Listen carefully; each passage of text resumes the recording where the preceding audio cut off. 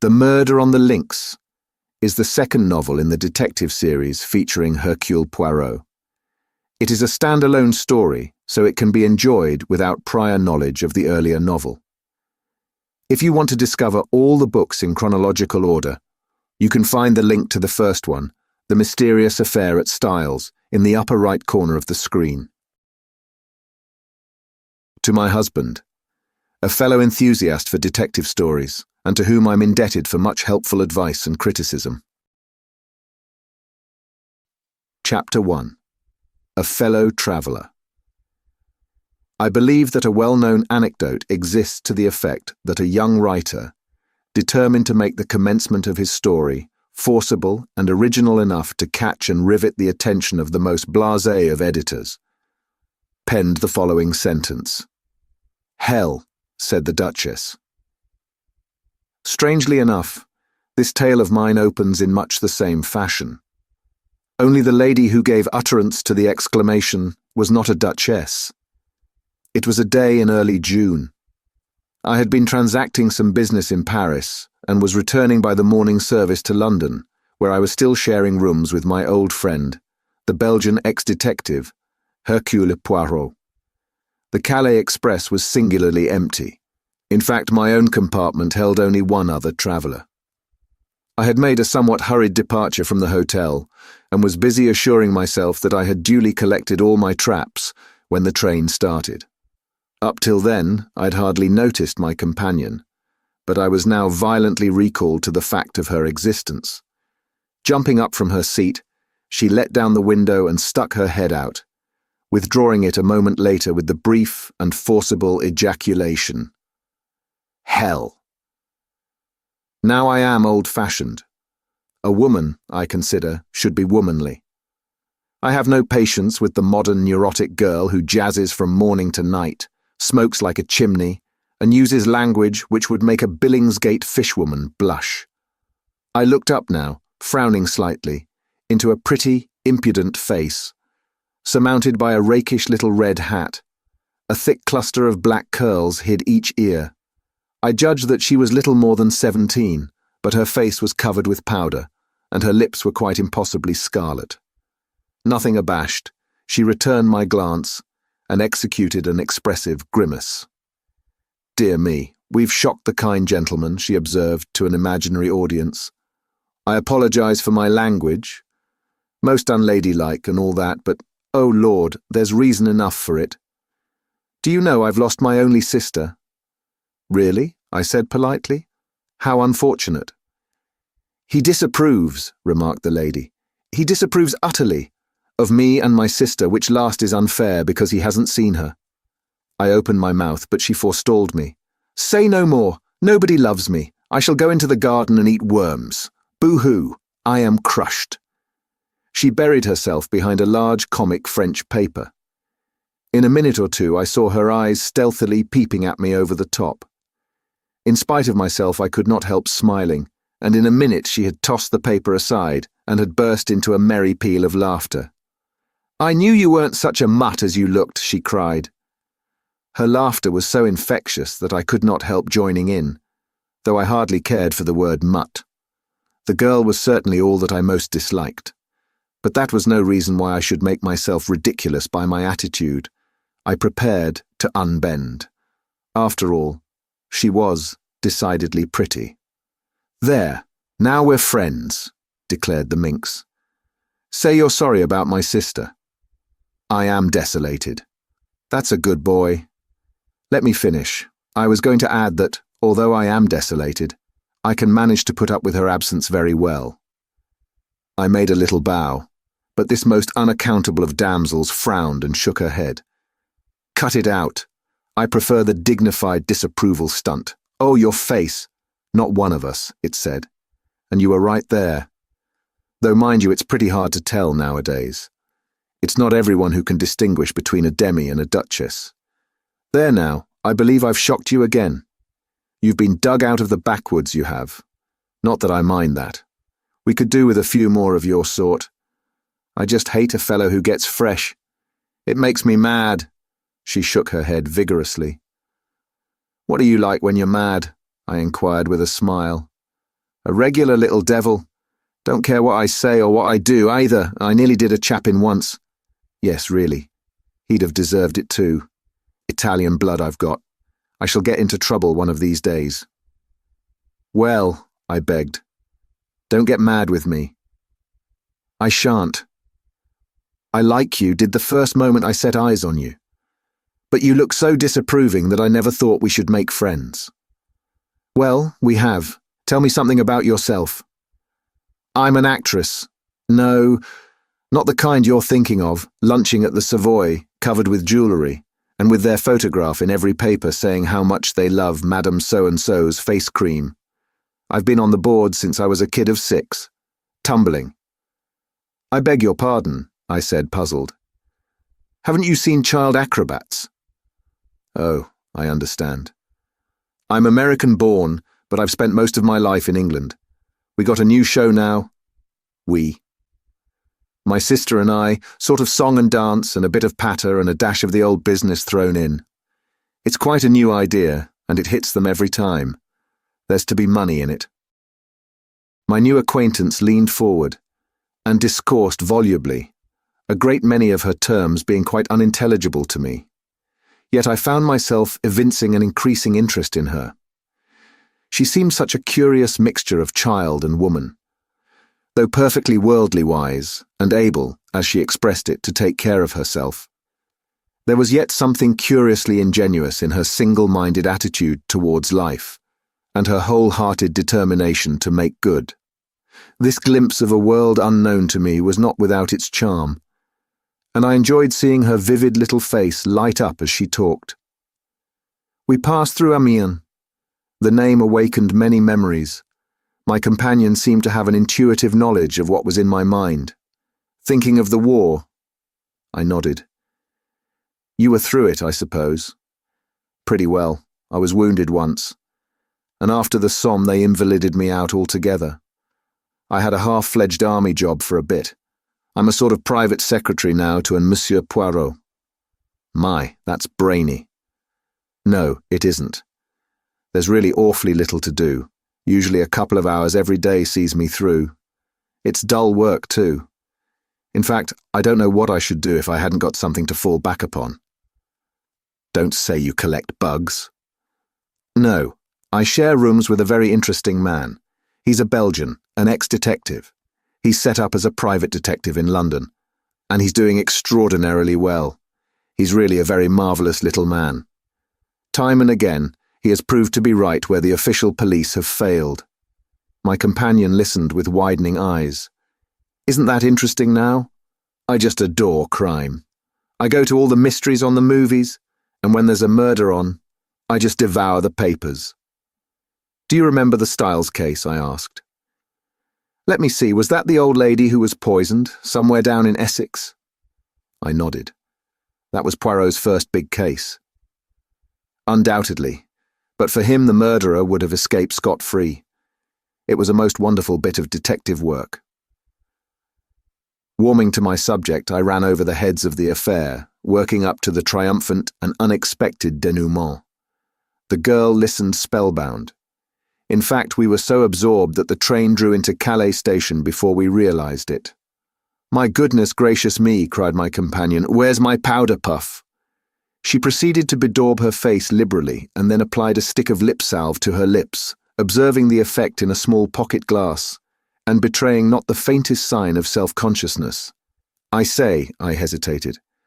I dare say it's cheek on my part, but why do all that sort of thing? The girl paused in her operations and stared at me with undisguised surprise.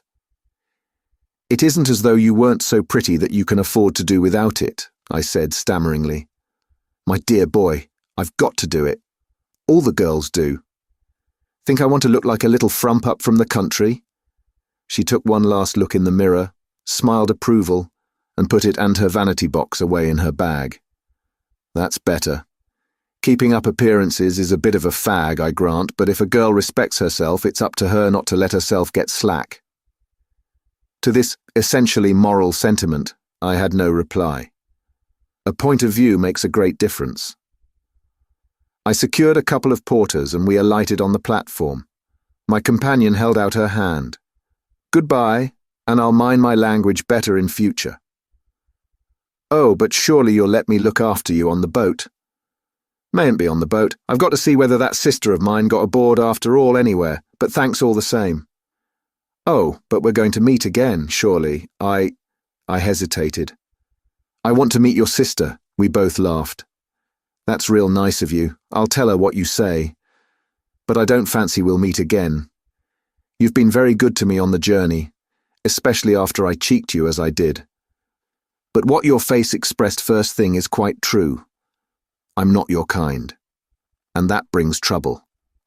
I know that well enough. Her face changed. For the moment, all the light-hearted gaiety died out of it. It looked angry, revengeful. So goodbye, she finished, in a lighter tone. Aren't you even going to tell me your name? I cried as she turned away. She looked over her shoulder. A dimple appeared in each cheek. She was like a lovely picture by Greuze. Cinderella, she said, and laughed. But little did I think when and how I should see Cinderella again. Latino Chapter 2. An Appeal for Help. It was 9:05 when I entered our joint sitting room for breakfast on the following morning. My friend Poirot, exact to the minute as usual, was just tapping the shell of his second egg. He beamed upon me as I entered. You have slept well, yes. You have recovered from the crossing so terrible. It is a marvel almost you are exact this morning. Pardon, but your tie is not symmetrical. Permit that I rearrange him. Elsewhere, I have described Hercule Poirot. An extraordinary little man, height 5 feet 4 inches, egg-shaped head carried a little to one side, eyes that shone green when he was excited, stiff military moustache, air of dignity immense. He was neat and dandified in appearance. For neatness of any kind, he had an absolute passion. To see an ornament set crooked, or a speck of dust, or a slight disarray in one's attire, was torture to the little man until he could ease his feelings by remedying the matter. Order and method were his gods. He had a certain disdain for tangible evidence, such as footprints and cigarette ash, and would maintain that, taken by themselves, they would never enable a detective to solve a problem. Then he would tap his egg-shaped head with absurd complacency and remark with great satisfaction, "The true work, it is done from within. The little grey cells, remember always the little grey cells, mon ami." I slipped into my seat and remarked idly in answer to Poirot's greeting that an hour's sea passage from Calais to Dover could hardly be dignified by the epithet terrible. Poirot waved his egg spoon in vigorous refutation of my remark. Du tout. If for an hour one experiences sensations and emotions of the most terrible, one has lived many hours. Does not one of your English poets say that time is counted, not by hours, but by heartbeats?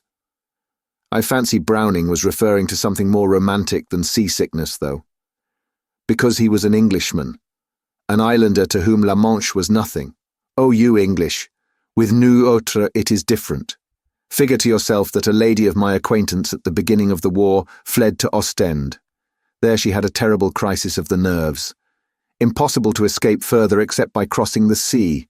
And she had a horror, mais une horreur, of the sea. What was she to do? Daily les Boches were drawing nearer. Imagine to yourself the terrible situation. What did she do? I inquired curiously. Fortunately, her husband was en pratique. He was also very calm. The crises of the nerves, they affected him not. Il l'a emporté simplement. Naturally, when she reached England, she was prostrate, but she still breathed. Poirot shook his head seriously. I composed my face as best I could. Suddenly he stiffened and pointed a dramatic finger at the toast rack. Ah, par exemple, c'est trop fort, he cried. What is it? This piece of toast. You remark him not? He whipped the offender out of the rack and held it up for me to examine. Is it square? No. Is it a triangle? Again, no. Is it even round? No. Is it of any shape remotely pleasing to the eye? What symmetry have we here? None. It's cut from a cottage loaf, I explained soothingly. Poirot threw me a withering glance. What an intelligence has my friend Hastings, he exclaimed sarcastically. Comprehend you not that I have forbidden such a loaf haphazard and shapeless, that no baker should permit himself to bake? I endeavoured to distract his mind. Anything interesting come by the post? Poirot shook his head with a dissatisfied air. I have not yet examined my letters, but nothing of interest arrives nowadays. The great criminals, the criminals of method, they do not exist. The cases I've been employed upon lately were banal to the last degree. In verity, I am reduced to recovering lost lapdogs for fashionable ladies. The last problem that presented any interest was that intricate little affair of the Yardley diamond, and that was— how many months ago, my friend?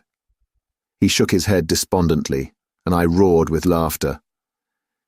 Cheer up, Poirot. The luck will change. Open your letters. For all you know, there may be a great case looming on the horizon.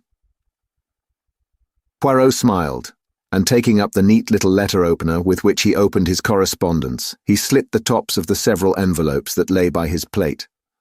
A bill, another bill.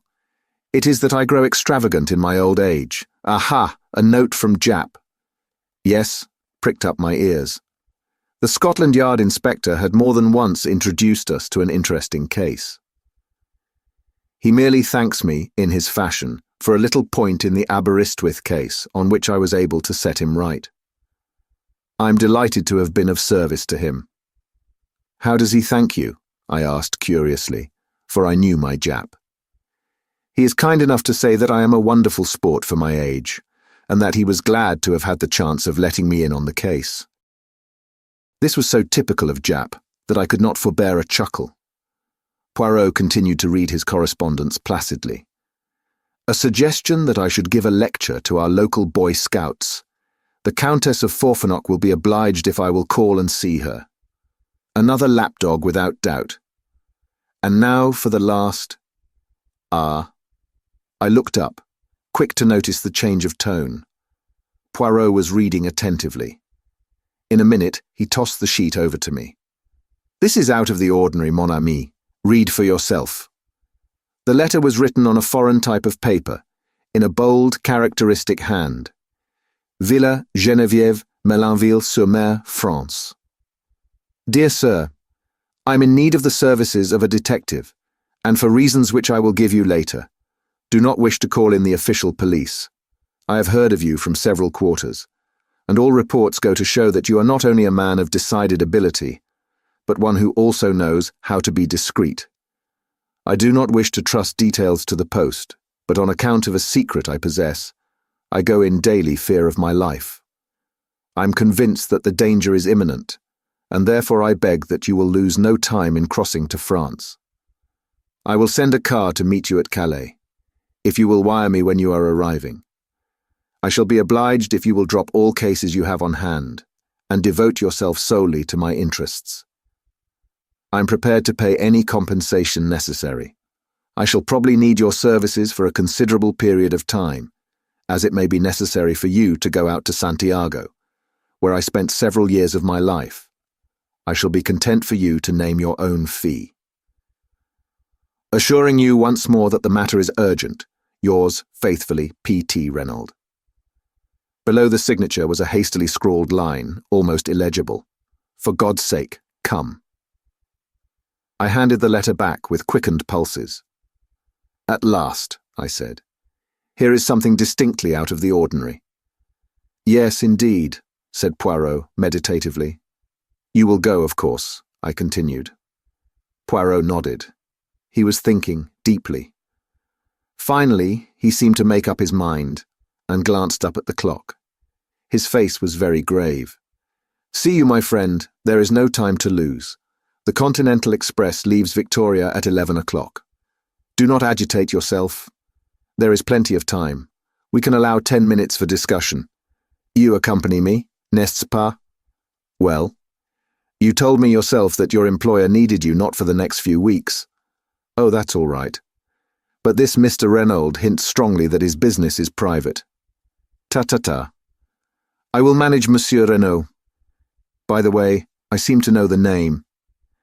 There's a well-known South American millionaire fellow. His name's Renault. I don't know whether it could be the same. But without doubt. That explains the mention of Santiago. Santiago is in Chile, and Chile it is in South America. Ah, but we progress finely. Dear me, Poirot, I said, my excitement rising. I smell some goodly shekels in this. If we succeed, we shall make our fortunes. Do not be too sure of that, my friend. A rich man and his money are not so easily parted. Me, I've seen a well-known millionaire turn out a tramful of people to seek for a dropped halfpenny. I acknowledged the wisdom of this. In any case, continued Poirot, it is not the money which attracts me here. Certainly it will be pleasant to have carte blanche in our investigations. One can be sure that way of wasting no time, but it is something a little bizarre in this problem which arouses my interest. You remarked the postscript? How did it strike you? I considered. Clearly he wrote the letter keeping himself well in hand, but at the end his self-control snapped, and on the impulse of the moment, he scrawled those 4 desperate words. But my friend shook his head energetically. You are in error. See you not that while the ink of the signature is nearly black, that of the postscript is quite pale? Well, I said, puzzled. Mon Dieu, mon ami, but use your little grey cells. Is it not obvious? Monsieur Renault wrote his letter. Without blotting it, he reread it carefully. Then, not on impulse, but deliberately, he added those last words and blotted the sheet. But why? Parbleu, so that it should produce the effect upon me that it has upon you. What? Mais oui, to make sure of my coming. He reread the letter and was dissatisfied. It was not strong enough.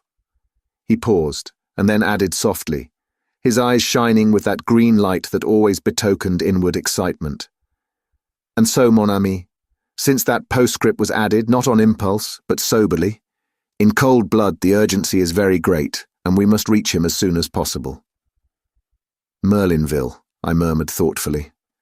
I've heard of it, I think. Poirot nodded. It is a quiet little place, but chic. It lies about midway between Boulogne and Calais. It is rapidly becoming the fashion. Rich English people who wish to be quiet are taking it up. Monsieur Renault has a house in England, I suppose. Yes, in Rutland Gate, as far as I remember. Also a big place in the country, somewhere in Hertfordshire. But I really know very little about him. He doesn't do much in a social way. I believe he has large South American interests in the city, and has spent most of his life out in Chile and the Argentino. Well, we shall hear all details from the man himself. Come, let us pack. A small suitcase each, and then a taxi to Victoria. And the Countess? I inquired with a smile. Ah, je m'en fiche. Her case was certainly not interesting. Why so sure of that? Because in that case she would have come, not written. A woman cannot wait. Always remember that, Hastings. 11 o'clock saw our departure from Victoria on our way to Dover. Before starting, Poirot had dispatched a telegram to Mr. Renault giving the time of our arrival at Calais. I'm surprised you haven't invested in a few bottles of some seasick remedy, Poirot, I observed maliciously as I recalled our conversation at breakfast. My friend, who was anxiously scanning the weather, turned a reproachful face upon me. Is it that you have forgotten the method most excellent of Lavergier? His system, I practice it always. One balances oneself, if you remember, turning the head from left to right, breathing in and out, counting 6 between each breath. I demurred. You'll be rather tired of balancing yourself and counting 6 by the time you get to Santiago or Buenos Aires or wherever it is you land. Quelle idée, you do not figure to yourself that I shall go to Santiago. Mr. Renault suggests it in his letter. He did not know the methods of Hercule Poirot. I do not run to and fro making journeys and agitating myself. My work is done from within, here. He tapped his forehead significantly. As usual, this remark roused my argumentative faculty. It's all very well, Poirot, but I think you are falling into the habit of despising certain things too much. A fingerprint has led sometimes to the arrest and conviction of a murderer, and has, without doubt, hanged more than one innocent man, remarked Poirot dryly. But surely the study of fingerprints and footprints, cigarette ash, different kinds of mud, and other clues that comprise the minute observation of details, all these are of vital importance. But certainly, I've never said otherwise. The trained observer, the expert, without doubt he is useful. But the others, the Hercule Poirots, they are above the experts. To them the experts bring the facts. Their business is the method of the crime, its logical deduction, the proper sequence and order of the facts. Above all, the true psychology of the case. You have hunted the fox, yes? I have hunted a bit, now and again, I said, rather bewildered by this abrupt change of subject. Why? Eh bien, this hunting of the fox. You need the dogs, no? Hounds, I corrected gently. Yes, of course. But yet, Poirot wagged his finger at me. You did not descend from your horse and run along the ground smelling with your nose and uttering loud ow-ows? In spite of myself, I laughed immoderately. Poirot nodded in a satisfied manner. So, you leave the work of the D, hounds to the hounds. Yet you demand that I, Hercule Poirot, should make myself ridiculous by lying down, possibly on damp grass, to study hypothetical footprints, and should scoop up cigarette ash when I do not know one kind from the other. Remember the Plymouth Express mystery. The good Jap departed to make a survey of the railway line. When he returned, I, without having moved from my apartments, was able to tell him exactly what he had found. So you are of the opinion that Jap wasted his time? Not at all, since his evidence confirmed my theory. But I should have wasted my time if I'd gone. It is the same with so-called experts. Remember the handwriting testimony in the Cavendish case. One counsel's questioning brings out testimony as to the resemblances, the defense brings evidence to show dissimilarity. All the language is very technical. And the result? What we all knew in the first place. The writing was very like that of John Cavendish. And the psychological mind is faced with the question, why? Because it was actually his? Or because someone wished us to think it was his? I answered that question, mon ami, and answered it correctly. And Poirot, having effectually silenced, if not convinced me, leaned back with a satisfied air. On the boat, I knew better than to disturb my friend's solitude. The weather was gorgeous, and the sea as smooth as the proverbial mill pond. So I was hardly surprised to hear that Laverguiere's method had once more justified itself when a smiling Poirot joined me on disembarking at Calais. A disappointment was in store for us, as no car had been sent to meet us, but Poirot put this down to his telegram having been delayed in transit. Since it is carte blanche, we will hire a car, he said cheerfully, and a few minutes later saw us creaking and jolting along, in the most ramshackle of automobiles that ever plied for hire, in the direction of Merlinville. My spirits were at their highest. What gorgeous air, I exclaimed. This promises to be a delightful trip. For you, yes. For me, I have work to do, remember, at our journey's end. Bah, I said cheerfully. You will discover all, ensure this Mr. Reynolds' safety, run the would-be assassins to earth, and all will finish in a blaze of glory. You are sanguine, my friend. Yes, I feel absolutely assured of success. Are you not the one and only Hercule Poirot? But my little friend did not rise to the bait. He was observing me gravely. You are what the Scotch people call fey. Hastings. It presages disaster. Nonsense. At any rate, you do not share my feelings. No, but I'm afraid. Afraid of what? I do not know. But I have a premonition, a je ne sais quoi. He spoke so gravely that I was impressed, in spite of myself. I have a feeling, he said slowly, that this is going to be a big affair, a long, troublesome problem that will not be easy to work out. I would have questioned him further, but we were just coming into the little town of Merlinville, and we slowed up to inquire the way to the Villa Geneviève. Straight on, monsieur, through the town. The Villa Geneviève is about half a mile the other side. You cannot miss it. A big villa overlooking the sea. We thanked our informant and drove on, leaving the town behind. A fork in the road brought us to a second halt. A peasant was trudging towards us, and we waited for him to come up to us in order to ask the way again. There was a tiny villa standing right by the road, but it was too small and dilapidated to be the one we wanted. As we waited, the gate of it swung open and a girl came out. The peasant was passing us now, and the driver leaned forward from his seat and asked for direction. The Villa Geneviève. Just a few steps up this road to the right, monsieur. You could see it if it were not for the curve. The chauffeur thanked him and started the car again. My eyes were fascinated by the girl who still stood, with one hand on the gate, watching us. I am an admirer of beauty, and here was one whom nobody could have passed without remark. Very tall, with the proportions of a young goddess, her uncovered golden head gleaming in the sunlight, I swore to myself that she was one of the most beautiful girls I had ever seen. As we swung up the rough road, I turned my head to look after her. "By Jove, Poirot," I exclaimed. "Did you see that young goddess?" Poirot raised his eyebrows. "Car commence," he murmured. "Already you have seen a goddess. But hang it all, wasn't she?" "Possibly. I did not remark the fact. Surely you noticed her?" "Mon ami, two people rarely see the same thing. You, for instance, saw a goddess. He hesitated. "Yes."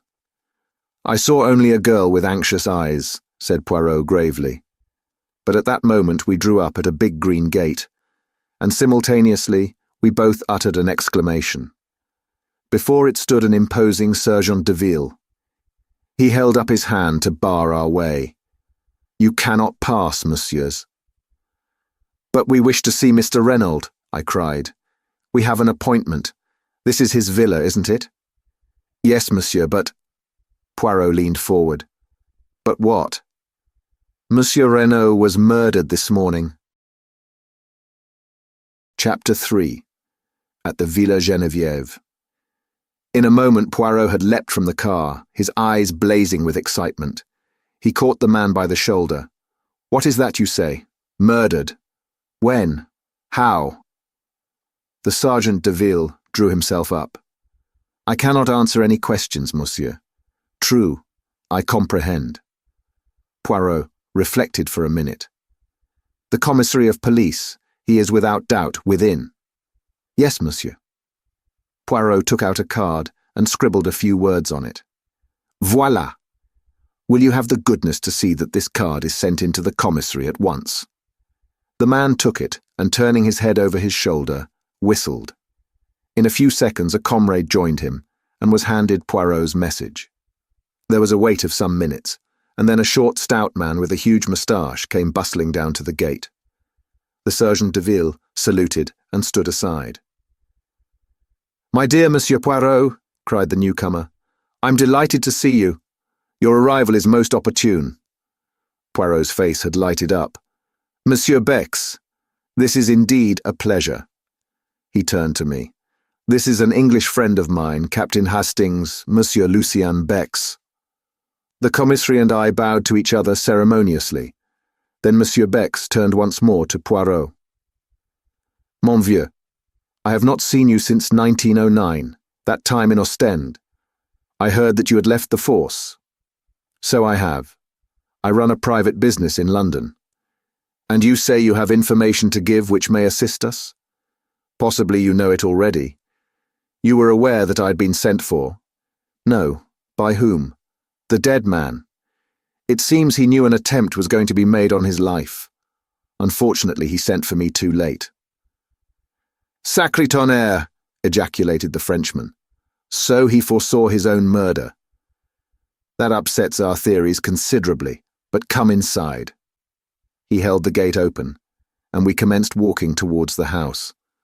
Monsieur Bex continued to talk. The examining magistrate Monsieur Ote, must hear of this at once. He has just finished examining the scene of the crime and is about to begin his interrogations. A charming man. You will like him. Most sympathetic. Original in his methods, but an excellent judge. When was the crime committed? Asked Poirot. The body was discovered this morning about 9 o'clock. Madame Renault's evidence and that of the doctors goes to show that the death must have occurred about 2 a.m. But enter, I pray of you. We had arrived at the steps which led up to the front door of the villa. In the hall, another Sergeant de Ville was sitting. He rose at sight of the commissary. "Where is Monsieur Ote now?" inquired the latter. "In the salon, monsieur."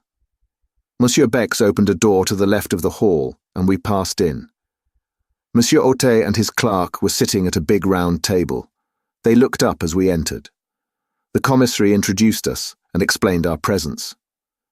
Monsieur Ote, the juge d'instruction, was a tall, gaunt man, with piercing dark eyes and a neatly cut grey beard, which he had a habit of caressing as he talked.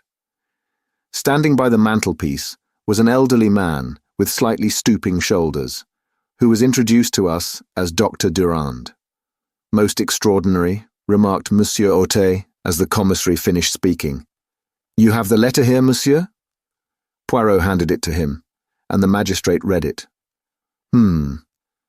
He speaks of a secret. What a pity he was not more explicit. We are much indebted to you, Monsieur Poirot.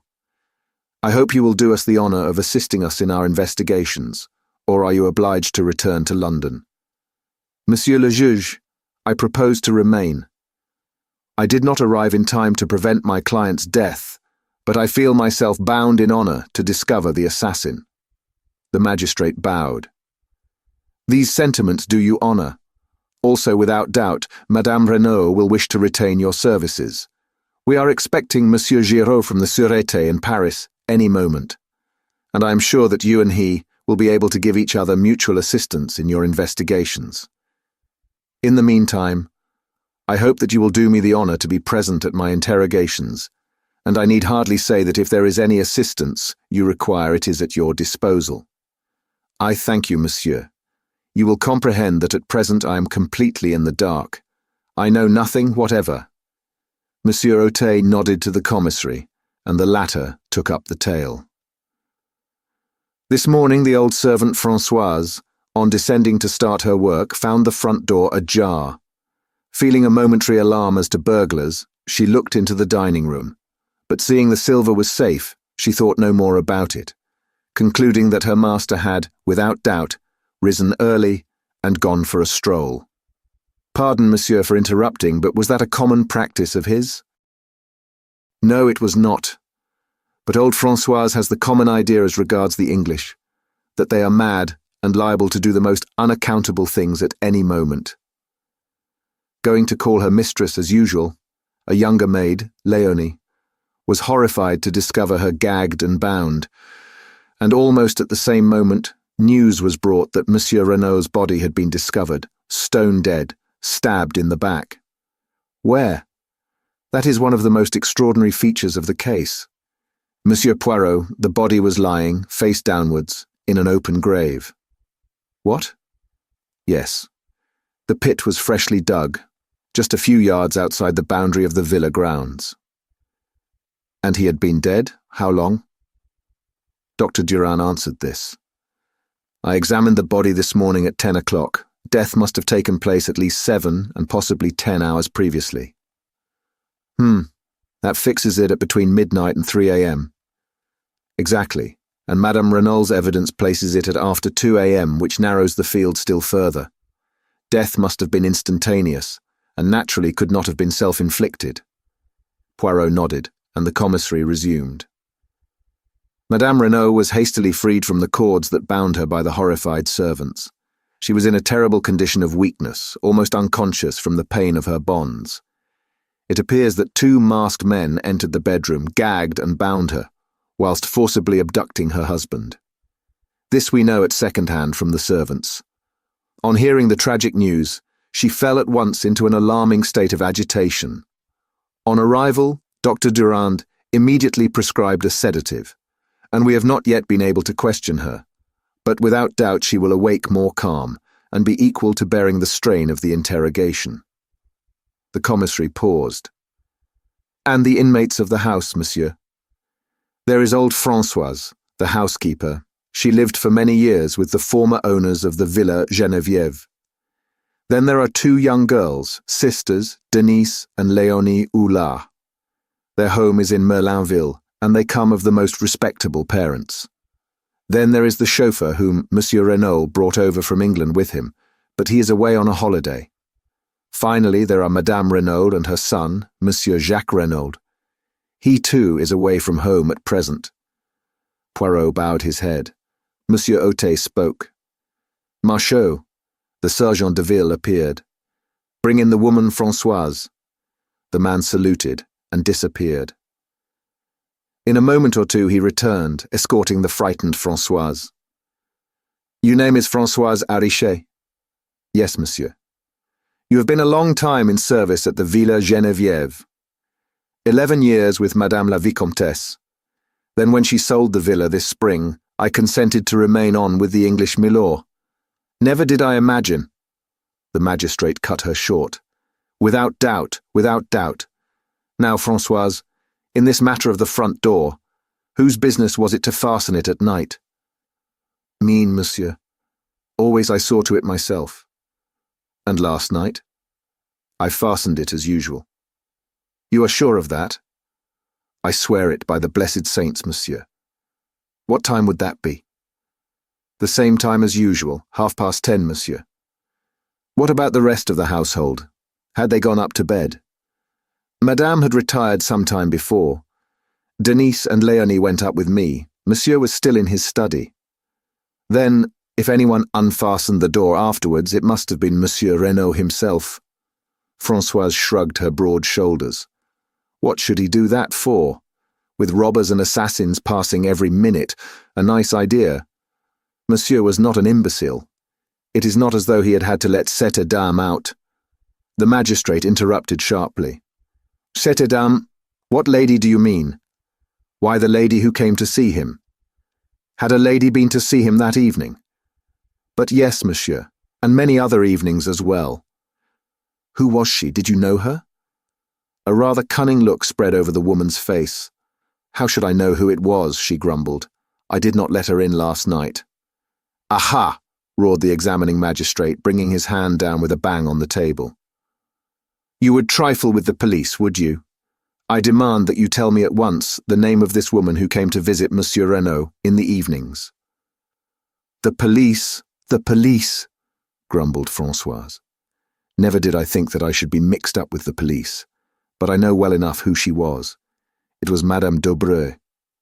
The commissary uttered an exclamation and leaned forward as though in utter astonishment. Madame d'Aubray, from the Villa Marguerite, just down the road. That is what I said, monsieur. Oh, she is a pretty one, celle-là. The old woman tossed her head scornfully. Madame d'Aubray, murmured the commissary. Impossible. Voilà, grumbled Françoise. That is all you get for telling the truth. Not at all, said the examining magistrate soothingly. We were surprised, that is all. Madame d'Aubray, then, and Monsieur Renaud, they were... He paused delicately. Eh? It was that, without doubt. How should I know? But what will you? Monsieur, he was Milord Anglais, très riche, and Madame d'Aubray, she was poor, that one, and très chic for all that she lived so quietly with her daughter. Not a doubt of it, she has had her history. She is no longer young. But ma foi, I who speak to you have seen the men's heads turn after her as she goes down the street. Besides, lately, she's had more money to spend. All the town knows it. The little economies, they are at an end. And Françoise shook her head with an air of unalterable certainty. Monsieur Otet stroked his beard reflectively. And Madame Renaud? He asked at length. How did she take this friendship? Françoise shrugged her shoulders. She was always most amiable, most polite. One would say that she suspected nothing. But all the same, is it not so the heart suffers, monsieur? day by day, I have watched Madame grow paler and thinner. She was not the same woman who arrived here a month ago. Monsieur too has changed. He also has had his worries. One could see that he was on the brink of a crisis of the nerves. And who could wonder, with an affair conducted such a fashion? No reticence, no discretion. Style Anglaise without doubt. I bounded indignantly in my seat, but the examining magistrate was continuing his questions, undistracted by side issues. You say that Monsieur Renaud had not to let Madame d'Aubray out. Had she left then? Yes, monsieur. I heard them come out of the study and go to the door. Monsieur said good night and shut the door after her. What time was that? About 25 minutes after 10, monsieur. Do you know when Monsieur Renaud went to bed? I heard him come up about 10 minutes after we did. The stair creaks so that one hears everyone who goes up and down. And that is all. You heard no sound of disturbance during the night? Nothing whatever, monsieur. Which of the servants came down the first in the morning? I did, monsieur. At once I saw the door swinging open. What about the other downstairs windows? Were they all fastened? Every one of them. There was nothing suspicious or out of place anywhere. Good, Françoise, you can go. The old woman shuffled towards the door. On the threshold, she looked back. I will tell you one thing, monsieur. That Madame d'Aubray, she is a bad one. Oh yes. One woman knows about another. She is a bad one. Remember that. And shaking her head sagely, Françoise left the room. Léonie Hulard, called the magistrate. Léonie appeared dissolved in tears and inclined to be hysterical. Monsieur Ote dealt with her adroitly. Her evidence was mainly concerned with the discovery of her mistress gagged and bound, of which she gave rather an exaggerated account.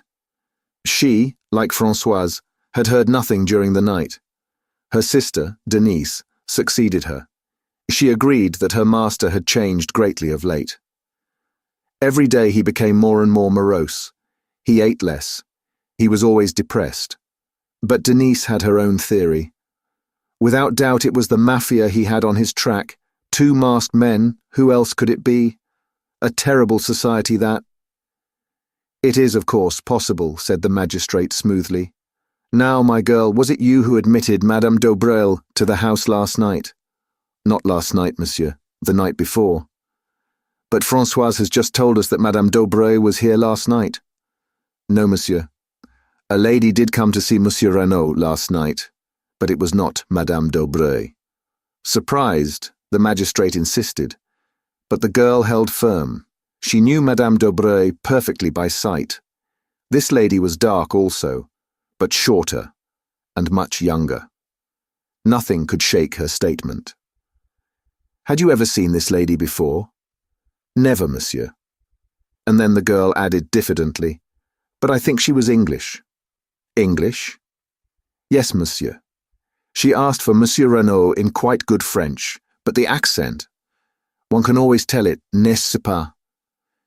Besides, when they came out of the study, they were speaking in English.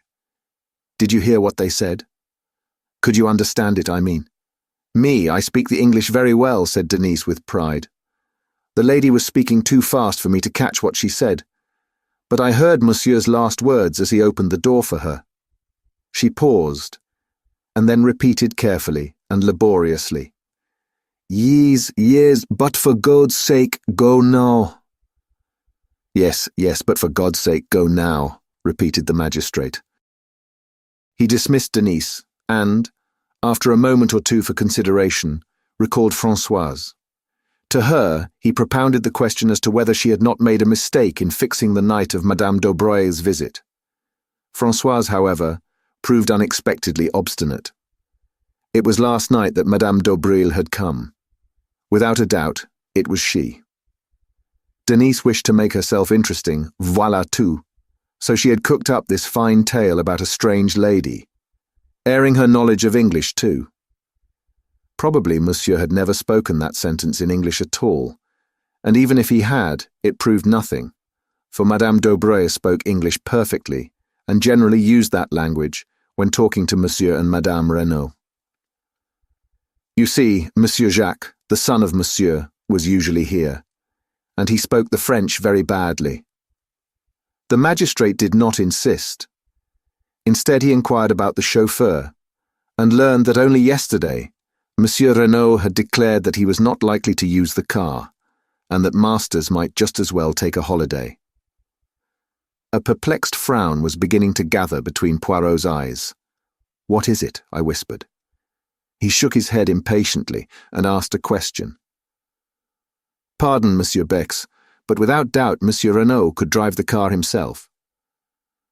The commissary looked over at Françoise, and the old woman replied promptly, "No, Monsieur did not drive himself." Poirot's frown deepened. "I wish you would tell me what is worrying you," I said impatiently. "See you not? In his letter, Monsieur Renaud speaks of sending the car for me to Calais." "Perhaps he meant a hired car," I suggested. "Doubtless that is so. But why hire a car when you have one of your own? Why choose yesterday to send away the chauffeur on a holiday, suddenly, at a moment's notice? Was it that for some reason he wanted him out of the way before we arrived?" Chapter 4. The letter signed, Bella. Françoise had left the room. The magistrate was drumming thoughtfully on the table. "Monsieur Bex," he said at length, "here we have directly conflicting testimony. Which are we to believe, Françoise or Denise?" "Denise," said the commissary decidedly. "It was she who let the visitor in. Françoise is old and obstinate and has evidently taken a dislike to Madame d'Aubreuil. Besides, our own knowledge tends to show that Renaud was entangled with another woman." "Tiens," cried Monsieur Autet. "We have forgotten to inform Monsieur Poirot of that." He searched amongst the papers on the table and finally handed the one he was in search of to my friend. "This letter, Monsieur Poirot, we found in the pocket of the dead man's overcoat." Poirot took it and unfolded it. It was somewhat worn and crumbled, and was written in English in a rather unformed hand. "My dearest one, why have you not written for so long? You do love me still, don't you?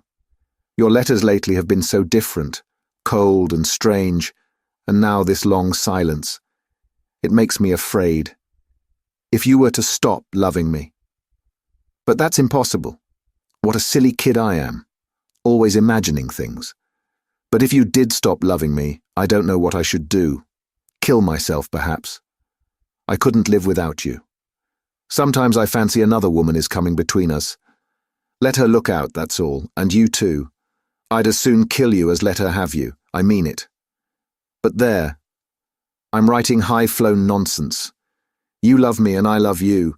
Yes, love you, love you, love you. Your own adoring Bella." There was no address or date. Poirot handed it back with a grave face. "And the assumption is, Monsieur le Juge?" The examining magistrate shrugged his shoulders. Obviously, Monsieur Renaud was entangled with this Englishwoman, Bella. He comes over here, meets Madame d'Aubreuil, and starts an intrigue with her. He cools off to the other, and she instantly suspects something. This letter contains a distinct threat. Monsieur Poirot, at first sight, the case seems simplicity itself. Jealousy. The fact that Monsieur Renaud was stabbed in the back seemed to point distinctly to its being a woman's crime. Poirot nodded. The stab in the back, yes, but not the grave. That was laborious work, hard work. No woman dug that grave, monsieur. That was a man's doing. The commissary exclaimed excitedly, "Yes, yes, you are right, we did not think of that." "As I said," continued Monsieur Autet, "at first sight the case seemed simple, but the masked men and the letter you received from Monsieur Renaud complicate matters.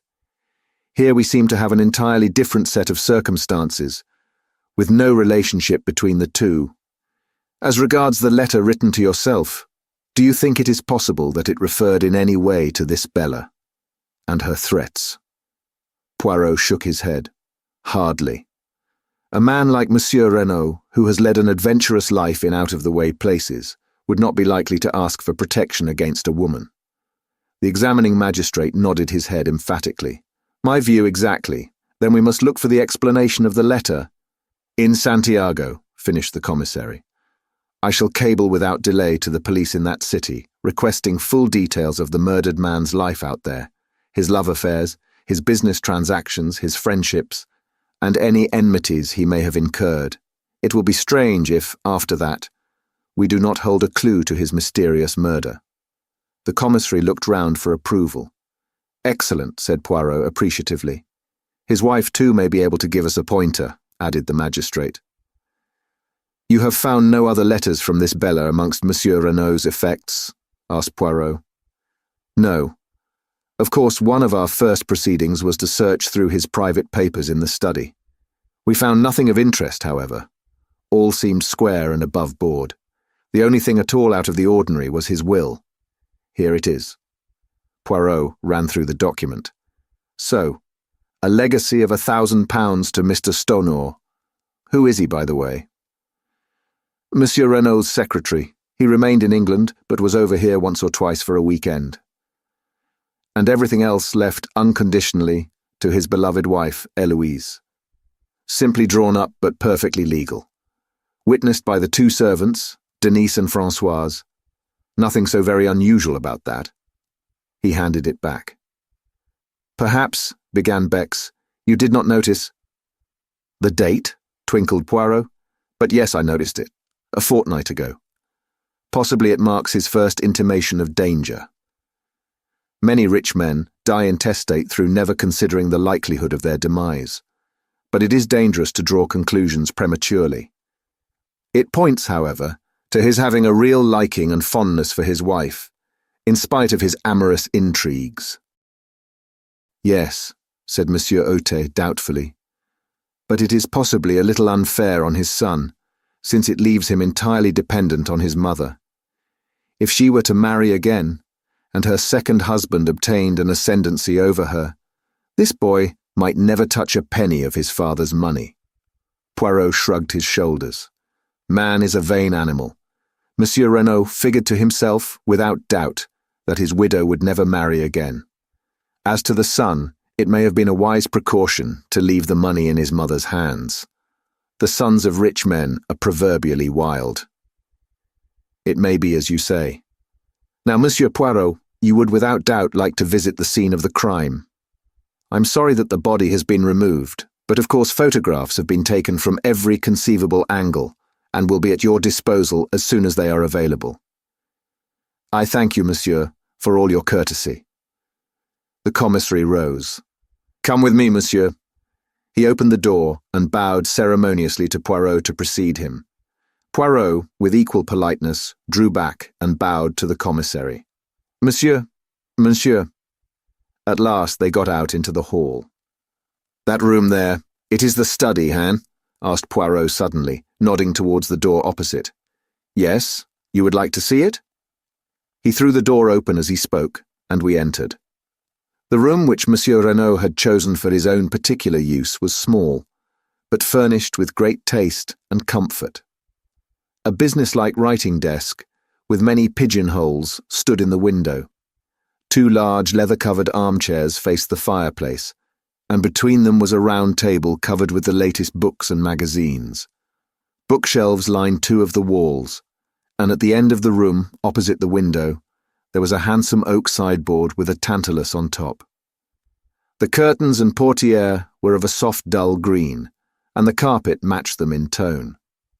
Poirot stood a moment taking in the room. Then he stepped forward, passed his hand lightly over the backs of the leather chairs, picked up a magazine from the table, and drew a finger gingerly over the surface of the oak sideboard. His face expressed complete approval. No dust? I asked, with a smile. He beamed on me, appreciative of my knowledge of his peculiarities. Not a particle, mon ami, and for once perhaps it is a pity. His sharp, bird-like eyes darted here and there. Ah, he remarked suddenly, with an intonation of relief. The hearthrug is crooked, and he bent down to straighten it. Suddenly he uttered an exclamation and rose. In his hand he held a small fragment of paper. In France, As in England, he remarked.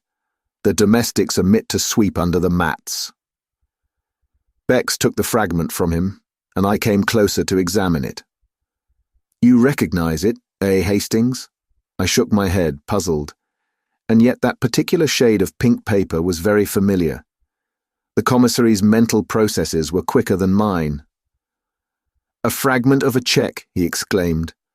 The piece of paper was roughly about 2 inches square. On it was written in ink the word Duvain. Bien, said Bex. This cheque was payable to, or drawn by, one named Duvain. The former, I fancy, said Poirot. For, if I'm not mistaken, the handwriting is that of Monsieur Renaud. That was soon established, by comparing it with a memorandum from the desk. Dear me, murmured the commissary with a crestfallen air. I really cannot imagine how I came to overlook this. Poirot laughed. The moral of that is, always look under the mats. My friend Hastings here will tell you that anything in the least crooked is a torment to me. As soon as I saw that the hearthrug was out of the straight, I said to myself, Tiens. The leg of the chair caught it in being pushed back. Possibly there may be something beneath it which the good Françoise overlooked.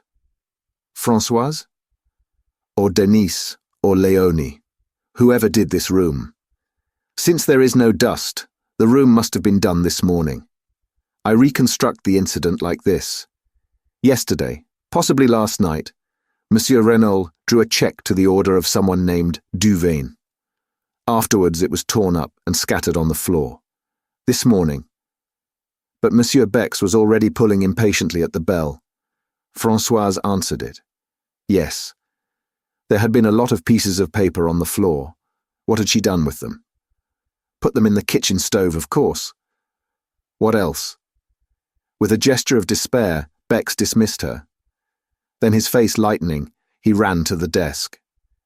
In a minute he was hunting through the dead man's checkbook. Then he repeated his former gesture. The last counterfoil was blank. Courage, cried Poirot, clapping him on the back. Without doubt, Madame Renaud will be able to tell us all about this mysterious person named Duvain. The commissary's face cleared.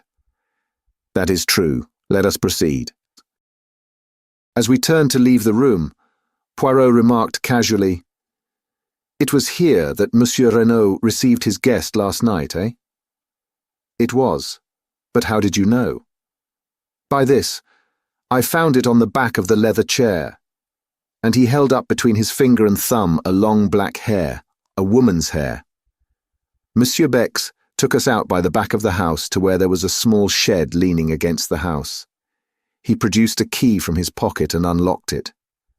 The body is here. We moved it from the scene of the crime just before you arrived, as the photographers had done with it. He opened the door, and we passed in. The murdered man lay on the ground with a sheet over him. Monsieur Bex dexterously whipped off the covering. Renaud was a man of medium height, slender and lithe in figure. He looked about 50 years of age, and his dark hair was plentifully streaked with grey. He was clean-shaven, with a long, thin nose, and eyes set rather close together, and his skin was deeply bronzed, as that of a man who had spent most of his life beneath tropical skies. His lips were drawn back from his teeth, and an expression of absolute amazement and terror was stamped on the livid features. One can see by his face that he was stabbed in the back, remarked Poirot. Very gently he turned the dead man over. There, between the shoulder blades, staining the light fawn overcoat, was a round dark patch. In the middle of it, there was a slit in the cloth. Poirot examined it narrowly. Have you any idea with what weapon the crime was committed? It was left in the wound. The commissary reached down a large glass jar. In it was a small object that looked to me more like a paper knife than anything else. It had a black handle and a narrow, shining blade. The whole thing was not more than 10 inches long. Poirot tested the discoloured point gingerly with his fingertip. Ma foi, but it is sharp. A nice, easy little tool for murder. Unfortunately, we could find no trace of fingerprints on it, remarked Bex, regretfully. The murderer must have worn gloves. Of course he did, said Poirot contemptuously. Even in Santiago they know enough for that. The veriest amateur of an English mise knows it, thanks to the publicity the Bertillon system has been given in the press. All the same, it interests me very much that there were no fingerprints. It is so amazingly simple to leave the fingerprints of someone else. And then the police are happy. He shook his head. I very much fear our criminal is not a man of method, either that or he was pressed for time. But we shall see. He let the body fall back into its original position. He wore only underclothes under his overcoat, I see, he remarked. Yes, the examining magistrate thinks that is rather a curious point. At this minute, there was a tap on the door which Bex had closed after him. He strode forward and opened it. Françoise was there. She endeavoured to peep in with ghoulish curiosity. Well, what is it? Demanded Bex impatiently. Madame, she sends a message that she is much recovered and is quite ready to receive the examining magistrate. Good, said Monsieur Bex briskly. Tell Monsieur Otet and say that we will come at once. Poirot lingered a moment, looking back towards the body. I thought for a moment that he was going to apostrophize it, to declare aloud his determination never to rest till he had discovered the murderer. But when he spoke, it was tamely and awkwardly, and his comment was ludicrously inappropriate to the solemnity of the moment. He wore his overcoat very long, he said constrainedly. Chapter 5. Mrs. Reynolds' Story. We found Monsieur Otet awaiting us in the hall, and we all proceeded upstairs together, Françoise marching ahead to show us the way. Poirot went up in a zigzag fashion which puzzled me, until he whispered with a grimace. No wonder the servants heard Monsieur Renaud mounting the stairs. Not a board of them but creaks fit to wake the dead. At the head of the staircase, a small passage branched off. The servants' quarters, explained Bex. We continued along a corridor, and Françoise tapped on the last door to the right of it. A faint voice bade us enter, and we passed into a large sunny apartment looking out towards the sea, which showed blue and sparkling about a quarter of a mile distant. On a couch, propped up with cushions, and attended by Dr. Durand, lay a tall, striking-looking woman. She was middle-aged, and her once dark hair was now almost entirely silvered, but the intense vitality and strength of her personality would have made itself felt anywhere. You knew at once that you were in the presence of what the French call une maîtresse femme. She greeted us with a dignified inclination of the head.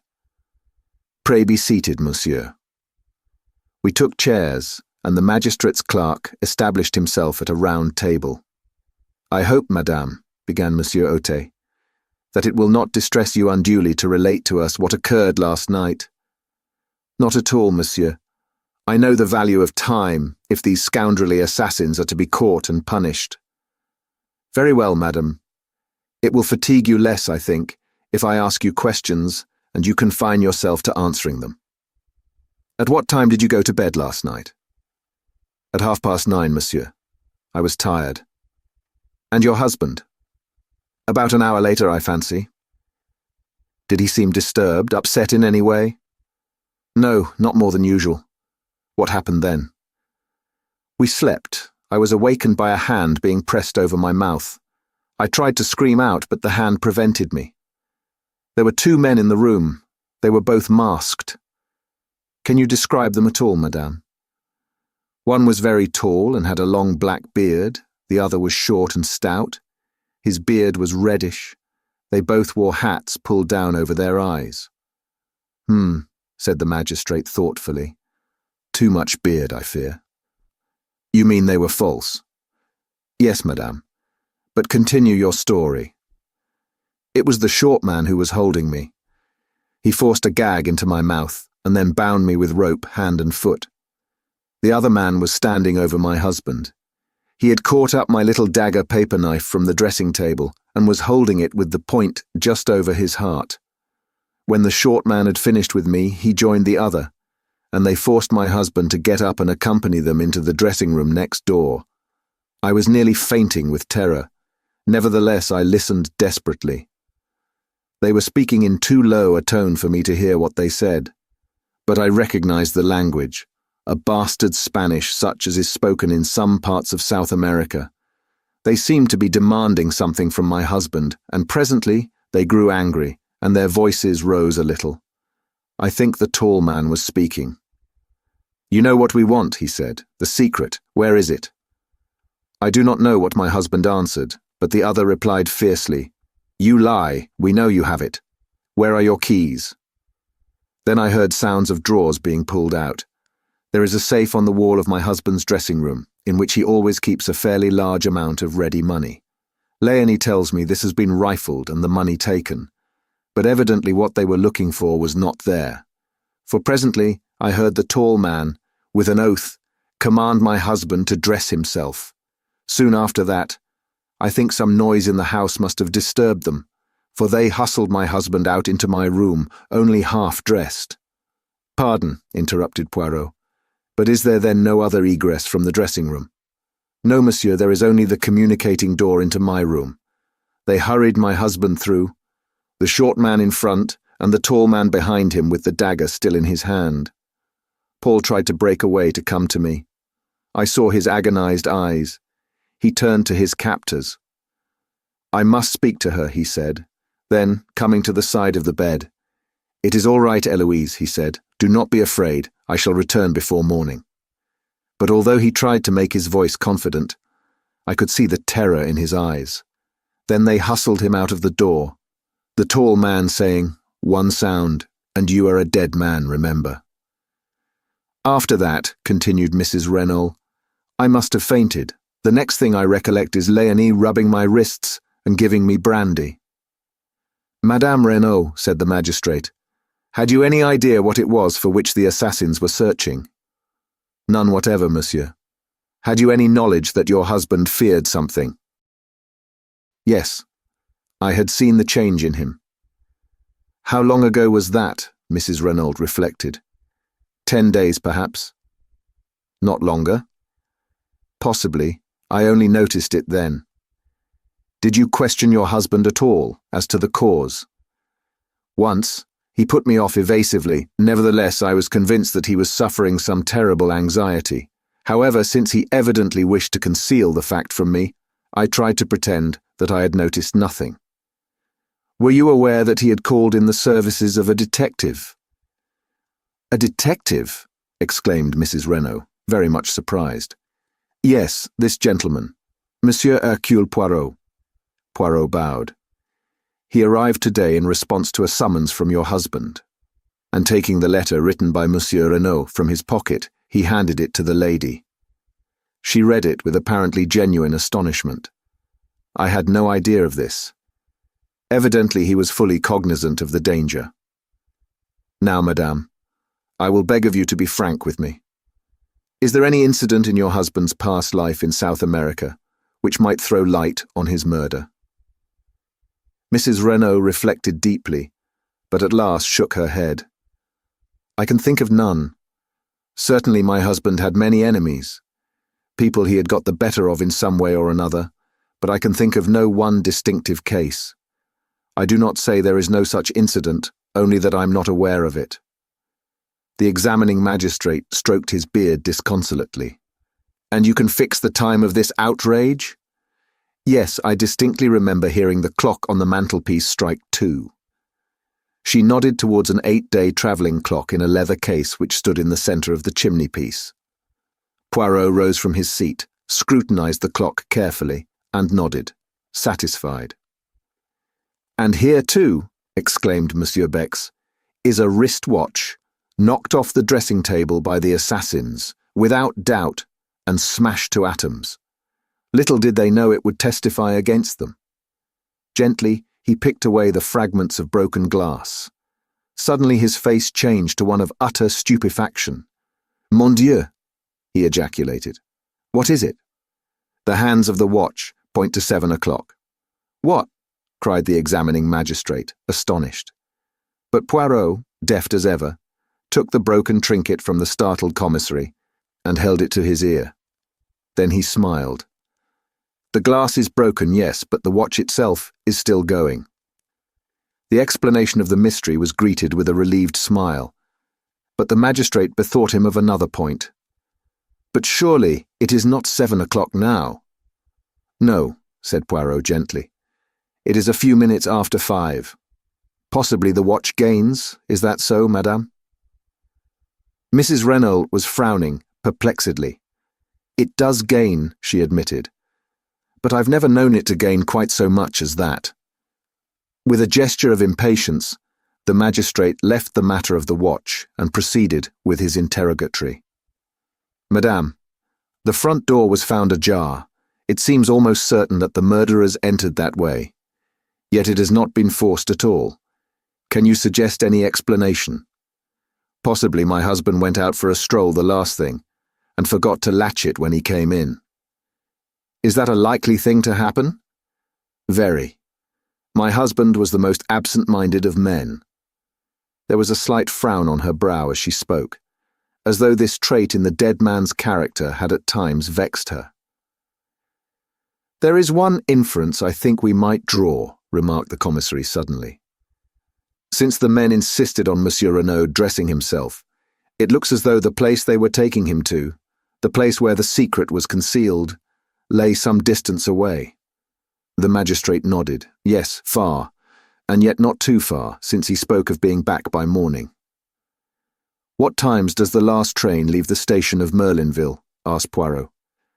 11:50 one way and 12:17 the other, but it is more probable that they had a motor waiting." "Of course," agreed Poirot, looking somewhat crestfallen. "Indeed, that might be one way of tracing them," continued the magistrate, brightening. "A motor containing 2 foreigners is quite likely to have been noticed. That is an excellent point, Monsieur Bex." He smiled to himself, and then, becoming grave once more, he said to Mrs. Renaud, "There is another question. Do you know any one of the name of Duveen?" "Duveen?" Mrs. Renaud repeated thoughtfully.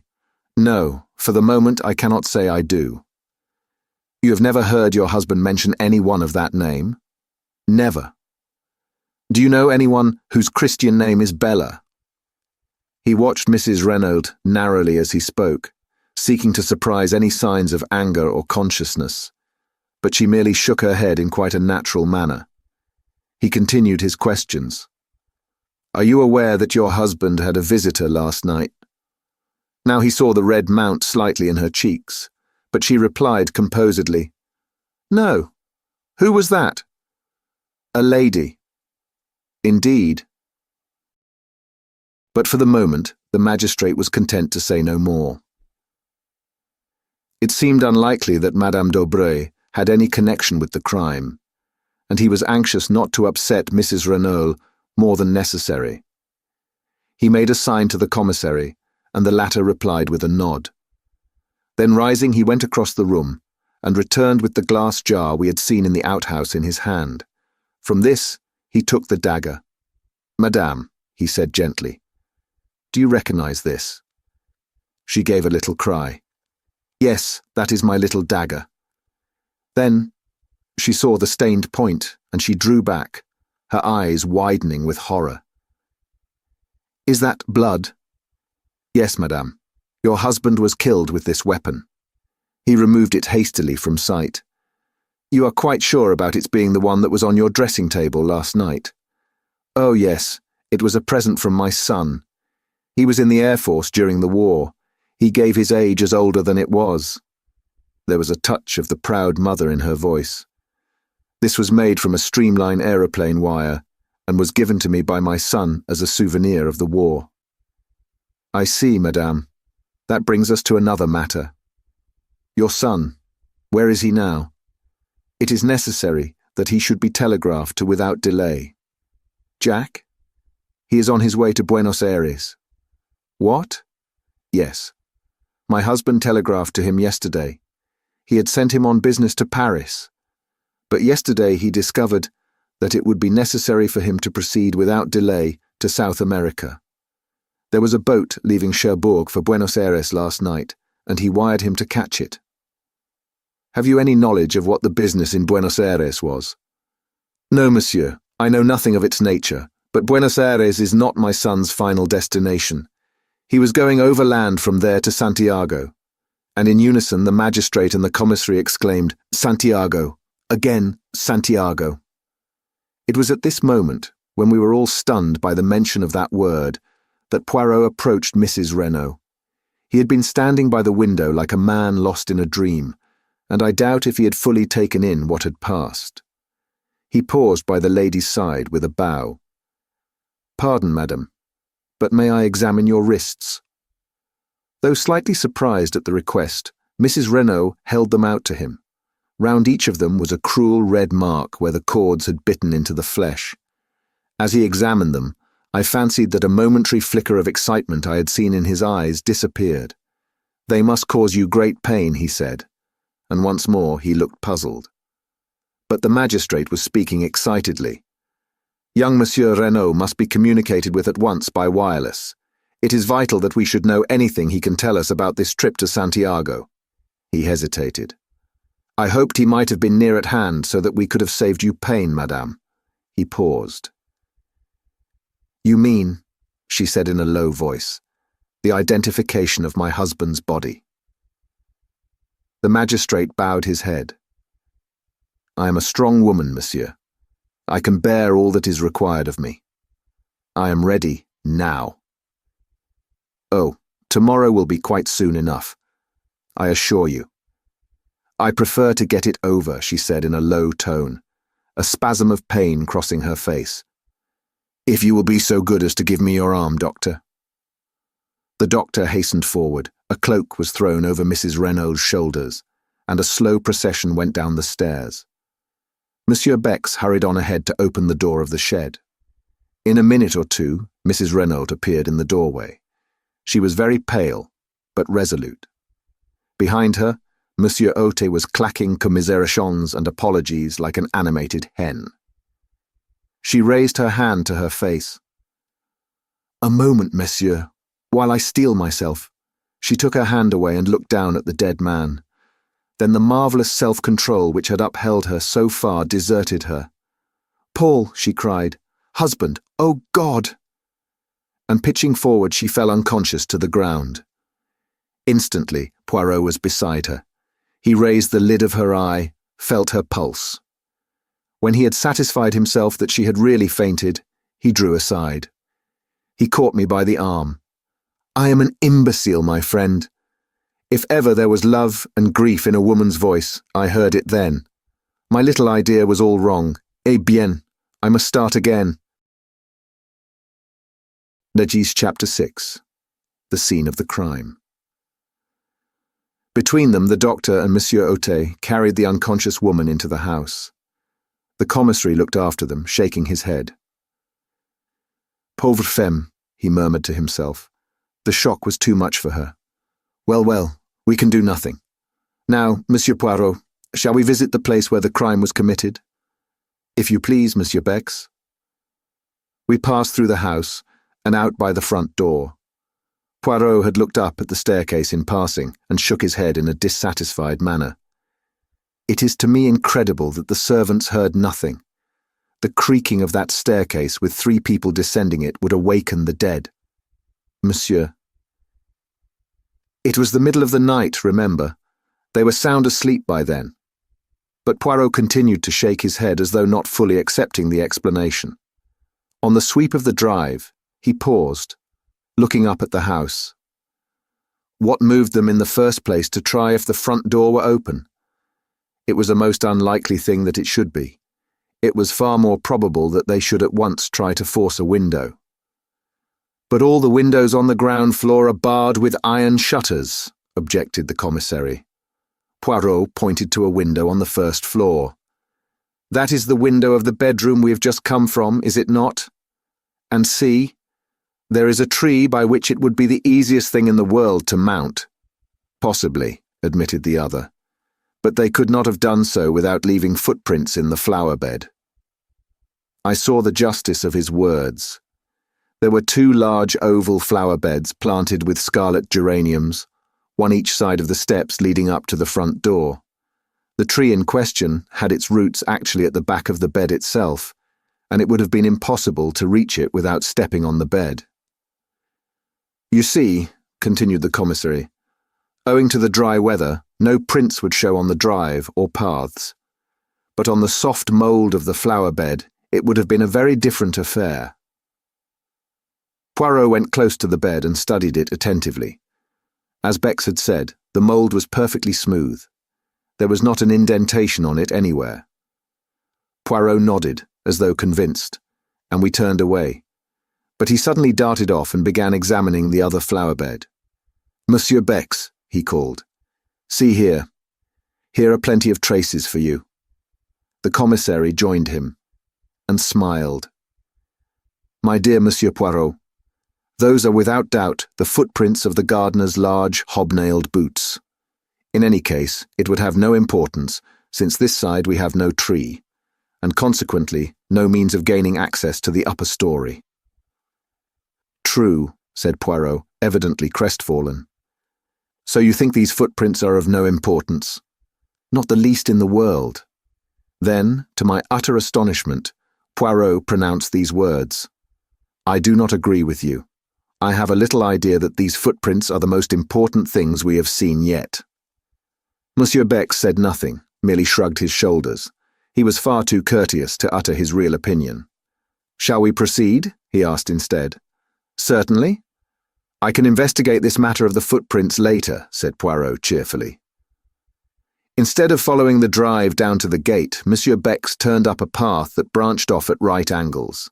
It led up a slight incline, round to the right of the house, and was bordered on either side by a kind of shrubbery. Suddenly it emerged into a little clearing, from which one obtained a view of the sea. A seat had been placed here, and not far from it was a rather ramshackle shed.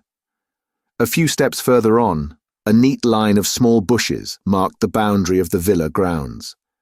Monsieur Bex pushed his way through these, and we found ourselves on a wide stretch of open downs. I looked round and saw something that filled me with astonishment. "Why, this is a golf course!" I cried. Bex nodded. "The limits are not completed yet," he explained. "It is hoped to be able to open them sometime next month. It was some of the men working on them who discovered the body early this morning." I gave a gasp. A little to my left, where for the moment I had overlooked it, was a long, narrow pit, and by it, face downwards, was the body of a man. For a moment my heart gave a terrible leap, and I had a wild fancy that the tragedy had been duplicated. But the commissary dispelled my illusion by moving forward with a sharp exclamation of annoyance. "What have my police been about? They had strict orders to allow no one near the place without proper credentials." The man on the ground turned his head over his shoulder.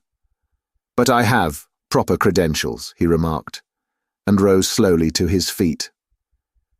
"My dear Monsieur Giraud," cried the commissary, "I had no idea that you had arrived even. The examining magistrate has been awaiting you with the utmost impatience." As he spoke, I was scanning the newcomer with the keenest curiosity. The famous detective from the Paris Sûreté was familiar to me by name, and I was extremely interested to see him in the flesh. He was very tall, perhaps about 30 years of age, with auburn hair and moustache, and a military carriage. There was a trace of arrogance in his manner which showed that he was fully alive to his own importance. Bex introduced us, presenting Poirot as a colleague. A flicker of interest came into the detective's eye. "I know you by name, Monsieur Poirot," he said. "You cut quite a figure in the old days, didn't you? But methods are very different now." "Crimes, though, are very much the same," remarked Poirot gently. I saw at once that Giraud was prepared to be hostile. He resented the other being associated with him, and I felt that if he came across any clue of importance, he would be more than likely to keep it to himself. "The examining magistrate," began Bex again, but Giraud interrupted him rudely. "A fig for the examining magistrate, the light is the important thing. For all practical purposes it will be gone in another half-hour or so. I know all about the case, and the people at the house will do very well until tomorrow, but, if we're going to find a clue to the murderers, here is the spot we shall find it. Is it your police who have been trampling all over the place? I thought they knew better nowadays. Assuredly they do. The marks you complain of were made by the workman who discovered the body. The other grunted disgustedly. I can see the tracks where the three of them came through the hedge, but they were cunning. You can just recognize the centre footmarks as those of Monsieur Renaud, but those on either side have been carefully obliterated. Not that there would really be much to see anyway on this hard ground, but they weren't taking any chances. The external sign, said Poirot. That is what you seek, eh? The other detective stared. Of course. A very faint smile came to Poirot's lips. He seemed about to speak, but checked himself. He bent down to where a spade was lying. That's what the grave was dug with, right enough, said Giraud, but you'll get nothing from it. It was Renaud's own spade, and the man who used it wore gloves. Here they are. He gesticulated with his foot to where two soiled, earth-stained gloves were lying. And they're Renaud's, too, or at least his gardener's. I tell you, the men who planned out this crime were taking no chances. The man was stabbed with his own dagger, and would have been buried with his own spade. They counted on leaving no traces, but I'll beat them. There's always something, and I mean to find it. But Poirot was now apparently interested in something else, a short, discoloured piece of lead piping which lay beside the spade. He touched it delicately with his finger. And does this, too, belong to the murdered man? He asked, and I thought I detected a subtle flavour of irony in the question. Giraud shrugged his shoulders to indicate that he neither knew nor cared. May have been lying around here for weeks. Anyway, it doesn't interest me. I, on the contrary, find it very interesting, said Poirot sweetly. I guessed that he was merely bent on annoying the Paris detective, and if so, he succeeded. The other turned away rudely, remarking that he had no time to waste, and bending down he resumed his minute search of the ground. Meanwhile, Poirot, as though struck by a sudden idea, stepped back over the boundary and tried the door of the little shed. That's locked, said Giraud over his shoulder. But it's only a place where the gardener keeps his rubbish. The spade didn't come from there, but from the tool shed up by the house. Marvellous, murmured Monsieur Bex to me ecstatically. He has been here but half an hour, and he already knows everything. What a man! Undoubtedly, Giraud is the greatest detective alive today. Although I disliked the detective heartily, I nevertheless was secretly impressed. Efficiency seemed to radiate from the man. I could not help feeling that so far Poirot had not greatly distinguished himself, and it vexed me. He seemed to be directing his attention to all sorts of silly, puerile points that had nothing to do with the case. Indeed, at this juncture he suddenly asked, Monsieur Bex, tell me, I pray you, the meaning of this whitewashed line that extends all round the grave. Is it a device of the police? No, Monsieur Poirot, it is an affair of the golf course. It shows that there is here to be a bunker, as you call it. A bunker. Poirot turned to me. That is the irregular hole filled with sand and a bank at one side, is it not? I concurred. You do not play the golf, Monsieur Poirot? Inquired Bex. I? Never. What a game. He became excited. Figure to yourself, each hole it is of a different length. The obstacles, they are not arranged mathematically. Even the greens are frequently up one side. There is only one pleasing thing, how do you call them? Tee boxes. They, at least, are symmetrical. I could not refrain from a laugh at the way the game appeared to Poirot, and my little friend smiled at me affectionately, bearing no malice. Then he asked, But Monsieur Renaud? Without doubt he played the golf. Yes, he was a keen golfer. It's mainly owing to him and to his large subscriptions that this work is being carried forward. He even had a say in the designing of it. Poirot nodded thoughtfully. Then he remarked, It was not a very good choice they made, of a spot to bury the body. When the men began to dig up the ground, all would have been discovered. Exactly, cried Giraud triumphantly. And that proves that they were strangers to the place. It's an excellent piece of indirect evidence. Yes, said Poirot doubtfully, No one who knew would bury a body there, unless they wanted it to be discovered. And that is clearly absurd, is it not? Giraud did not even trouble to reply. Yes, said Poirot, in a somewhat dissatisfied voice. Yes, undoubtedly, absurd. Chapter 7. The Mysterious Madame d'Aubreuil. As we retraced our steps to the house, Monsieur Bex excused himself for leaving us, explaining that he must immediately acquaint the examining magistrate with the fact of Giraud's arrival. Giraud himself had been obviously delighted when Poirot declared that he had seen all he wanted. The last thing we observed, as we left the spot, was Giraud, crawling about on all fours, with a thoroughness in his search that I could not but admire. Poirot guessed my thoughts, for as soon as we were alone, he remarked ironically, "At last you have seen the detective you admire, the human foxhound. Is it not so, my friend?" "At any rate, he's doing something," I said with asperity. "If there's anything to find, he'll find it. Now you—" "Eh bien, I also have found something. A piece of lead piping." "Nonsense, Poirot. You know very well that's got nothing to do with it. I meant little things, traces that may lead us infallibly to the murderers." "Mon ami, a clue of 2 feet long is every bit as valuable as one measuring 2 millimeters. But it is the romantic idea that all important clues must be infinitesimal. As to the piece of lead piping having nothing to do with the crime, you say that because Giraud told you so." "No." As I was about to interpose a question, "We will say no more. Leave Giraud to his search and me to my ideas. The case seems straightforward enough, and yet, mon ami, I am not satisfied. And do you know why? Because of the wristwatch that is 2 hours fast. And then there are several curious little points that do not seem to fit in. For instance, if the object of the murderers was revenge, why did they not stab Renaud in his sleep and have done with it?" "They wanted the secret," I reminded him. Poirot brushed a speck of dust from his sleeve with a dissatisfied air. "Well, where is this secret? Presumably some distance away, since they wish him to dress himself, yet he is found murdered close at hand, almost within earshot of the house. Then again, it is pure chance that a weapon such as the dagger should be lying about casually, ready to hand." He paused, frowning, and then went on. "Why did the servants hear nothing? Were they drugged?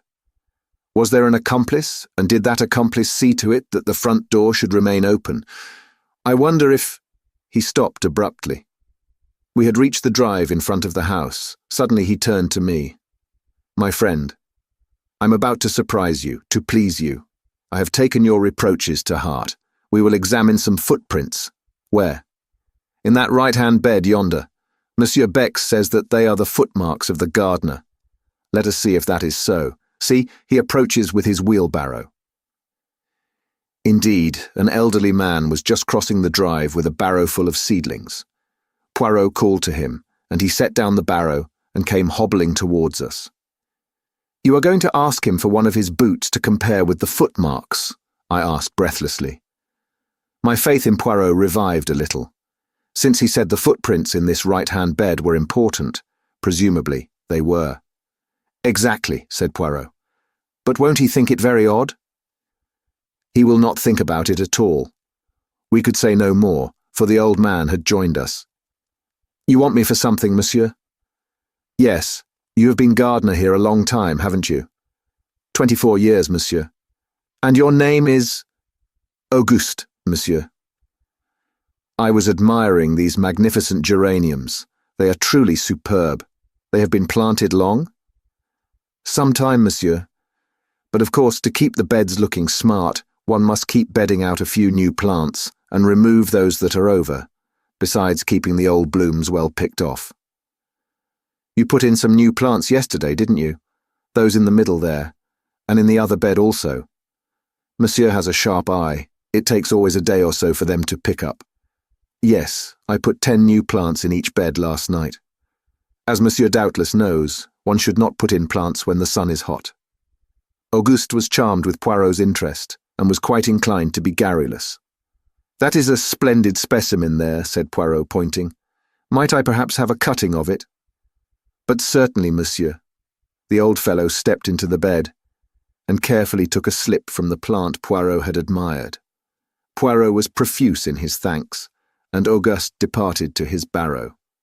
"You see," said Poirot with a smile, as he bent over the bed to examine the indentation of the gardener's hob-nailed boot. "It is quite simple. I did not realize that the foot would be inside the boot. You do not use your excellent mental capacities sufficiently. Well, what of the footmark?" I examined the bed carefully. "All the footmarks in the bed were made by the same boot," I said at length after a careful study. "You think so?" "Eh bien, I agree with you," said Poirot. He seemed quite uninterested, and as though he were thinking of something else. "At any rate," I remarked, "you will have 1 bee less in your bonnet now." "Mon Dieu, but what an idiom! What does it mean?" "What I meant was that now you will give up your interest in these footmarks." But to my surprise, Poirot shook his head. "No, no, mon ami. At last I am on the right track. I'm still in the dark, but, as I hinted just now to Monsieur Bex, these footmarks are the most important and interesting things in the case. That poor Giraud. I should not be surprised if he took no notice of them whatever." At that moment, the front door opened, and Monsieur Autet and the commissary came down the steps. "Ah, Monsieur Poirot, we were coming to look for you," said the magistrate. "It is getting late, but I wish to pay a visit to Madame d'Aubreuil. Without doubt she will be very much upset by Monsieur Renault's death, and we may be fortunate enough to get a clue from her. The secret that he did not confide to his wife, it is possible that he may have told it to the woman whose love held him enslaved. We know where our Samsons are weak, don't we?" I admired the picturesqueness of Monsieur Autet's language. I suspected that the examining magistrate was by now thoroughly enjoying his part in the mysterious drama. "Is Monsieur Giraud not going to accompany us?" asked Poirot. "Monsieur Giraud has shown clearly that he prefers to conduct the case in his own way," said Monsieur Autet dryly. One could see easily enough that Giraud's cavalier treatment of the examining magistrate had not prejudiced the latter in his favour. We said no more, but fell into line. Poirot walked with the examining magistrate, and the commissary and I followed a few paces behind. "There is no doubt that Françoise's story is substantially correct," he remarked to me in a confidential tone. "I've been telephoning headquarters. It seems that 3 times in the last 6 weeks, that is to say since the arrival of Monsieur Renault at Mélinville, Madame d'Aubreuil has paid a large sum in notes into her banking account. Altogether, the sum totals 200,000 francs. Dear me, I said, considering.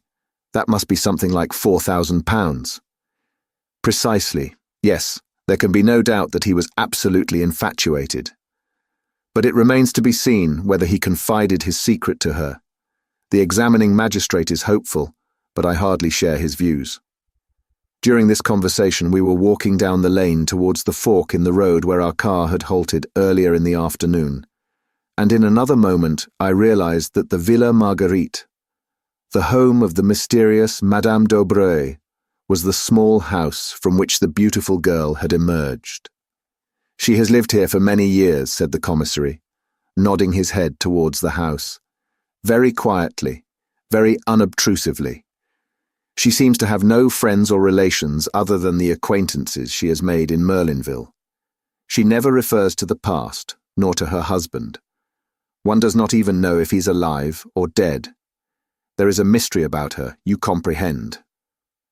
I nodded, my interest growing. "And the daughter," I ventured. "A truly beautiful young girl, modest, devout, all that she should be. One pities her, for though she may know nothing of the past, a man who wants to ask her hand in marriage must necessarily inform himself and then—" The commissary shrugged his shoulders cynically. "But it would not be her fault," I cried with rising indignation. "No, but what will you? A man is particular about his wife's antecedents." I was prevented from further argument by our arrival at the door. Monsieur Autet rang the bell, A few minutes elapsed, and then we heard a footfall within, and the door was opened. On the threshold stood my young goddess of that afternoon.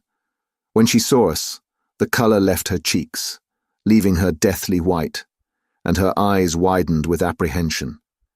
There was no doubt about it. She was afraid. "Mademoiselle d'Aubray," said Monsieur Otet, sweeping off his hat, "we regret infinitely to disturb you, but the exigencies of the law, you comprehend? My compliments to Madame, your mother, and will she have the goodness to grant me a few moments' interview?" For a moment the girl stood motionless. Her left hand was pressed to her side, as though to still the sudden unconquerable agitation of her heart. But she mastered herself and said in a low voice, "I will go and see. Please come inside." She entered a room on the left of the hall, and we heard the low murmur of her voice. And then another voice, much the same in timbre, but with a slightly harder inflection behind its mellow roundness, said, "But certainly. Ask them to enter." In another minute, we were face to face with the mysterious Madame d'Aubray. She was not nearly so tall as her daughter, and the rounded curves of her figure had all the grace of full maturity. Her hair, again unlike her daughter's, was dark and parted in the middle in the Madonna style. Her eyes, half hidden by the drooping lids, were blue. There was a dimple in the round chin, and the half-parted lips seemed always to hover on the verge of a mysterious smile. There was something almost exaggeratedly feminine about her, at once yielding and seductive. Though very well preserved, she was certainly no longer young, but her charm was of the quality which is independent of age. Standing there, in her black dress with the fresh white collar and cuffs, her hands clasped together, she looked subtly appealing and helpless. "You wish to see me, monsieur?" she asked. "Yes, madame." Monsieur Otet cleared his throat. "I am investigating the death of Monsieur Renaud. You have heard of it, no doubt." She bowed her head without speaking. Her expression did not change. "We came to ask you whether you can, throw any light upon the circumstances surrounding it."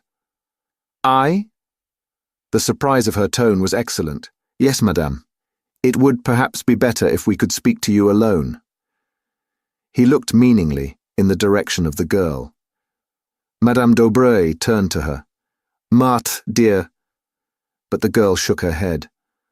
"No, maman, I will not go. I'm not a child. I'm 22. I shall not go." Madame d'Aubray turned back to the examining magistrate. "You see, monsieur, I should prefer not to speak before Mademoiselle d'Aubray. As my daughter says, she is not a child." For a moment the magistrate hesitated, baffled. "Very well, madame," he said at last. "Have it your own way. We have reason to believe that you are in the habit of visiting the dead man at his villa in the evenings. Is that so?" The colour rose in the lady's pale cheeks, but she replied quietly, "I deny your right to ask me such a question. Madame, we are investigating a murder." "Well, what of it? I had nothing to do with the murder." "Madame, we do not say that for a moment, but you knew the dead man well.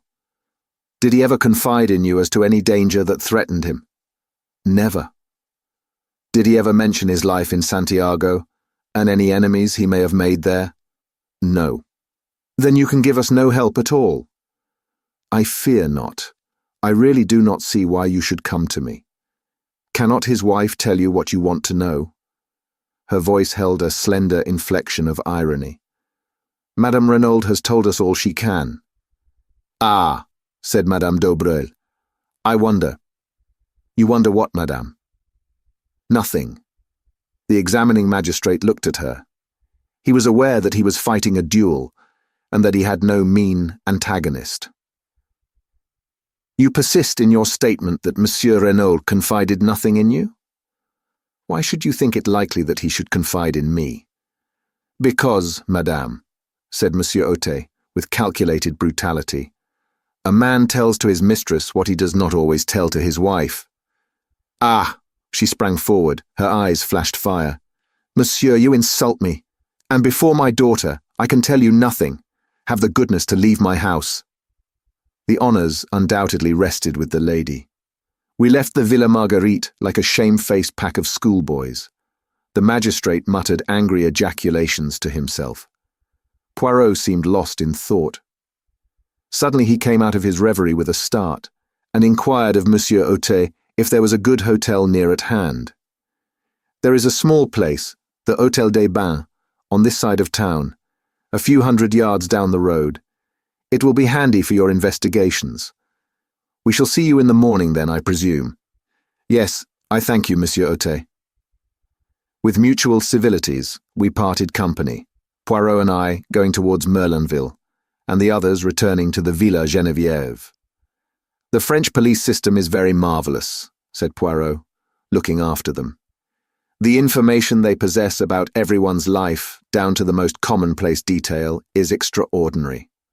Though he has only been here a little over 6 weeks, they are perfectly well acquainted with Monsieur Renaud's tastes and pursuits, and at a moment's notice they can produce information as to Madame d'Aubrey's banking account, and the sums that have lately been paid in. Undoubtedly the dossier is a great institution, but what is that? He turned sharply. A figure was running hatless, down the road after us. It was Marthe d'Aubrey. "I beg your pardon," she cried breathlessly as she reached us. I should not do this, I know. You must not tell my mother. But is it true, what the people say, that Monsieur Renaud called in a detective before he died and that you are he?" "Yes, mademoiselle," said Poirot gently. "It is quite true. But how did you learn it?" "Françoise told our Amélie," explained Marthe with a blush. Poirot made a grimace. "The secrecy, it is impossible in an affair of this kind. Not that it matters. Well, mademoiselle, what is it you want to know?" The girl hesitated. She seemed longing, yet fearing to speak. At last, almost in a whisper, she asked, "Is anyone suspected?" Poirot eyed her keenly. Then he replied evasively, "Suspicion is in the air at present, mademoiselle." "Yes, I know, but anyone in particular?" "Why do you want to know?" The girl seemed frightened by the question. All at once, Poirot's words about her earlier in the day recurred to me. The girl with the anxious eyes. "Monsieur Renaud was always very kind to me," she replied at last. "It is natural that I should be interested." "I see," said Poirot. "Well, mademoiselle, suspicion at present is hovering round 2 persons. "2?" I could have sworn there was a note of surprise and relief in her voice. "Their names are unknown, but they are presumed to be Chileans from Santiago. And now, mademoiselle, you see what comes of being young and beautiful. I have betrayed professional secrets for you." The girl laughed merrily, and then, rather shyly, she thanked him. "I must run back now. Maman will miss me." And she turned and ran back up the road, looking like a modern Atalanta. I stared after her. "Mon ami," said Poirot, in his gentle, ironical voice, "is it that we are to remain planted here all night, just because you have seen a beautiful young woman and your head is in a whirl?" I laughed and apologized. "But she is beautiful, Poirot. Anyone might be excused for being bowled over by her." Poirot groaned. "Mon Dieu! But it is that you have the susceptible heart." "Poirot," I said, "do you remember after the Styles case when you were in love with 2 charming women at once, and neither of them were for you?" "Yes, I remember."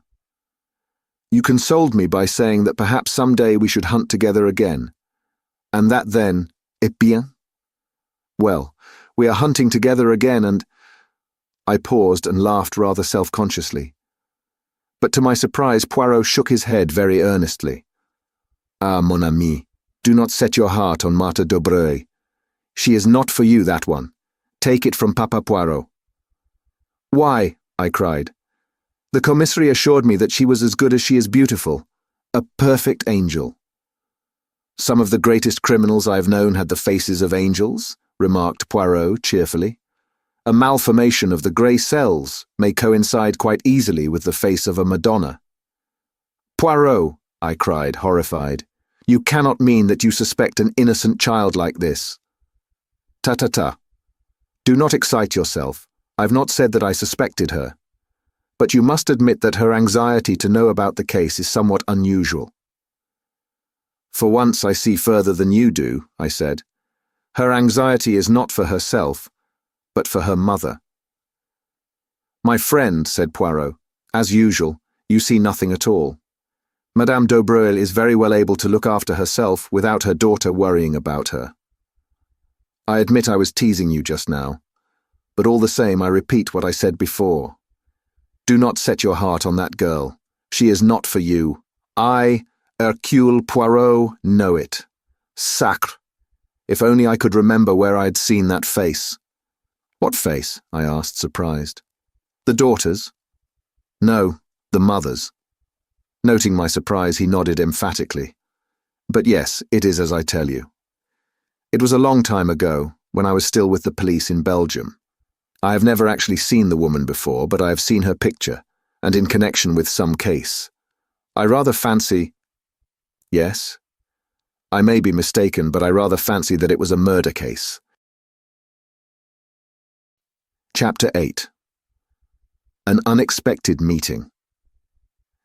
We were up at the Villa betimes next morning. The man on guard at the gate did not bar our way this time. Instead, he respectfully saluted us, and we passed on to the house. The maid Leonie was just coming down the stairs, and seemed not averse to the prospect of a little conversation. Poirot inquired after the health of Mrs. Renaud. Leonie shook her head. She is terribly upset, la pauvre dame. She will eat nothing, but nothing, and she is as pale as a ghost. It is heart-rending to see her. Ah, par exemple. It is not I who would grieve like that for a man who had deceived me with another woman. Poirot nodded sympathetically. What you say is very just, but what will you? The heart of a woman who loves will forgive many blows. Still, undoubtedly there must have been many scenes of recrimination between them in the last few months. Again Leonie shook her head. Never, monsieur, never have I heard Madame utter a word of protest, of reproach even. She had the temper and disposition of an angel, quite different to monsieur.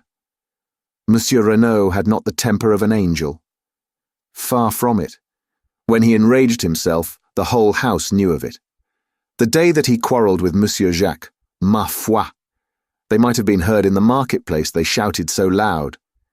Indeed, said Poirot. And when did this quarrel take place? Oh, it was just before Monsieur Jacques went to Paris. Almost he missed his train. He came out of the library and caught up his bag which he had left in the hall. The automobile, it was being repaired, and he had to run for the station. I was dusting the salon, and I saw him pass, and his face was white, with 2 burning spots of red. Ah, but he was angry. Leonie was enjoying her narrative thoroughly. And the dispute, what was it about? Ah, that I do not know, confessed Leonie.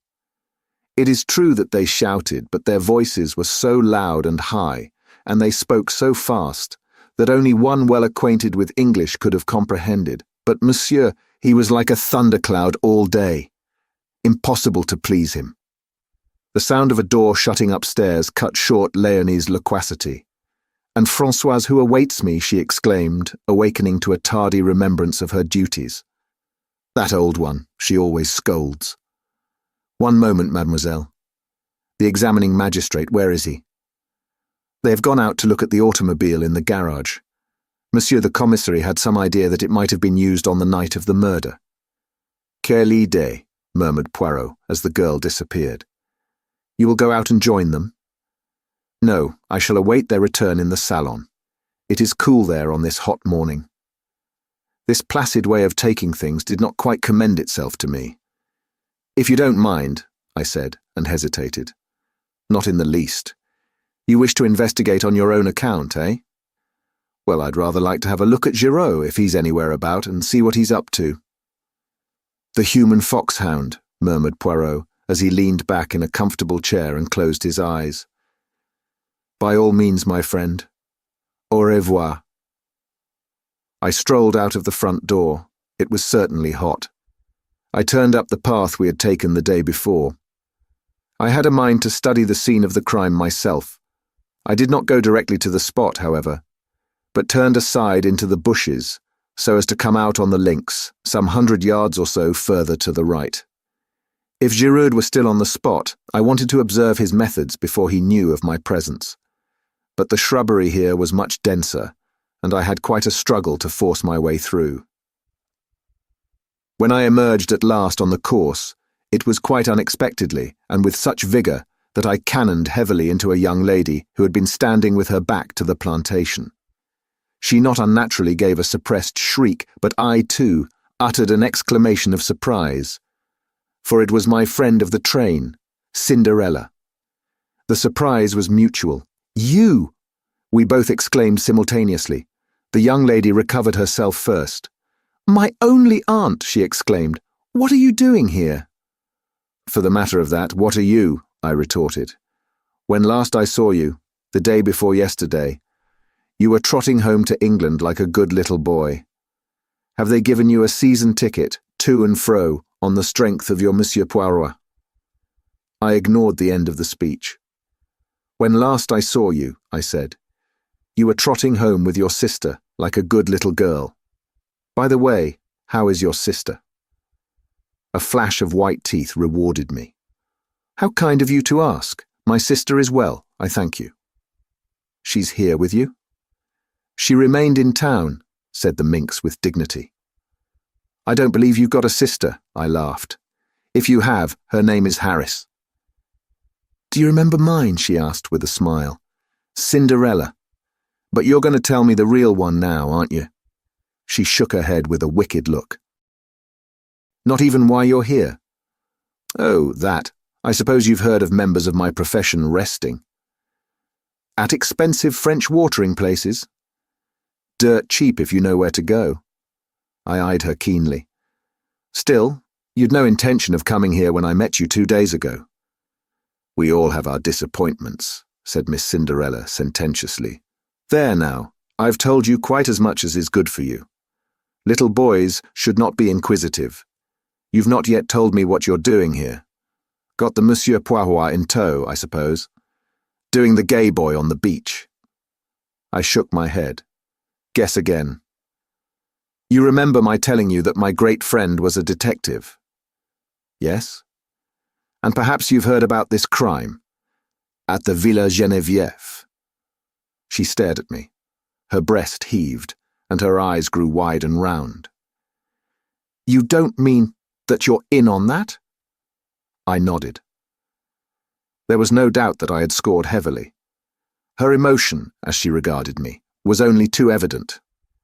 For some few seconds she remained silent, staring at me. Then she nodded her head emphatically. "Well, if that doesn't beat the band, tote me round. I want to see all the horrors." "What do you mean?" "What I say." "Bless the boy, didn't I tell you I doted on crimes? What do you think I'm imperiling my ankles for in high-heeled shoes over this stubble? I've been nosing around for hours, tried the front way in, but that old stick-in-the-mud of a French gendarme wasn't taking any. I guess Helen of Troy and Cleopatra and Mary, Queen of Scots, rolled in one wouldn't cut ice with him. It's a real piece of luck happening on you this way. Come on, show me all the sights." "But look here, wait a minute. I can't. Nobody's allowed in. They're awfully strict." "Aren't you and your friend the big bugs?" I was loath to relinquish my position of importance. "Why are you so keen?" I asked weakly. "And what is it you want to see?" "Oh, everything. The place where it happened, and the weapon and the body, and any fingerprints or interesting things like that. I've never had a chance of being right in on a murder like this before. It'll last me all my life." I turned away, sickened. What were women coming to nowadays? The girl's ghoulish excitement nauseated me. I had read of the mobs of women who besieged the law courts when some wretched man was being tried for his life on the capital charge. I had sometimes wondered who these women were. Now I knew. They were of the likeness of Cinderella, young yet obsessed with a yearning for morbid excitement, for sensation at any price, without regard to any decency or good feeling. The vividness of the girl's beauty had attracted me in spite of myself, yet at heart I retained my first impression of disapproval and dislike. I thought of my mother, long since dead. What would she have said of this strange modern product of girlhood? The pretty face with the paint and powder, and the ghoulish mind behind. "Come off your high horse," said the lady suddenly, "and don't give yourself airs. When you got called to this job, did you put your nose in the air and say it was a nasty business, and you wouldn't be mixed up in it? No, but if you'd been here on a holiday, wouldn't you be nosing round just the same as I am? Of course you would. I'm a man. You're a woman. Your idea of a woman is someone who gets on a chair and shrieks if she sees a mouse. That's all prehistoric. But you will show me round, won't you? You see, it might make a big difference to me." "In what way?" "They're keeping all the reporters out. I might make a big scoop with one of the papers. You don't know how much they pay for a bit of inside stuff." I hesitated. She slipped a small, soft hand into mine. "Please, there's a dear." I capitulated. Secretly, I knew that I should rather enjoy the part of showman. After all, the moral attitude displayed by the girl was none of my business. I was a little nervous as to what the examining magistrate might say, but I reassured myself by the reflection that no harm could possibly be done. We repaired first to the spot where the body had been discovered. A man was on guard there, who saluted respectfully, knowing me by sight, and raised no question as to my companion. Presumably, he regarded her as vouched for by me.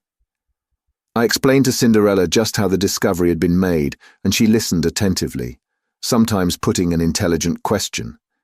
Then we turned our steps in the direction of the villa. I proceeded rather cautiously, for truth to tell, I was not at all anxious to meet anyone. I took the girl through the shrubbery round to the back of the house where the small shed was.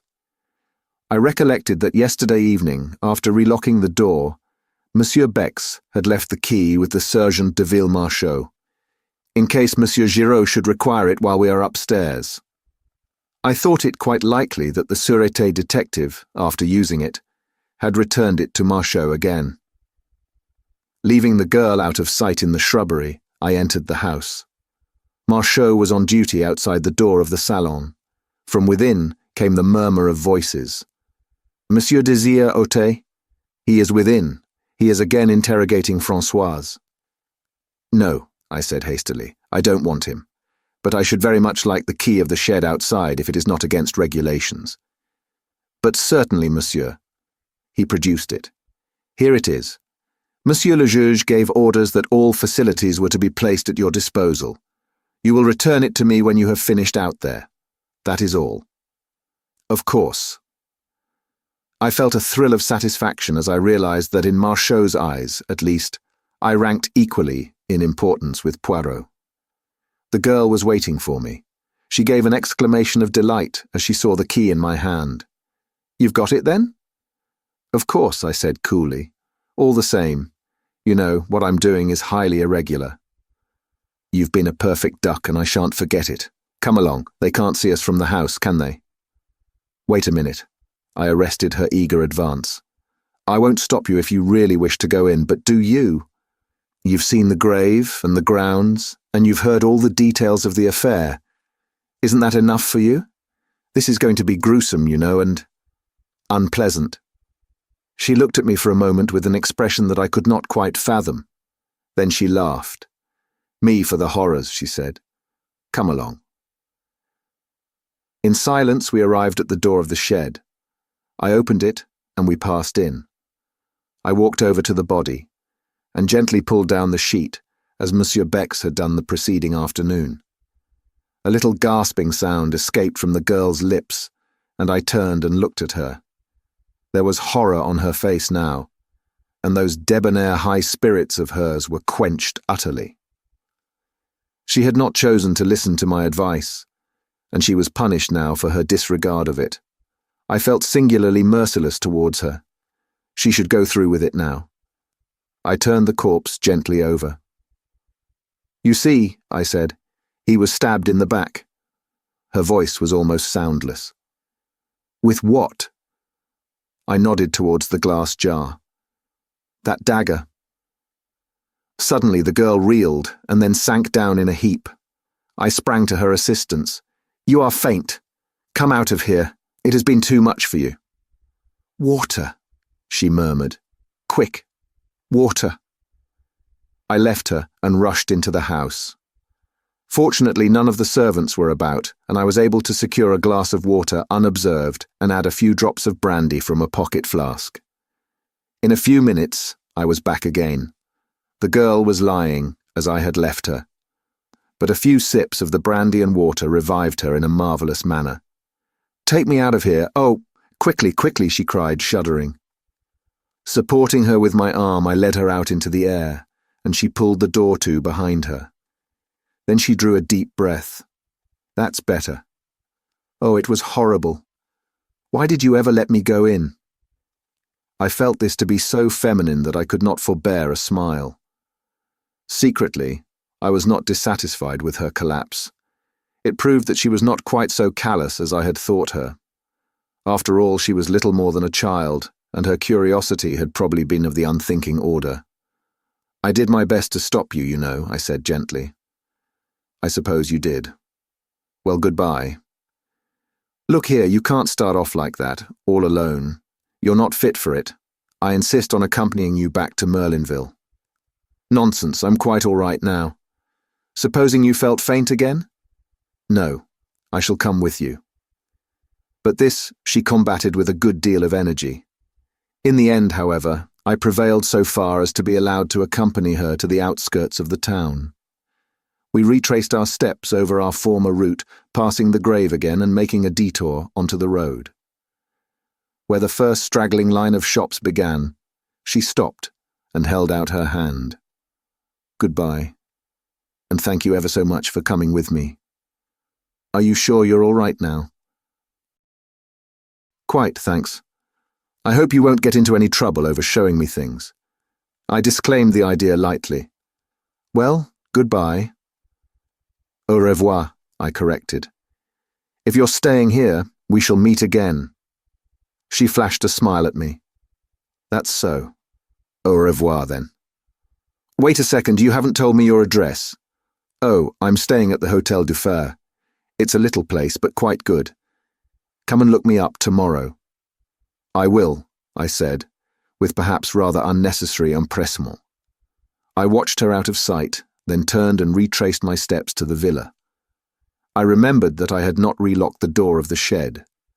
Fortunately, no one had noticed the oversight, and turning the key, I removed it and returned it to the Sergeant de Ville.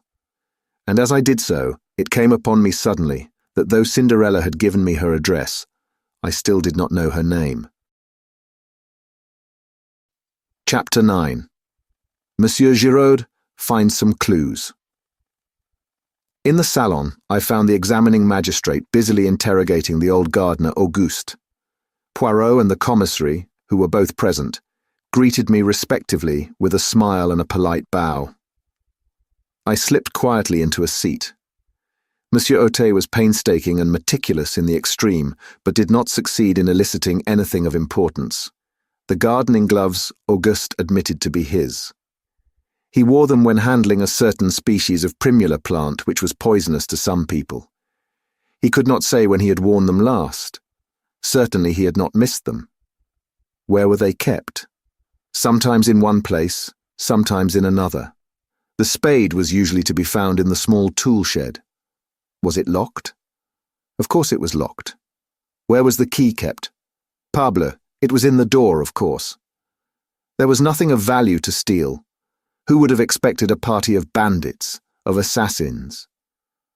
Such things did not happen in Madame la Vicomtesse's time. Monsieur Autet signifying that he had finished with him, the old man withdrew, grumbling to the last. Remembering Poirot's unaccountable insistence on the footprints in the flower beds, I scrutinized him narrowly as he gave his evidence. Either he had nothing to do with the crime, or he was a consummate actor. Suddenly, just as he was going out of the door, an idea struck me.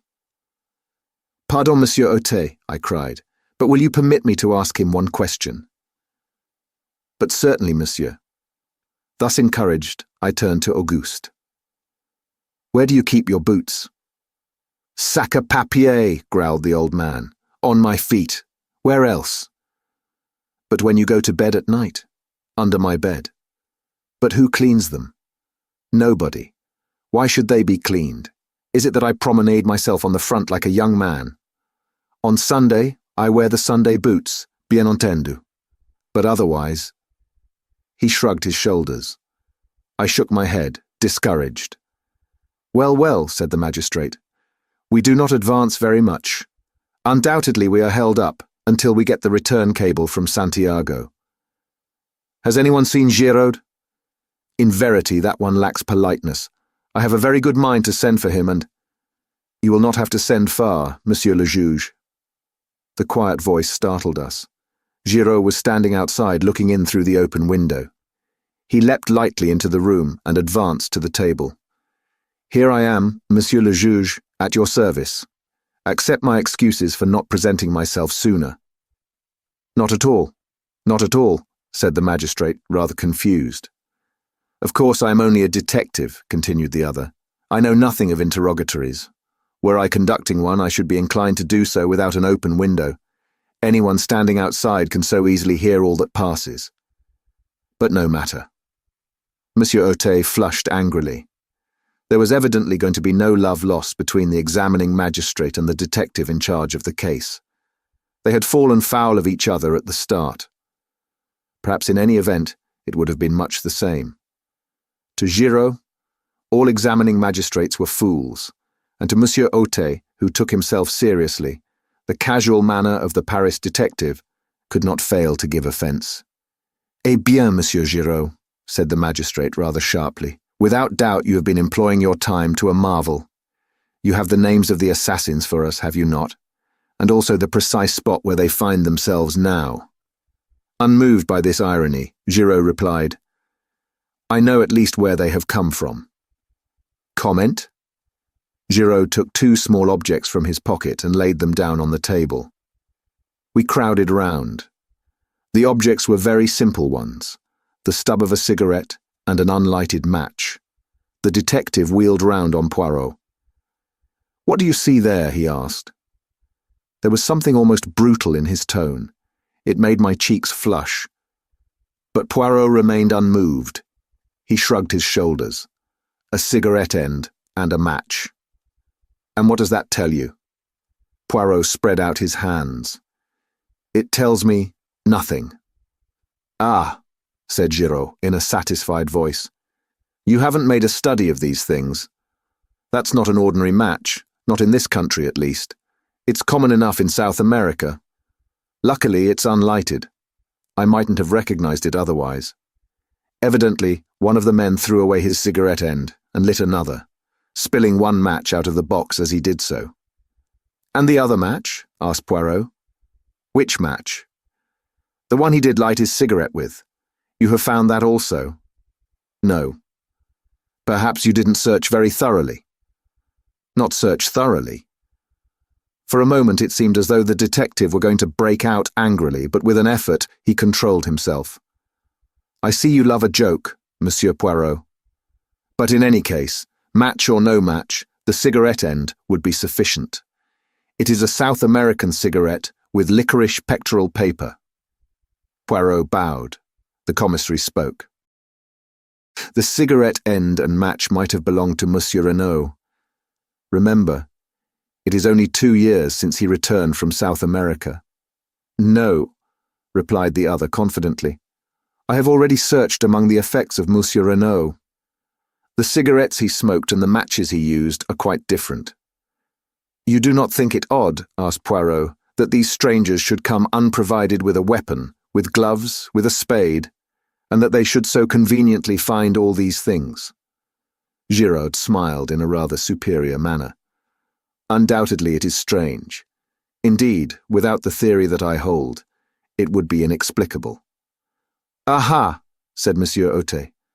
"An accomplice. An accomplice within the house. Or outside it, said Giraud with a peculiar smile. But someone must have admitted them. We cannot allow that by an unparalleled piece of good fortune they found the door ajar for them to walk in. D'accord, monsieur le juge. The door was opened for them, but it could just as easily be opened from outside, by someone who possessed a key. But who did possess a key? Giraud shrugged his shoulders. As for that, no one who possesses one is going to admit the fact if they can help it. But several people might have had one. Monsieur Jacques Renaud, the son, for instance. It is true that he is on his way to South America, but he might have lost the key or had it stolen from him. Then there is the gardener. He has been here many years. One of the younger servants may have a lover. It is easy to take an impression of a key and have one cut. There are many possibilities. Then there is another person who, I should judge, is exceedingly likely to have such a thing in her keeping. Who is that? Madame d'Aubreuil, said the detective dryly. Eh, said the magistrate, his face falling a little. So you have heard about that, have you? I hear everything, said Giraud imperturbably. There is one thing I could swear you have not heard, said Monsieur Autet, delighted to be able to show superior knowledge. And without more ado, he retailed the story of the mysterious visitor the night before. He also touched on the cheque made out to Duvin, and finally handed Giraud the letter signed Bella. Giraud listened in silence, studied the letter attentively, and then handed it back. All very interesting, monsieur le juge, but my theory remains unaffected. And your theory is? For the moment, I prefer not to say. Remember, I am only just beginning my investigations. Tell me one thing, Monsieur Giraud, said Poirot suddenly. Your theory allows for the door being opened. It does not explain why it was left open. When they departed, would it not have been natural for them to close it behind them? If a Sergeant de Ville had chanced to come up to the house, as is sometimes done to see that all is well, they might have been discovered and overtaken almost at once. Bah! They forgot it. A mistake, I grant you. Then, to my surprise, Poirot uttered almost the same words as he had uttered to Bex the previous evening. I do not agree with you. The door being left open was the result of either design or necessity, and any theory that does not admit that fact is bound to prove vain. We all regarded the little man with a good deal of astonishment.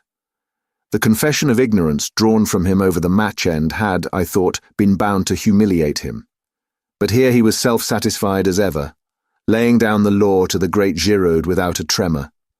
The detective twisted his moustache, eyeing my friend in a somewhat bantering fashion. You don't agree with me, eh? Well, what strikes you particularly about the case? Let's hear your views. One thing presents itself to me as being significant. Tell me, Monsieur Giraud, does nothing strike you as familiar about this case? Is there nothing it reminds you of? Familiar? Reminds me of, I can't say offhand. I don't think so, though. You are wrong, said Poirot quietly. A crime almost precisely similar has been committed before. When and where? Ah, that, unfortunately, I cannot for the moment remember, but I shall do so. I had hoped you might be able to assist me. Giraud snorted incredulously. There have been many affairs of masked men. I cannot remember the details of them all. These crimes all resemble each other more or less. There is such a thing as the individual touch. Poirot suddenly assumed his lecturing manner and addressed us collectively. I am speaking to you now of the psychology of crime. Monsieur Giraud knows quite well that each criminal has his particular method, and that the police, when called in to investigate, say a case of burglary, can often make a shrewd guess at the offender, simply by the peculiar method he has employed. Japp would tell you the same, Hastings. Man is an unoriginal animal, unoriginal within the law in his daily respectable life, equally unoriginal outside the law. If a man commits a crime, any other crime he commits will resemble it closely. The English murderer who disposed of his wives in succession by drowning them in their baths was a case in point. Had he varied his methods, he might have escaped detection to this day, but he obeyed the common dictates of human nature, arguing that what had once succeeded would succeed again, and he paid the penalty of his lack of originality. And the point of all this, sneered Giraud, that when you have two crimes precisely similar in design and execution, you find the same brain behind them both. I am looking for that brain, Monsieur Giraud, and I shall find it. Here we have a true clue, a psychological clue. You may know all about cigarettes and match ends, Monsieur Giraud, but I, Hercule Poirot, know the mind of man. And the ridiculous little fellow tapped his forehead with emphasis. Giraud remained singularly unimpressed. For your guidance, continued Poirot, I will also advise you of one fact which might fail to be brought to your notice. The wristwatch of Madame Renaud, on the day following the tragedy, had gained 2 hours. It might interest you to examine it. Giraud stared. Perhaps it was in the habit of gaining? As a matter of fact, I'm told it did. Bien then. All the same, 2 hours is a good deal, said Poirot softly. Then there is the matter of the footprints in the flower bed. He nodded his head towards the open window. Giraud took 2 eager strides and looked out. This bed here? Yes. But I see no footprints. No, said Poirot, straightening a little pile of books on a table. There are none. For a moment an almost murderous rage obscured Giraud's face. He took 2 strides towards his tormentor, but at that moment the salon door was opened, and Marchot announced, Monsieur Stonor, the secretary, has just arrived from England. May he enter? Chapter 10. Gabriel Stonor. The man who entered the room was a striking figure, very tall, with a well-knit athletic frame, and a deeply bronzed face and neck. He dominated the assembly. Even Giraud seemed anemic beside him. When I knew him better, I realized that Gabriel Stonor was quite an unusual personality. English by birth, he had knocked about all over the world. He had shot big game in Africa, traveled in Korea, ranched in California, and traded in the South Sea Islands. He had been secretary to a New York railway magnate and had spent a year encamped in the desert with a friendly tribe of Arabs. His unerring eye picked out Monsieur Otet. The examining magistrate in charge of the case. Pleased to meet you, Monsieur le Juge. This is a terrible business. How's Mrs. Renaud? Is she bearing up fairly well? It must have been an awful shock to her. Terrible, terrible, said Monsieur Otet. Permit me to introduce Monsieur Bex, our commissary of police, Monsieur Giraud of the Sûreté. This gentleman is Monsieur Hercule Poirot. Monsieur Renaud sent for him, but he arrived too late to do anything to avert the tragedy. A friend of Monsieur Poirot's, Captain Hastings. Stonor looked at Poirot with some interest. Sent for you, did he? You did not know, then, that Monsieur Renaud contemplated calling in a detective? Interposed Monsieur Bex. No, I didn't. But it doesn't surprise me a bit. Why? Because the old man was rattled. I don't know what it was all about. He didn't confide in me. We weren't on those terms, but rattled he was, and badly. Said Monsieur Otet. But you have no notion of the cause. That's what I said, sir. You will pardon me, Monsieur Stonor, but we must begin with a few formalities. Your name? Gabriel Stonor. How long ago was it that you became secretary to Monsieur Renaud? About 2 years ago, when he first arrived from South America. I met him through a mutual friend, and he offered me the post. A thundering good boss he was, too. Did he talk to you much about his life in South America? Yes, a good bit. Do you know if he was ever in Santiago? Several times, I believe. He never mentioned any special incident that occurred there. Anything that might have provoked some vendetta against him? Never. Did he speak of any secret that he had acquired whilst sojourning there? No. Did he ever say anything at all about a secret? Not that I can remember, but for all that, there was a mystery about him. I've never heard him speak of his boyhood, for instance, or of any incident prior to his arrival in South America. He was a French-Canadian by birth, I believe, but I've never heard him speak of his life in Canada. He could shut up like a clam if he liked. So as far as you know, he had no enemies, and you can give us no clue as to any secret to obtain possession of which he might have been murdered. That's so. Monsieur Stonor, have you ever heard the name of Duvin in connection with Monsieur Renaud? Duvin. He tried the name over thoughtfully. I don't think I have, and yet it seems familiar. Do you know a lady, a friend of Monsieur Renaud's, whose Christian name is Bella? Again Mr. Stonor shook his head. Bella Duvin? Is that the full name? It's curious, I'm sure I know it, but for the moment I can't remember in what connection. The magistrate coughed. You understand, Monsieur Stonor. The case is like this. There must be no reservations. You might, perhaps, through a feeling of consideration for Madame Renaud, for whom, I gather, you have a great esteem and affection, you might enfin, said Monsieur Otet, getting rather tied up in his sentence. There must absolutely be no reservations. Stonor stared at him, a dawning light of comprehension in his eyes. I don't quite get you, he said gently. Where does Mrs. Renaud come in? I've an immense respect and affection for that lady.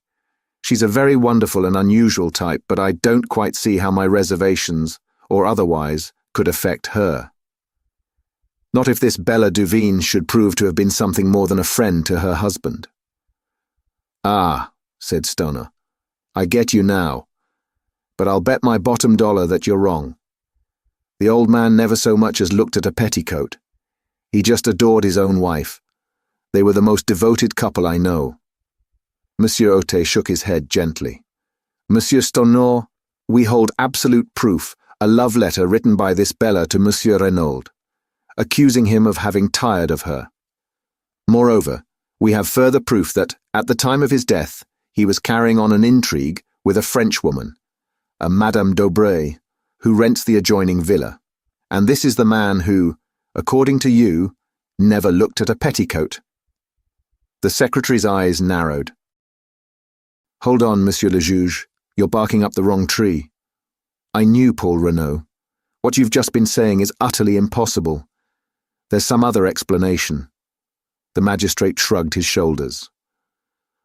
What other explanation could there be? What leads you to think it was a love affair? Madame d'Aubray was in the habit of visiting him here in the evenings. Also, since Monsieur Renaud came to the Villa Geneviève, Madame d'Aubray has paid large sums of money into the bank in notes. In all, the amount totals £4,000 of your English money. I guess that's right, said Stonor quietly. I transmitted him those sums at his request, but it wasn't an intrigue. Mon Dieu, what else could it be? Blackmail, said Stonor sharply, bringing down his hand with a slam on the table. That's what it was. Ah, voilà une idée, cried the magistrate, shaken in spite of himself. Blackmail, repeated Stoner. The old man was being bled, and at a good rate too, 4,000 in a couple of months. Phew! I told you just now there was a mystery about Renaud. Evidently this Madame d'Aubray knew enough of it to put the screws on. It is possible, the commissary cried excitedly. Decidedly it is possible. Possible, roared Stoner. It's certain. Tell me, have you asked Mrs. Renaud about this love affair stunt of yours? No, monsieur. We did not wish to occasion her any distress if it could reasonably be avoided. Distress? Why, she'd laugh in your face. I tell you, she and Renaud were a couple in 100. Ah, that reminds me of another point, said Monsieur Otet. Did Monsieur Renaud take you into his confidence at all as to the dispositions of his will? I know all about it. Took it to the lawyer for him after he'd drawn it out. I can give you the name of his solicitors if you want to see it. They've got it there. Quite simple. Half in trust to his wife for her lifetime, the other half to his son. A few legacies. I rather think he left me 1,000. When was this will drawn up? Oh, about a year and a half ago.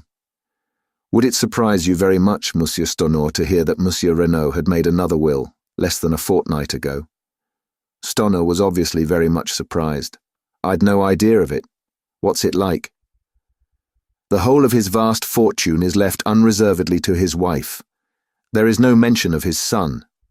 Mr. Stonor gave vent to a prolonged whistle. I call that rather rough on the lad.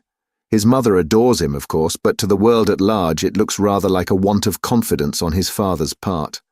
It will be rather galling to his pride. Still, it all goes to prove what I told you, that Renaud and his wife were on first-rate terms. Quite so, said Monsieur Otet. It is possible we shall have to revise our ideas on several points. We have, of course, cabled to Santiago and are expecting a reply from there any minute. In all possibility, everything will then be perfectly clear and straightforward. On the other hand, if your suggestion of blackmail is true, Madame d'Aubray ought to be able to give us valuable information. Poirot interjected a remark. Monsieur Stonor, the English chauffeur Masters, had he been long with Monsieur Renaud? Over a year? Have you any idea whether he has ever been in South America? I'm quite sure he hasn't. Before coming to Mr. Renaud, he had been for many years, with some people in Gloucestershire whom I know well. In fact, you can answer for him as being above suspicion? Absolutely. Poirot seemed somewhat crestfallen. Meanwhile, the magistrate had summoned Marchot. My compliments to Madame Renaud, and I should be glad to speak to her for a few minutes. Beg her not to disturb herself. I will wait upon her upstairs. Marchot saluted and disappeared. We waited some minutes, and then, to our surprise, the door opened and Mrs. Renaud, deathly pale in her heavy mourning, entered the room. Monsieur Otet brought forward a chair, uttering vigorous protestations, and she thanked him with a smile. Stonor was holding one hand of hers in his, with an eloquent sympathy. Words evidently failed him. Mrs. Renaud turned to Monsieur Otet. You wished to ask me something, Monsieur le Juge. With your permission, Madame. I understand your husband was a French-Canadian by birth. Can you tell me anything of his youth or upbringing? She shook her head. My husband was always very reticent about himself, monsieur. He came from the northwest, I know, but I fancy that he had an unhappy childhood, for he never cared to speak of that time. Our life was lived entirely in the present and the future. Was there any mystery in his past life? Mrs. Renaud smiled a little and shook her head. Nothing so romantic, I am sure, Monsieur le Juge. Monsieur Otet also smiled. True, we must not permit ourselves to get melodramatic. There is one thing more. He hesitated. Stonor broke in impetuously. They've got an extraordinary idea into their heads, Mrs. Renaud. They actually fancy that Mr. Renaud was carrying on an intrigue with a Madame d'Aubray, who, it seems, lives next door. The scarlet colour flamed into Mrs. Renaud's cheeks.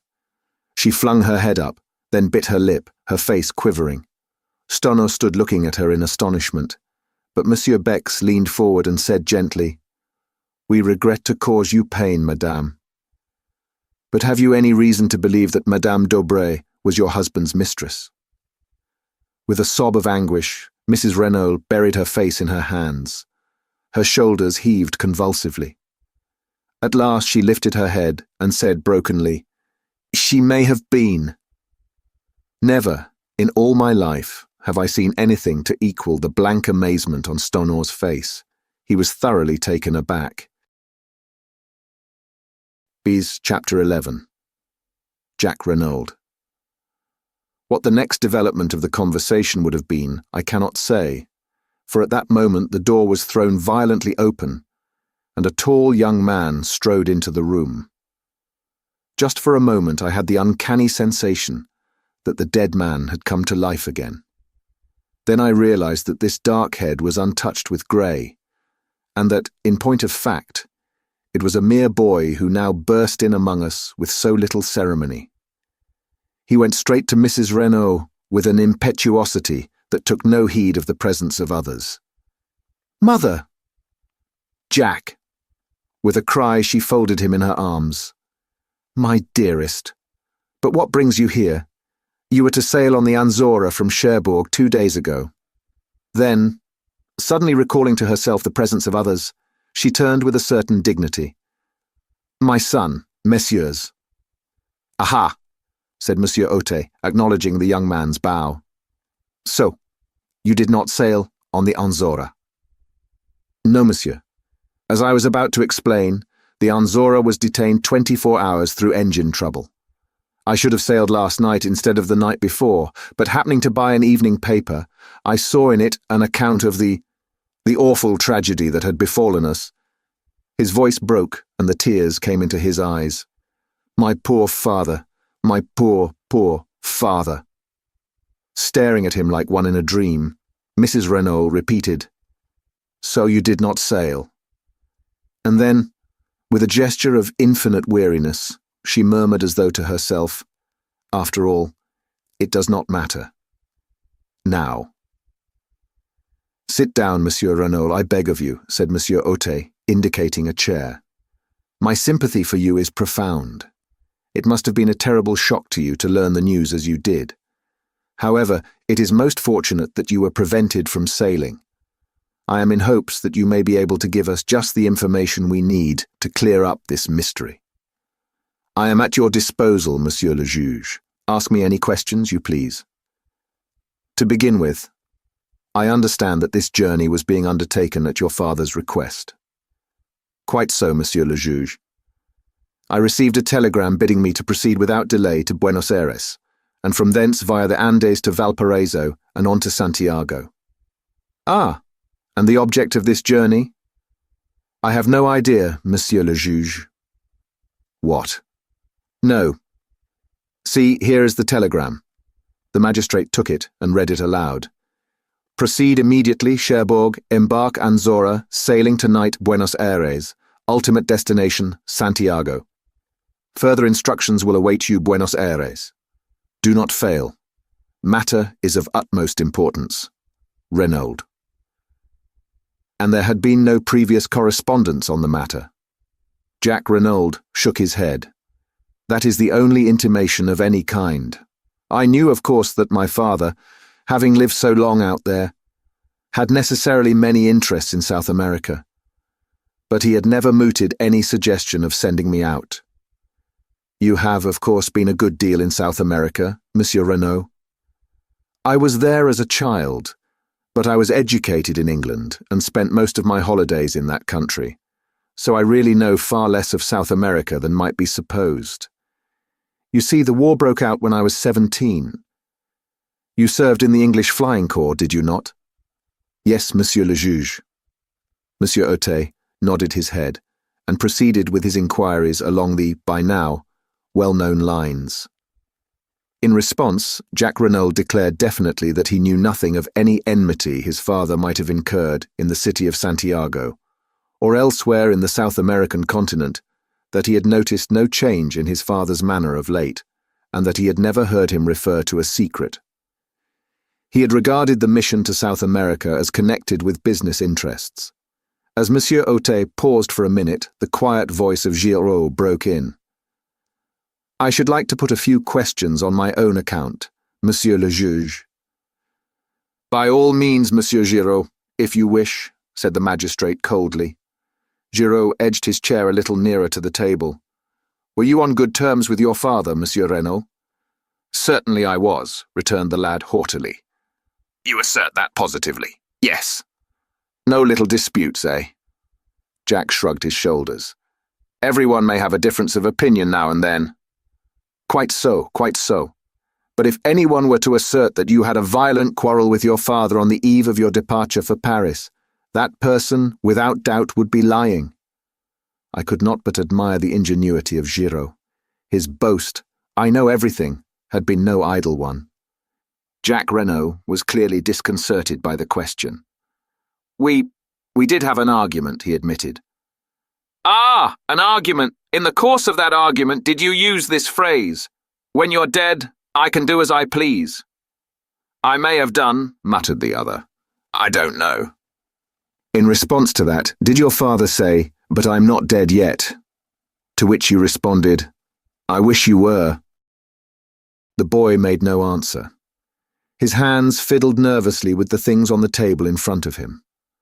"I must request an answer, please, Monsieur Renaud," said Giraud sharply. With an angry exclamation, the boy swept a heavy paper knife onto the floor. "What does it matter? You might as well know. Yes, I did quarrel with my father. I dare say I said all those things. I was so angry I cannot even remember what I said. I was furious. I could almost have killed him at that moment. There, make the most of that." He leant back in his chair, flushed and defiant. Giraud smiled, then, moving his chair back a little, said, "That is all. You would without doubt prefer to continue the interrogatory, Monsieur le Juge." "Ah, yes, exactly," said Monsieur Otet. "And what was the subject of your quarrel?" "I decline to state." Monsieur Otet sat up in his chair. "Monsieur Renaud, it is not permitted to trifle with the law," he thundered. "What was the subject of the quarrel?" Young Renaud remained silent, his boyish face sullen and overcast. But another voice spoke, imperturbable and calm, the voice of Hercule Poirot. "I will inform you, if you like, Monsieur le Juge." "You know?" "Certainly I know. The subject of the quarrel was Mademoiselle Marthe d'Aubray." Renaud sprang round, startled. The magistrate leaned forward. "Is this so, monsieur?" Jacques Renaud bowed his head. "Yes," he admitted. "I love Mademoiselle d'Aubray, and I wish to marry her." When I informed my father of the fact, he flew at once into a violent rage. Naturally, I could not stand hearing the girl I loved insulted, and I, too, lost my temper. Monsieur Otet looked across at Mrs. Renaud. "You were aware of this attachment, madame." "I feared it," she replied simply. "Mother," cried the boy. "You too. Marthe is as good as she is beautiful. What can you have against her?" "I have nothing against Mademoiselle d'Aubray in any way. But I should prefer you to marry an Englishwoman, or if a Frenchwoman, not one who has a mother of doubtful antecedents."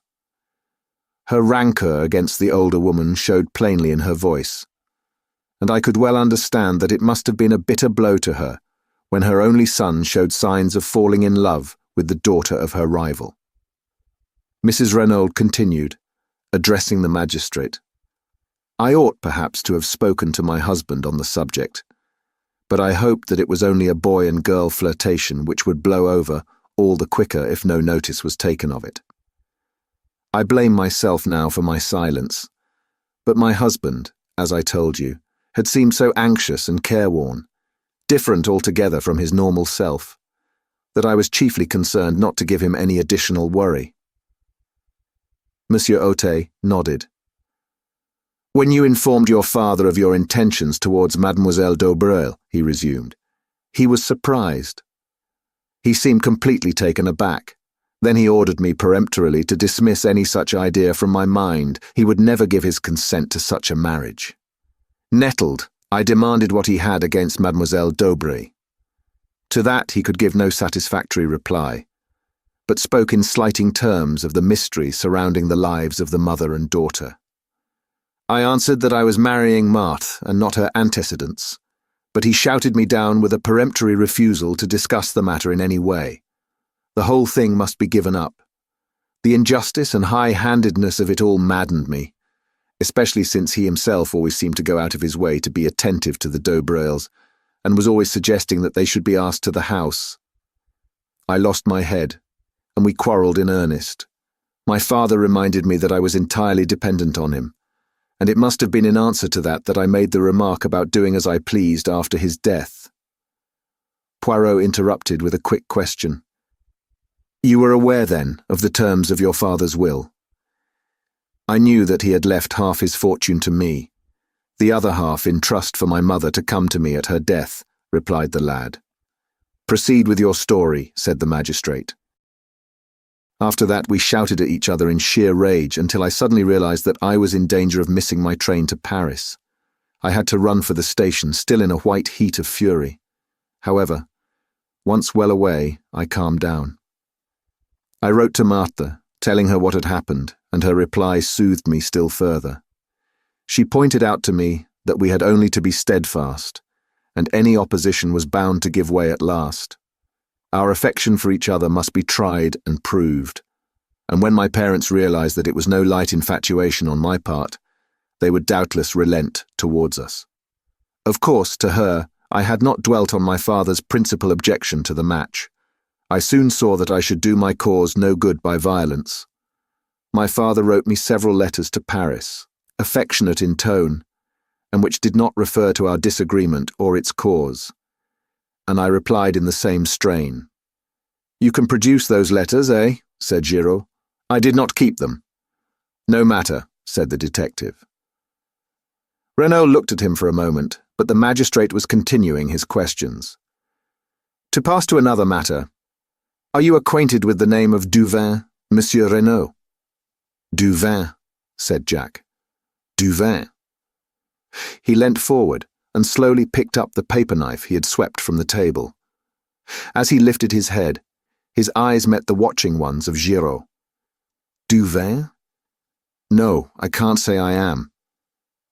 Will you read this letter, Monsieur Renaud, and tell me if you have any idea as to who the person was who addressed it to your father?" Jack Renaud took the letter and read it through, the colour mounting in his face as he did so. "Addressed to my father?" The emotion and indignation in his tones were evident. "Yes. We found it in the pocket of his coat." "Does—" He hesitated, throwing the merest fraction of a glance towards his mother.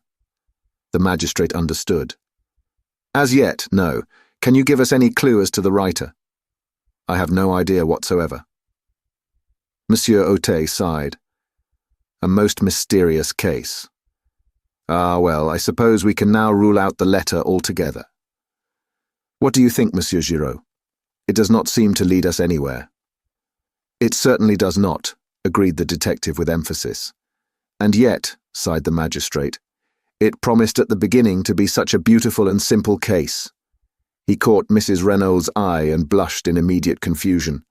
"Ah, yes," he coughed, turning over the papers on the table. "Let me see, where were we? Oh, the weapon. I fear this may give you pain, Monsieur Renaud. I understand it was a present from you to your mother. Very sad, very distressing." Jack Renaud leaned forward. His face, which had flushed during the perusal of the letter, was now deadly white. "Do you mean that it was with an aeroplane wire paper cutter that my father was killed? But it's impossible. A little thing like that.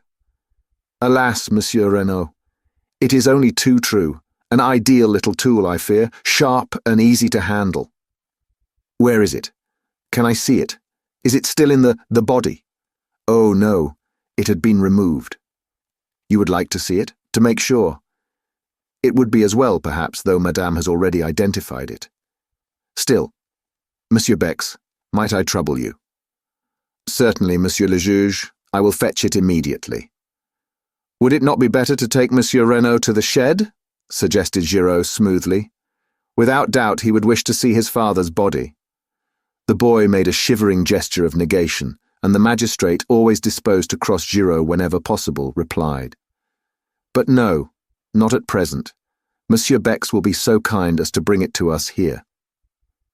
The commissary left the room. Stonner crossed to Jack and wrung him by the hand. Poirot had risen and was adjusting a pair of candlesticks that struck his trained eye as being a shade askew. The magistrate was reading the mysterious love letter through a last time, clinging desperately to his first theory of jealousy and a stab in the back. Suddenly the door burst open and the commissary rushed in. "Monsieur le Juge! Monsieur le Juge!" "But yes. What is it?" "The dagger. It is gone." Comment gone? Vanished. Disappeared. The glass jar that contained it is empty. "What?" I cried. "Impossible! Why, only this morning I saw—" The words died on my tongue, but the attention of the entire room was diverted to me. "What is that you say?" cried the commissary. "This morning." "I saw it there this morning," I said slowly, about an hour and a half ago, to be accurate. You went to the shed then? How did you get the key? I asked the Sergeant de Ville for it. And you went there? Why? I hesitated, but in the end, I decided that the only thing to do was to make a clean breast of it. Monsieur le Juge, I said, I have committed a grave fault, for which I must crave your indulgence. Eh bien, proceed, monsieur. The fact of the matter is, I said, wishing myself anywhere else than where I was, that I met a young lady, an acquaintance of mine. She displayed a great desire to see everything that was to be seen, and well, in short, I took the key to show her the body. Ah, par exemple, cried the magistrate indignantly.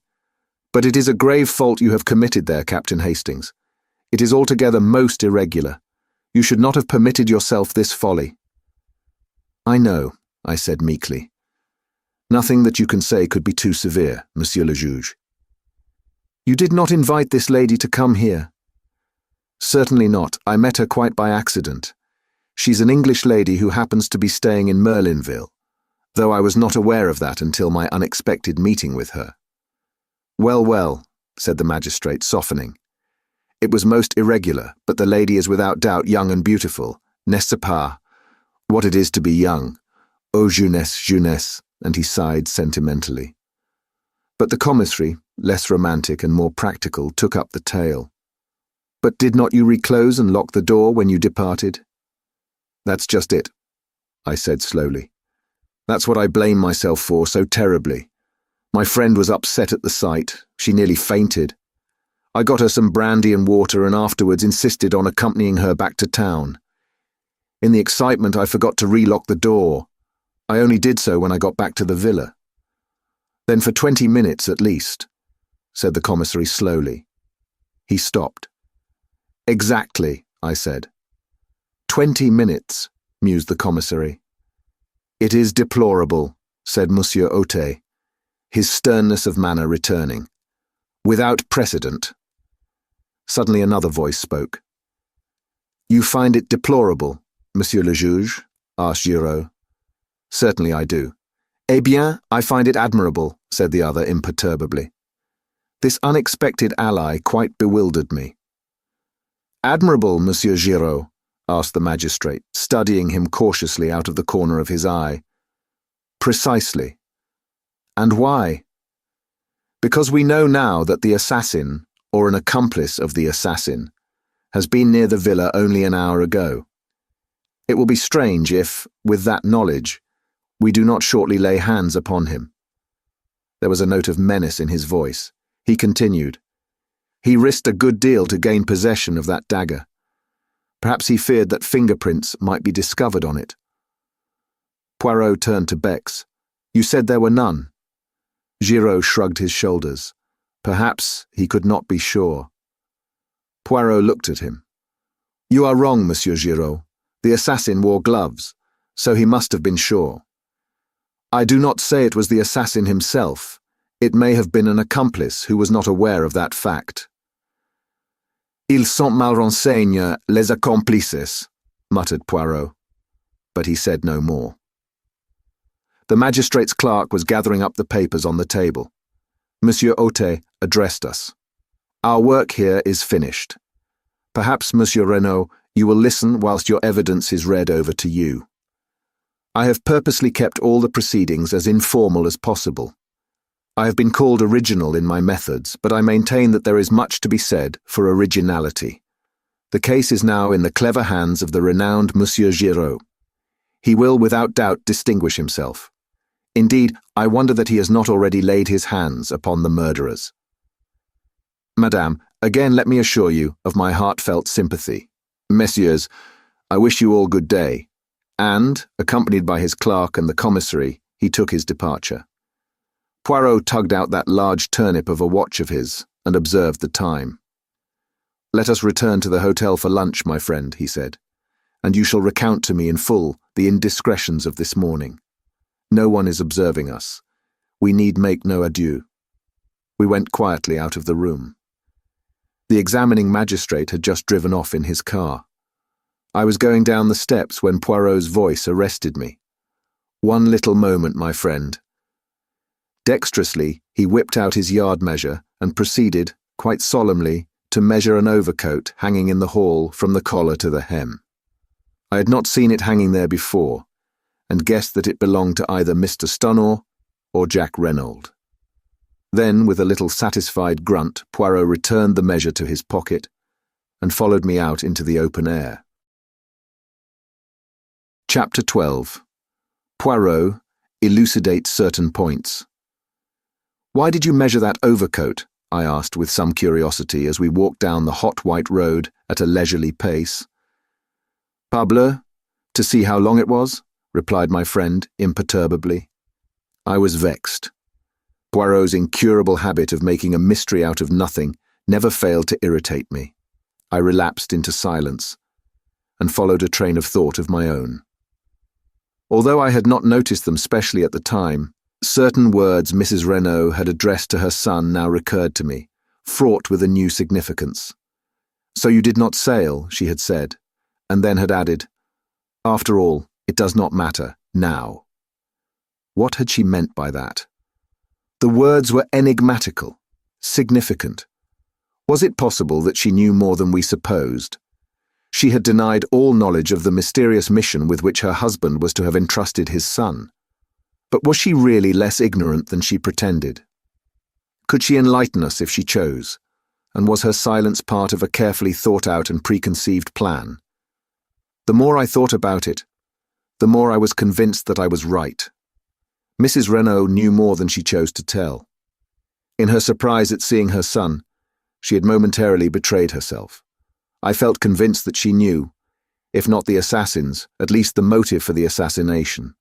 But some very powerful considerations must keep her silent. "You think profoundly, my friend," remarked Poirot, breaking in upon my reflections. "What is it that intrigues you so?" I told him, sure of my ground, though feeling expectant that he would ridicule my suspicions. But to my surprise, he nodded thoughtfully. "You are quite right, Hastings. From the beginning, I have been sure that she was keeping something back. At first, I suspected her, if not of inspiring, at least of conniving at the crime." "You suspected her?" I cried. "But certainly. She benefits enormously. In fact, by this new will, she's the only person to benefit. So from the start, she was singled out for attention. You may have noticed that I took an early opportunity of examining her wrists. I wished to see whether there was any possibility that she had gagged and bound herself. Eh bien. I saw at once that there was no fake. The cords had actually been drawn so tight as to cut into the flesh. That ruled out the possibility of her having committed the crime single-handed. But it was still possible for her to have connived at it, or to have been the instigator with an accomplice. Moreover, the story, as she told it, was singularly familiar to me. The masked men that she could not recognize, the mention of the secret. I had heard or read all these things before. Another little detail confirmed my belief that she was not speaking the truth. The wristwatch, Hastings, the wristwatch. Again that wristwatch. Poirot was eyeing me curiously. "You see, mon ami? You comprehend?" "No," I replied with some ill humor. "I neither see nor comprehend. You make all these confounded mysteries, and it's useless asking you to explain. You always like keeping everything up your sleeve to the last minute." "Do not enrage yourself, my friend," said Poirot with a smile. "I will explain if you wish, but not a word to Giraud, c'est entendu? He treats me as an old one of no importance, we shall see. In common fairness, I gave him a hint. If he does not choose to act upon it, that is his own lookout." I assured Poirot that he could rely upon my discretion. "Que c'est bien? Let us then employ our little grey cells. Tell me, my friend, at what time, according to you, did the tragedy take place?" "Why, at 2 o'clock or thereabouts," I said, astonished. "You remember Mrs. Renaud told us that she heard the clock strike while the men were in the room." "Exactly.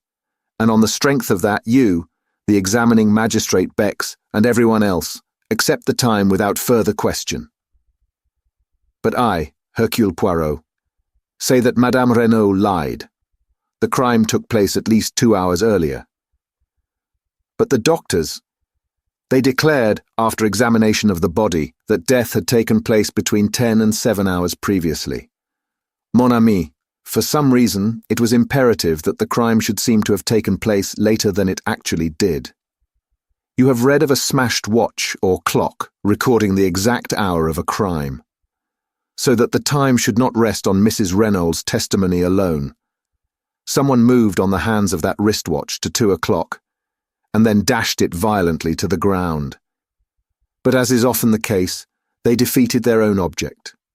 The glass was smashed, but the mechanism of the watch was uninjured. It was a most disastrous maneuver on their part, for it at once drew my attention to 2 points. First, that Madame Renaud was lying. Secondly, that there must be some vital reason for the postponement of the time. But what reason could there be? That is the question. There we have the whole mystery. As yet, I cannot explain it. There is only one idea that presents itself to me as having a possible connection. And that is?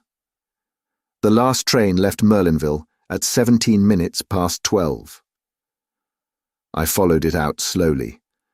So that, the crime apparently taking place some 2 hours later, anyone leaving by that train would have an unimpeachable alibi. Perfect, Hastings, you have it, I sprang up. But we must inquire at the station. Surely they cannot have failed to notice 2 foreigners who left by that train. We must go there at once.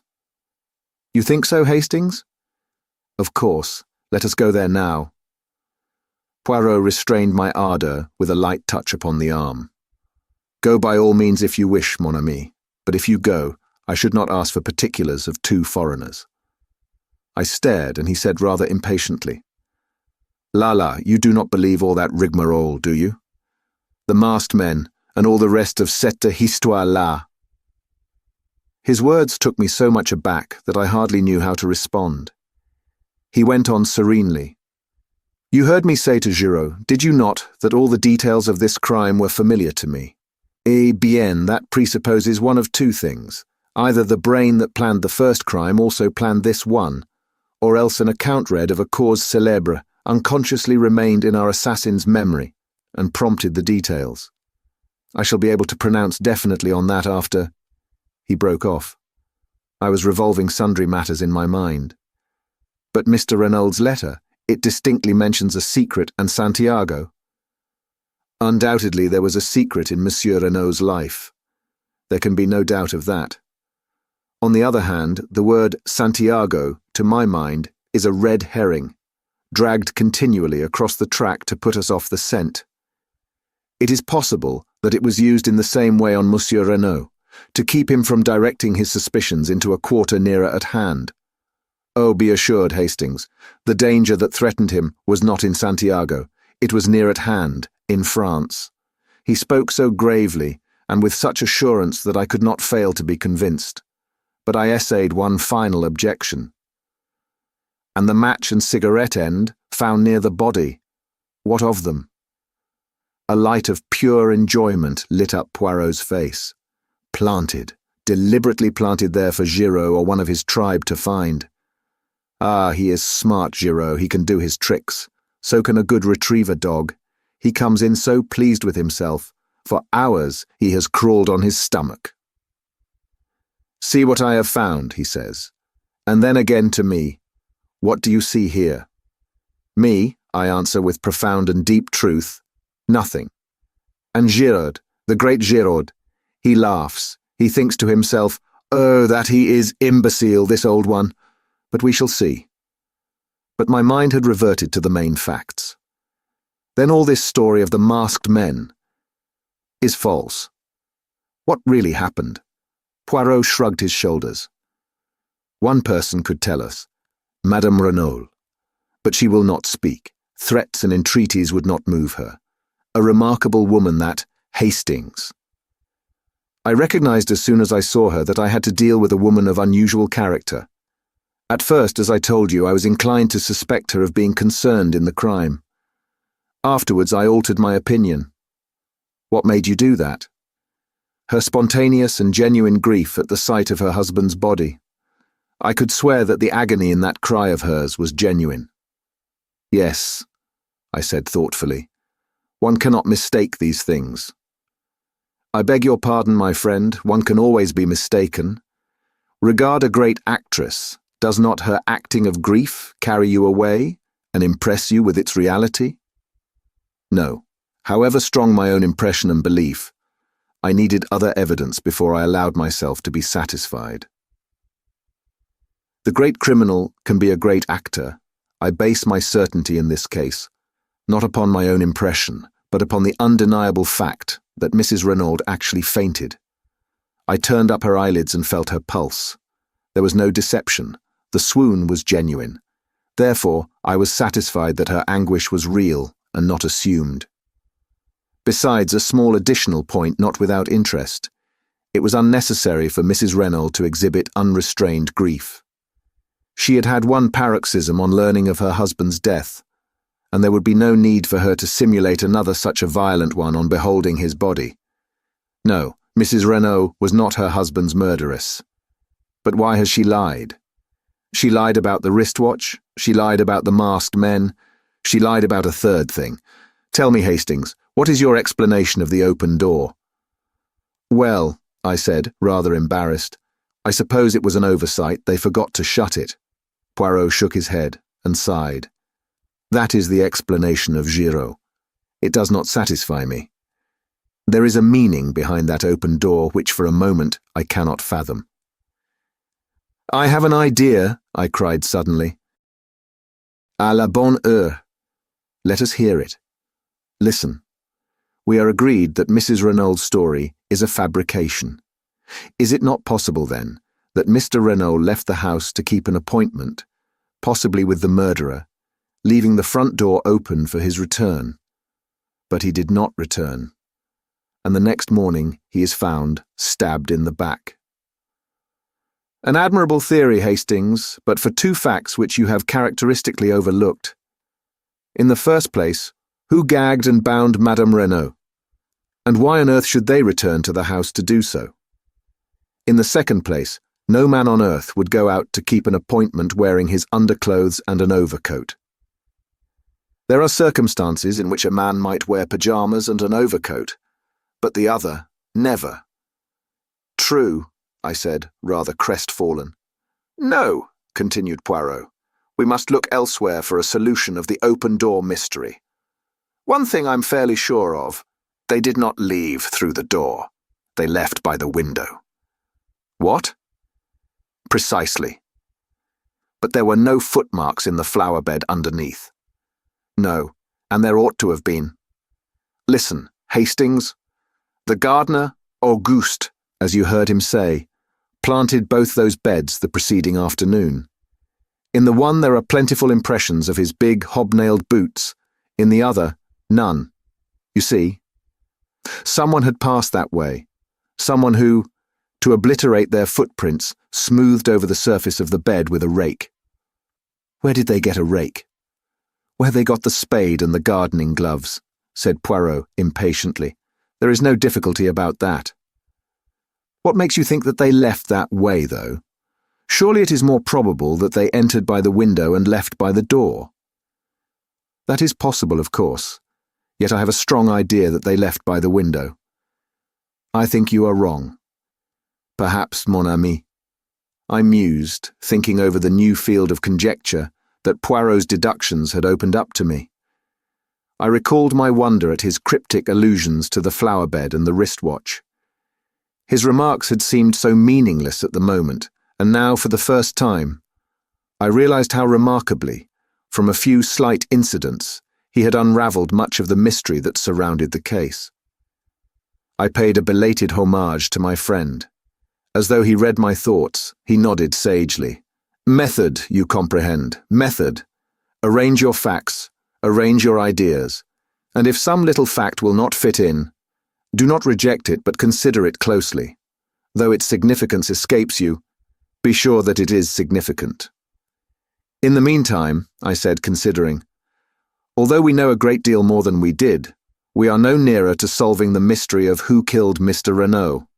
No, said Poirot cheerfully. In fact, we are a great deal further off. The fact seemed to afford him such peculiar satisfaction that I gazed at him in wonder. He met my eye and smiled. But yes, it is better so.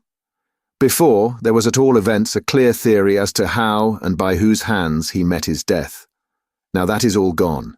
We are in darkness.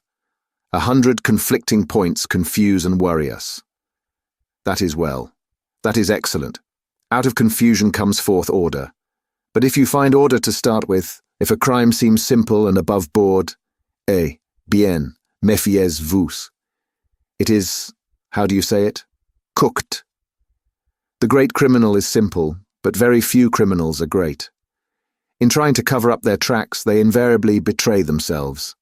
Ah, mon ami, I would that someday I could meet a really great criminal. One who commits his crime and then does nothing. Even I, Hercule Poirot, might fail to catch such a one. But I had not followed his words. A light had burst upon me. Poirot, Mrs. Renaud, I see it now. She must be shielding somebody. From the quietness with which Poirot received my remark, I could see that the idea had already occurred to him. Yes, he said thoughtfully. Shielding someone, or screening someone, one of the two. I saw very little difference between the two words, but I developed my theme with a good deal of earnestness. Poirot maintained a strictly non-committal attitude, repeating, "It may be, yes, it may be, but as yet I do not know. There is something very deep underneath all this. You will see, something very deep." Then as we entered our hotel, he enjoined silence on me with a gesture. Chapter 13. The Girl with the Anxious Eyes. We lunched with an excellent appetite. I understood well enough that Poirot did not wish to discuss the tragedy where we could so easily be overheard. But as is usual when one topic fills the mind to the exclusion of everything else, no other subject of interest seemed to present itself. For a while we ate in silence, and then Poirot observed maliciously, "Eh bien, and your indiscretions, you recount them not?" I felt myself blushing. "Oh, you mean this morning?" I endeavoured to adopt a tone of absolute nonchalance. But I was no match for Poirot. In a very few minutes he had extracted the whole story from me, his eyes twinkling as he did so. Tiens, a story of the most romantic. What is her name, this charming young lady? I had to confess that I did not know. Still more romantic. The first rencontre in the train from Paris, the second here. Journeys end in lovers' meetings, is not that the saying? Don't be an ass, Poirot. Yesterday it was Mademoiselle d'Aubray, today it is Mademoiselle Cinderella. Decidedly you have the heart of a Turk, Hastings. You should establish a harem. It's all very well to rag me. Mademoiselle d'Aubray is a very beautiful girl, and I do admire her immensely. I don't mind admitting it. The others, nothing. Don't suppose I shall ever see her again. She was quite amusing to talk to just for a railway journey, but she's not the kind of girl I should ever get keen on. Why? Well, it sounds snobbish perhaps, but she's not a lady, not in any sense of the word. Poirot nodded thoughtfully. There was less raillery in his voice as he asked, "You believe, then, in birth and breeding?" I may be old-fashioned, but I certainly don't believe in marrying out of one's class. It never answers. I agree with you, mon ami. 99 times out of 100, it is as you say. But there is always the 100th time. Still, that does not arise, as you do not propose to see the lady again. His last words were almost a question, and I was aware of the sharpness with which he darted a glance at me. And before my eyes, writ large in letters of fire, I saw the words, Hôtel du Fer, and I heard again her voice saying, "Come and look me up," and my own answering, with empressement, "I will." Well, what of it? I had meant to go at the time, but since then I had had time to reflect. I did not like the girl. Thinking it over in cold blood, I came definitely to the conclusion that I disliked her intensely. I had got hauled over the coals for foolishly gratifying her morbid curiosity, and I had not the least wish to see her again. I answered Poirot lightly enough. She asked me to look her up, but of course I shan't. Why, of course? Well, I don't want to. I see. He studied me attentively for some minutes. Yes, I see very well. And you are wise. Stick to what you have said. That seems to be your invariable advice, I remarked, rather piqued. Ah, my friend, have faith in Papa Poirot. Some day, if you permit, I will arrange you a marriage of great suitability. Thank you, I said, laughing, but the prospect leaves me cold. Poirot sighed and shook his head. Les Anglais, he murmured. No method, absolutely none whatever. They leave all to chance. He frowned and altered the position of the salt cellar. Mademoiselle Cinderella is staying at the Hotel d'Angleterre, you told me, did you not? No, Hotel du Phare. True, I forgot. A moment's misgiving shot across my mind. Surely I had never mentioned any hotel to Poirot. I looked across at him and felt reassured. He was cutting his bread into neat little squares, completely absorbed in his task. He must have fancied I had told him where the girl was staying. We had coffee outside facing the sea. Poirot smoked one of his tiny cigarettes and then drew his watch from his pocket. The train to Paris leaves at 2:25, he observed. I should be starting. Paris? I cried. That is what I said, mon ami. You are going to Paris? But why? He replied very seriously. To look for the murderer of Monsieur Renaud. You think he's in Paris? I am quite certain that he is not. Nevertheless, it is there that I must look for him. You do not understand, but I will explain it all to you in good time. Believe me, this journey to Paris is necessary. I shall not be away long. In all probability, I shall return tomorrow. I do not propose that you should accompany me. Remain here and keep an eye on Giraud. Also, cultivate the society of Monsieur Renaud Fils. And thirdly, if you wish, endeavour to cut him out with Mademoiselle Marthe. But I fear you will not have great success. I did not quite relish the last remark. That reminds me, I said. I meant to ask you how you knew about those two. Mon ami, I know human nature. Throw together a boy, young Renaud, and a beautiful girl, like Mademoiselle Marthe, and the result is almost inevitable. Then, the quarrel. It was money or a woman, and remembering Léonie's description of the lad's anger, I decided on the latter, so I made my guess, and I was right. And that was why you warned me against setting my heart on the lady. You already suspected that she loved young Renaud. Poirot smiled. At any rate, I saw that she had anxious eyes. That is how we always think of Mademoiselle d'Aubreuil, as the girl with the anxious eyes. His voice was so grave that it impressed me uncomfortably. What do you mean by that, Poirot? I fancy, my friend, that we shall see before very long, but I must start. You've oceans of time. Perhaps, but I like plenty of leisure at the station. I do not wish to rush, to hurry, to excite myself.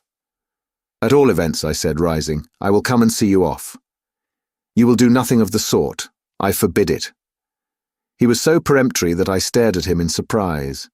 He nodded emphatically. I mean it, mon ami. Au revoir. You permit that I embrace you. Ah, no, I forget that it is not the English custom. Une poignée de main, alors. I felt rather at a loose end after Poirot had left me. I strolled down the beach and watched the bathers without feeling energetic enough to join them. I rather fancied that Cinderella might be disporting herself amongst them in some wonderful costume, but I saw no signs of her. I strolled aimlessly along the sands towards the further end of the town. It occurred to me that, after all, it would only be decent feeling on my part to inquire after the girl, and it would save trouble in the end. The matter would then be finished with. There would be no need for me to trouble about her any further. But if I did not go at all, she might quite possibly come and look me up at the villa, and that would be annoying in every way. Decidedly, it would be better to pay a short call, in the course of which I could make it quite clear that I could do nothing further for her in my capacity of showman. Accordingly, I left the beach and walked inland. I soon found the Hôtel du Phare, a very unpretentious building. It was annoying in the extreme not to know the lady's name, and, to save my dignity, I decided to stroll inside and look around. Probably I should find her in the lounge. Merlinville was a small place. You left your hotel to go to the beach, and you left the beach to return to the hotel. There were no other attractions. There was a casino being built, but it was not yet completed. I had walked the length of the beach without seeing her. Therefore she must be in the hotel. I went in. Several people were sitting in the tiny lounge, but my quarry was not amongst them. I looked into some other rooms, but there was no sign of her. I waited for some time, till my impatience got the better of me. I took the concierge aside and slipped 5 francs into his hand. I wish to see a lady who is staying here, a young English lady, small and dark. I am not sure of her name. The man shook his head and seemed to be suppressing a grin. There is no such lady as you describe staying here. She is American, possibly, I suggested. These fellows are so stupid. But the man continued to shake his head. No, monsieur. There are only 6 or 7 English and American ladies altogether, and they are all much older than the lady you are seeking. It is not here that you will find her, monsieur. He was so positive that I felt doubts. But the lady told me she was staying here. Monsieur must have made a mistake, or it is more likely the lady did, since there has been another gentleman here inquiring for her. What is that you say? I cried, surprised. But yes, monsieur, a gentleman who described her just as you have done. What was he like? He was a small gentleman, well-dressed, very neat, very spotless, the moustache very stiff, the head of a peculiar shape and the eyes green. Poirot. So that was why he refused to let me accompany him to the station. The impertinence of it. I would thank him not to meddle in my concerns. Did he fancy I needed a nurse to look after me? Thanking the man, I departed, somewhat at a loss, and still much incensed with my meddlesome friend. I regretted that he was, for the moment, out of reach. I should have enjoyed telling him what I thought of his unwarranted interference, had I not distinctly told him that I had no intention of seeing the girl. Decidedly, one's friends can be too zealous. But where was the lady? I set aside my wrath and tried to puzzle it out. Evidently, through inadvertence, she had named the wrong hotel. Then another thought struck me. Was it inadvertence? Or had she deliberately withheld her name and given me the wrong address? The more I thought about it, the more I felt convinced that this last surmise of mine was right. For some reason or other, she did not wish to let the acquaintance ripen into friendship. And though half an hour earlier this had been precisely my own view, I did not enjoy having the tables turned upon me. The whole affair was profoundly unsatisfactory, and I went up to the Villa Geneviève in a condition of distinct ill humour. I did not go to the house, but went up the path to the little bench by the shed and sat there moodily enough. I was distracted from my thoughts by the sound of voices close at hand. In a second or two I realized that they came not from the garden I was in, but from the adjoining garden of the Villa Marguerite, and that they were approaching rapidly. A girl's voice was speaking, a voice that I recognized as that of the beautiful Marthe. "Chérie," she was saying, "is it really true? Are all our troubles over?" "You know it, Marthe," Jack Renaud replied. "Nothing can part us now, beloved. The last obstacle to our union is removed. Nothing can take you from me." "Nothing," the girl murmured. "Oh, Jack, I'm afraid." I'd moved to depart, realizing that I was quite unintentionally eavesdropping. As I rose to my feet, I caught sight of them through a gap in the hedge. They stood together facing me, the man's arm round the girl, his eyes looking into hers. They were a splendid-looking couple, the dark, well-knit boy and the fair young goddess. They seemed made for each other as they stood there, happy in spite of the terrible tragedy that overshadowed their young lives. But the girl's face was troubled, and Jack Renaud seemed to recognize it as he held her closer to him and asked, "But what are you afraid of, darling? What is there to fear, now?" And then I saw the look in her eyes, the look Poirot had spoken of, as she murmured, so that I almost guessed at the words, "I am afraid, for you." I didn't hear young Renaud's answer, for my attention was distracted by an unusual appearance a little further down the hedge. There appeared to be a brown bush there, which seemed odd, to say the least of it, so early in the summer. I stepped along to investigate, but at my advance the brown bush withdrew itself precipitately and faced me with a finger to its lips. It was Giraud. Enjoining caution, he led the way round the shed until we were out of earshot. "What were you doing there?" I asked. "Exactly what you were doing. Listening." "But I was not there on purpose." "Ah," said Giraud. "I was." As always, I admired the man whilst disliking him. He looked me up and down with a sort of contemptuous disfavour. "You didn't help matters by butting in. I might have heard something useful in a minute. What have you done with your old fossil?" "Monsieur Poirot has gone to Paris," I replied coldly. "And I can tell you, Monsieur Giraud, that he is anything but an old fossil. He has solved many cases that have completely baffled the English police." "Bah! The English police!" Giraud snapped his fingers disdainfully.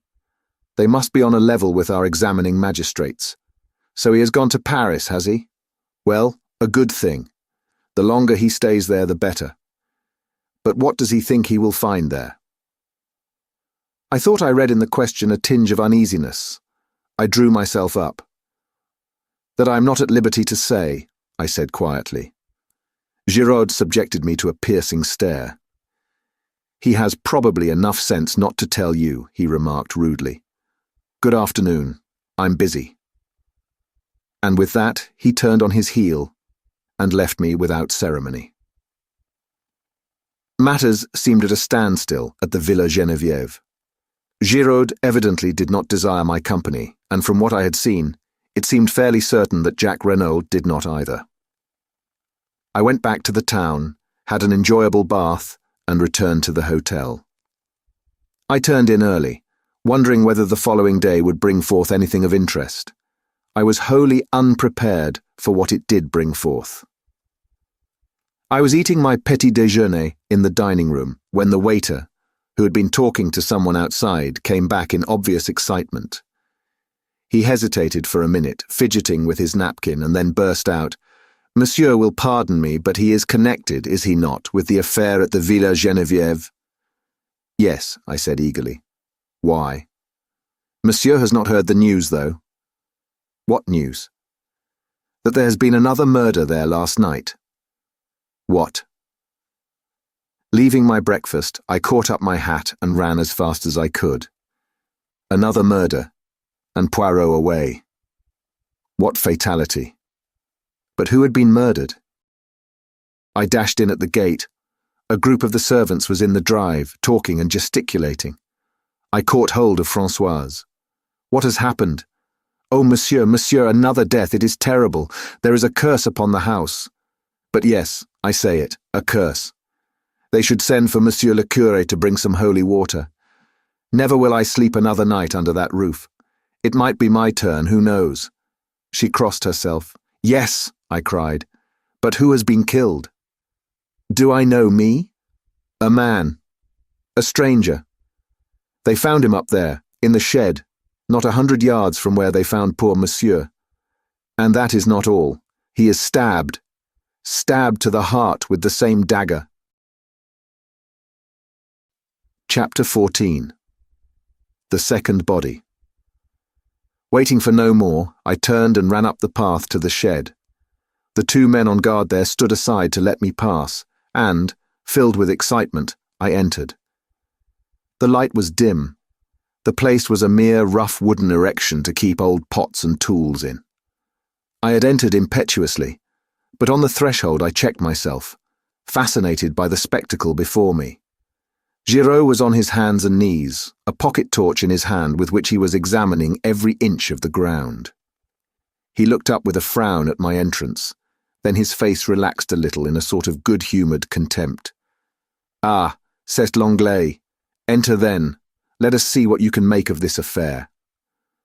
Rather stung by his tone, I stooped my head and passed in. "There he is," said Giraud, flashing his torch to the far corner. I stepped across. The dead man lay straight upon his back. He was of medium height, swarthy of complexion, and possibly about 50 years of age. He was neatly dressed in a dark blue suit, well cut and probably made by an expensive tailor, but not new.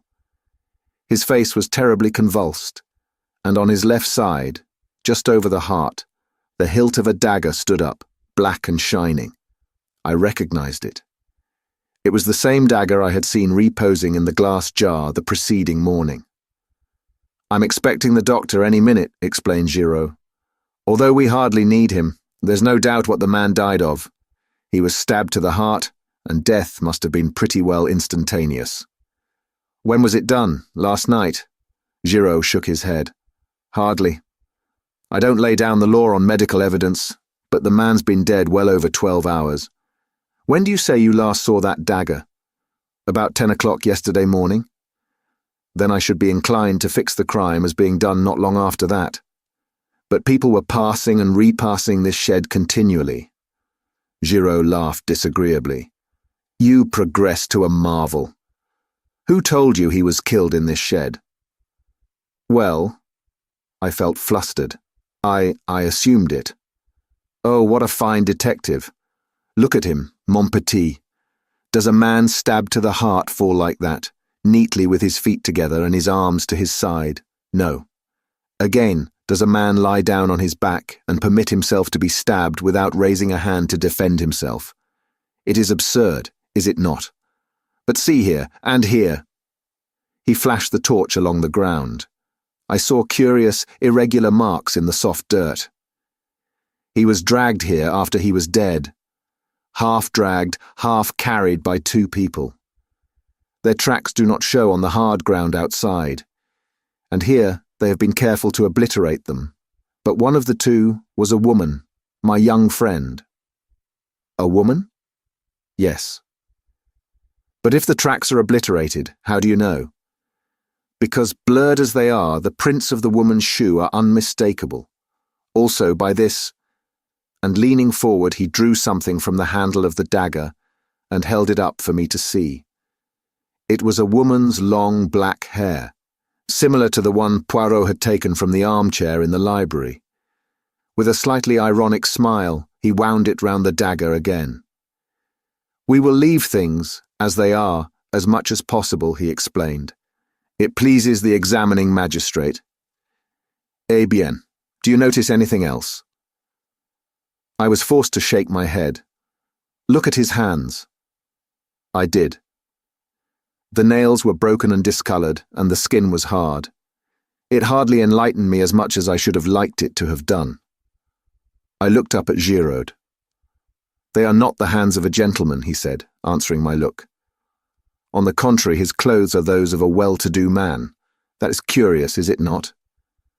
"Very curious," I agreed. "And none of his clothing is marked.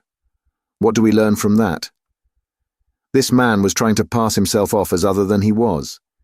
He was masquerading. Why? Did he fear something? Was he trying to escape by disguising himself? As yet we do not know. But one thing we do know. He was as anxious to conceal his identity as we are to discover it. He looked down at the body again. As before, there are no fingerprints on the handle of the dagger.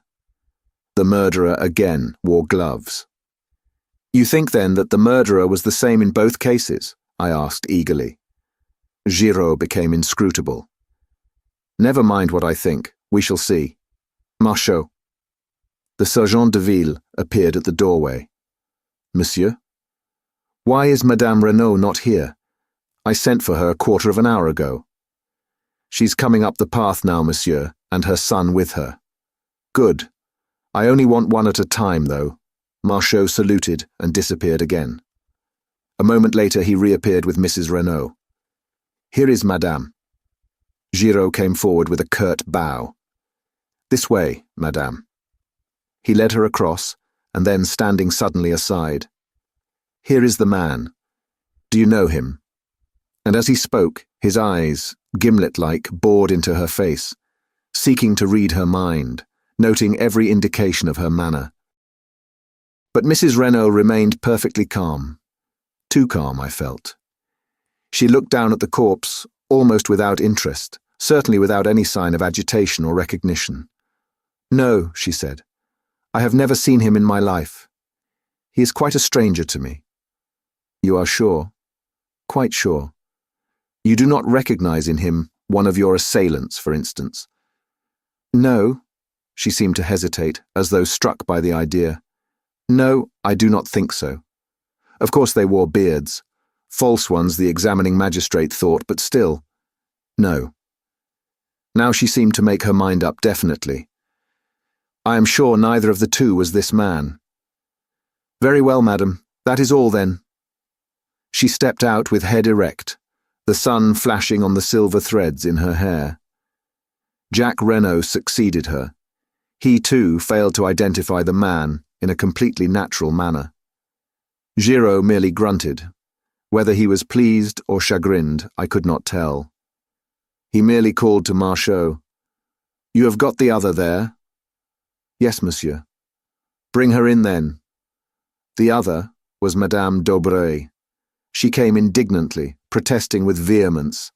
"I object, monsieur. This is an outrage. What have I to do with all this?" "Madame," said Giraud brutally, "I am investigating not one murder, but 2 murders. For all I know, you may have committed them both." "How dare you?" she cried. "How dare you insult me by such a wild accusation? It is infamous." "Infamous, is it? What about this?" Stooping, he again detached the hair and held it up. "Do you see this, madame?" He advanced towards her. "You permit that I see whether it matches?" With a cry, she started backwards, white to the lips. "It is false, I swear it. I know nothing of the crime, of either crime. Anyone who says I do lies. Ah, mon Dieu, what shall I do?" "Calm yourself, madame," said Giraud coldly. "No one has accused you as yet, but you will do well to answer my questions without more ado." "Anything you wish, monsieur." "Look at the dead man. Have you ever seen him before?" Drawing nearer, a little of the colour creeping back to her face, Madame d'Aubray looked down at the victim with a certain amount of interest and curiosity. Then she shook her head. "I do not know him." It seemed impossible to doubt her. The words came so naturally. Giraud dismissed her with a nod of the head. "You are letting her go?" I asked in a low voice. "Is that wise? Surely that black hair is from her head." "I do not need teaching my business," said Giraud dryly. "She is under surveillance. I have no wish to arrest her as yet." Then, frowning, he gazed down at the body. "Should you say that was a Spanish type at all?" he asked suddenly. I considered the face carefully. "No," I said at last. "I should put him down as a Frenchman, most decidedly." Giraud gave a grunt of dissatisfaction. "Same here." He stood there for a moment, then with an imperative gesture he waved me aside, and once more, on hands and knees, he continued his search of the floor of the shed. He was marvellous. Nothing escaped him. Inch by inch he went over the floor, turning over pots, examining old sacks. He pounced on a bundle by the door, but it proved to be only a ragged coat and trousers, and he flung it down again with a snarl. 2 pairs of old gloves interested him, but in the end he shook his head and laid them aside. Then he went back to the pots, methodically turning them over one by one. In the end he rose to his feet and shook his head thoughtfully. He seemed baffled and perplexed. I think he had forgotten my presence. But at that moment a stir and bustle was heard outside, and our old friend, the examining magistrate, accompanied by his clerk and Monsieur Bex, with the doctor behind him, came bustling in. "But this is extraordinary, Mr. Giraud," cried Monsieur Autet. Another crime. Ah, we have not got to the bottom of this case. There is some deep mystery here, but who is the victim this time? That is just what nobody can tell us, Monsieur le Juge. He has not been identified.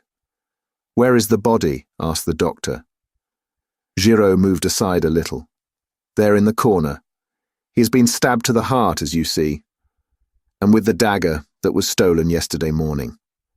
I fancy that the murder followed hard upon the theft, but that is for you to say. You can handle the dagger freely. There are no fingerprints on it. The doctor knelt down by the dead man, and Giraud turned to the examining magistrate. A pretty little problem, is it not? But I shall solve it. And so no one can identify him, mused the magistrate. Could it possibly be one of the assassins? They may have fallen out among themselves. Giraud shook his head. The man is a Frenchman. I would take my oath of that. But at that moment, they were interrupted by the doctor, who was sitting back on his heels with a perplexed expression. You say he was killed yesterday morning? I fix it by the theft of the dagger, explained Giraud. He may, of course, have been killed later in the day. Later in the day? Fiddlesticks! This man has been dead at least 48 hours, and probably longer. We stared at each other in blank amazement. Chapter 15. A Photograph. The doctor's words were so surprising that we were all momentarily taken aback. Here was a man stabbed with a dagger which we knew to have been stolen only 24 hours previously, and yet Dr. Durand asserted positively that he had been dead at least 48 hours.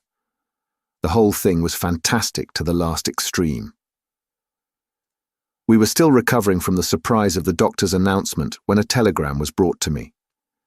It had been sent up from the hotel to the villa. I tore it open. It was from Poirot, and announced his return by the train arriving at Merlinville at 12:28.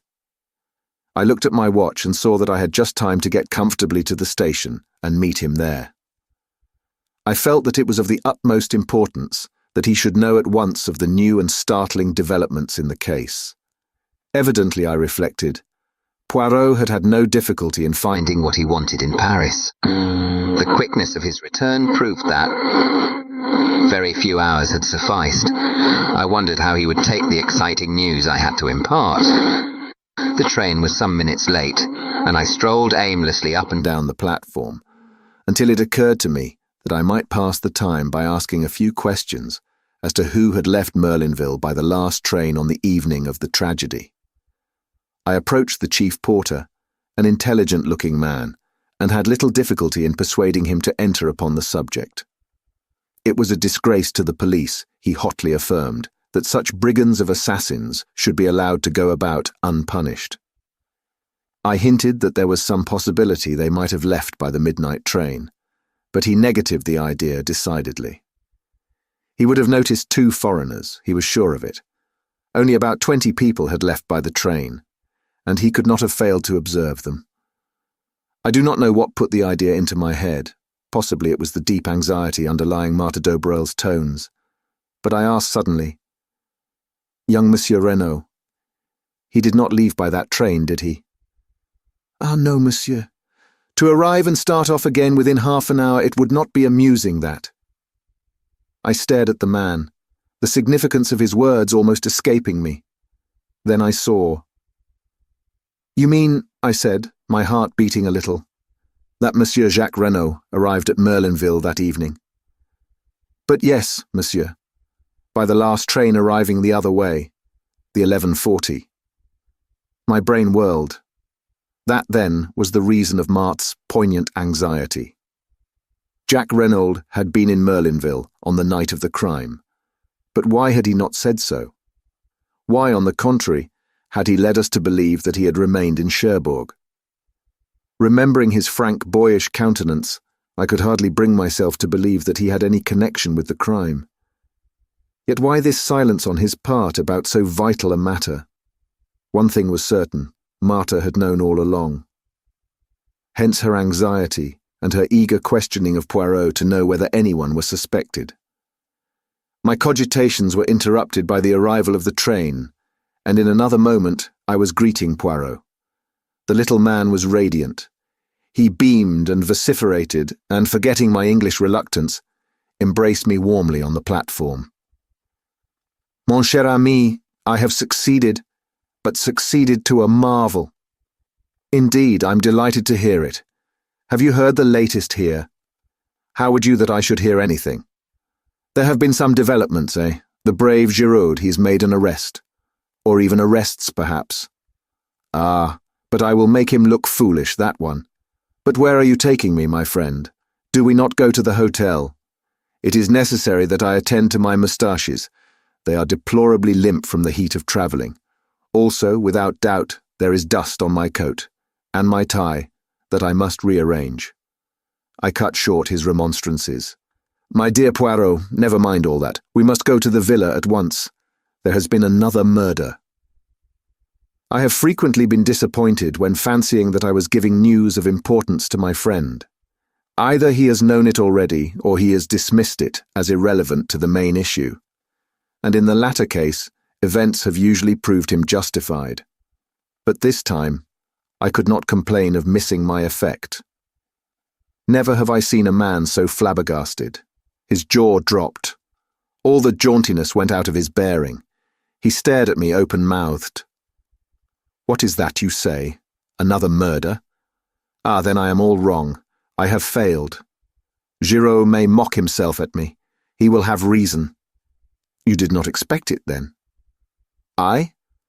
Not the least in the world. It demolishes my theory. It ruins everything. Ah, no. He stopped dead, thumping himself on the chest. It is impossible. I cannot be wrong. The facts, taken methodically and in their proper order, admit of only one explanation. I must be right. I am right. But then...